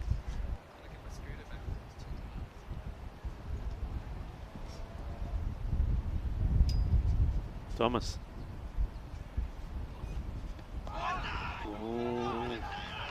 Not sure if there's anything on this. They do decide to go and take the run. Just keep an eye on the umpire. What's the signal here? Oh, there is spies. There you go. The bowler was pretty sure and quite disgusted that it wasn't taken by Manuel Jobby. Yeah, so end of the over. And so they look to be finishing this in pretty quick time, which means the next time you'll see us will be quarterfinals Friday. You can be our hashtag QFF. And we have 4 quarterfinals on the way, starting with the Warriors versus Marsa first up. Then quarterfinal 2, the Knights versus the Crusaders. Mater Dei versus the Royal Strikers, quarterfinal 3. And then AUM, they are taking on the Blasters. 4 high-quality matches. And look, those games are all sudden death encounters. The winner of each of those games, the winners go to finals day and the semi-finals. And unfortunately, the teams that don't win, they'll be out of the running. So plenty to look forward to. It all starts again tomorrow, day 11 on the way. 7:30 a.m. GMT, which is 8:30 in Central Europe, and 1 p.m. in India. Join us. Sebin Thomas getting ready to bowl the 4th over. 57 without loss. And just gets the wrist into play here. Stanislaus and yeah, the Knights will be keen to establish that loss to the Strikers was a blip, not a trend. Yeah. I think they'll be pretty happy to finish the day with a pretty authoritative victory. Yeah, they needed this confidence boost, didn't they, going into the quarterfinals? I think if they didn't have that, they wouldn't be so confident. This one's going to be a wide delivery, and not a good delivery from Sebin Thomas.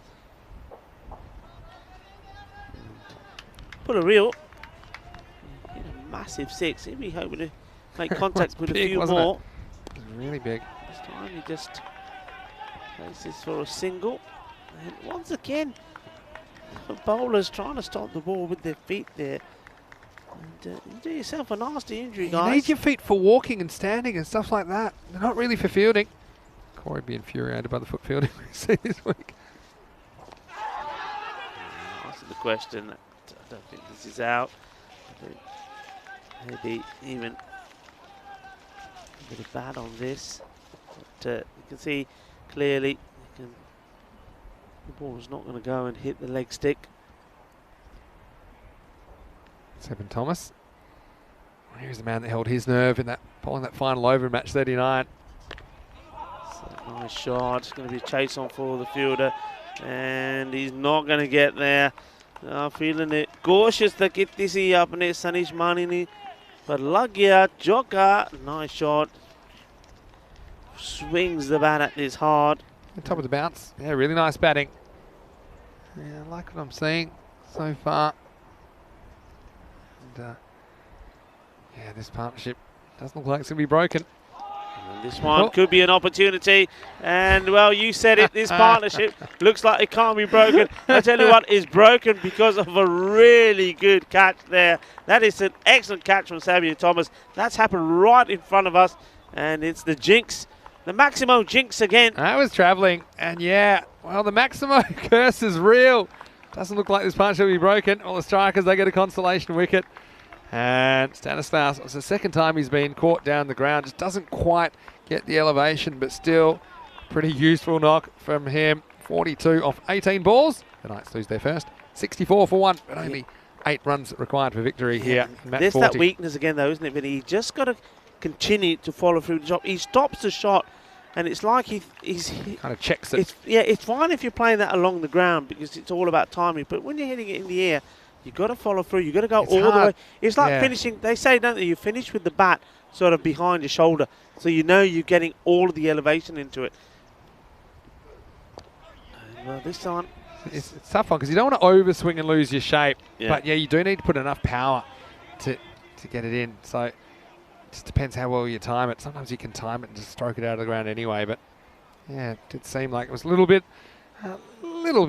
short of what he needed. Anyway, Vinny Sound to him, Mr. Maximo, along with Rico Full. Great to have you with us once again. It looks like we're going to conclude a little bit early the way things are going at the moment, but one thing's for sure, we will be back here tomorrow morning, and we've got 4 sudden death quarterfinals. So 8 teams survive to quarterfinals Friday, only 4 will survive to finals day. Yeah, I mean, as I said already, looking at those lineups tomorrow, I think we're going to get some really exciting matches. I mean, we keep our fingers crossed that the weather doesn't play its part in it. And which Marsa will turn up? That's the other thing. I mean, they looked a different team. Their batting just clicked today, didn't it, against Gozo? And they had a horrendous start against the Knights last Sunday morning. So, just getting the field right here. So, going for 3. Yeah, the old Southern Cross field. They got the straight hit, and then they got the long on, long off. So they got 3 men locking the straight boundary. This one's getting sliced away to the man at third, and slice is the word. That was spinning viciously. He's pretty much right behind the bowler, and you can have a fielder straight down the ground, but they have to remain stationary. They can't walk in. That is the guidelines that we've been given. And this one is going to be out of here. This will tie the scores. Or that one is going to be a stinger. And who's that? I think that's Kopaka who's off, and he's not feeling that well.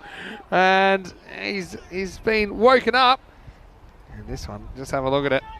He decides to try and take it, and then he immediately regrets it, saying, I was meant to be not fielding. That's why I'm here. Anyway, 71-71. And this one could be the end of the game, or it could be a wicket. It's the Big Easy who holds on to it, and he can't believe it. The team has to go. And, wow, he did hit a big 6, but it's 6 and out for him. Yeah. So the game will stagger on for at least one more delivery. Ashwin Raju gets the wicket, 71 for 2. Yeah, well done to Raju. Latif, that's sort of been his sort of series so far. We know he's got the capability. He's either gets out really, really unlucky. And that time, well, I suppose he just thought, let me just try and finish it with a big hit. So that doesn't get it right. It goes up in the air a long way. So scores level. And a new batter comes in.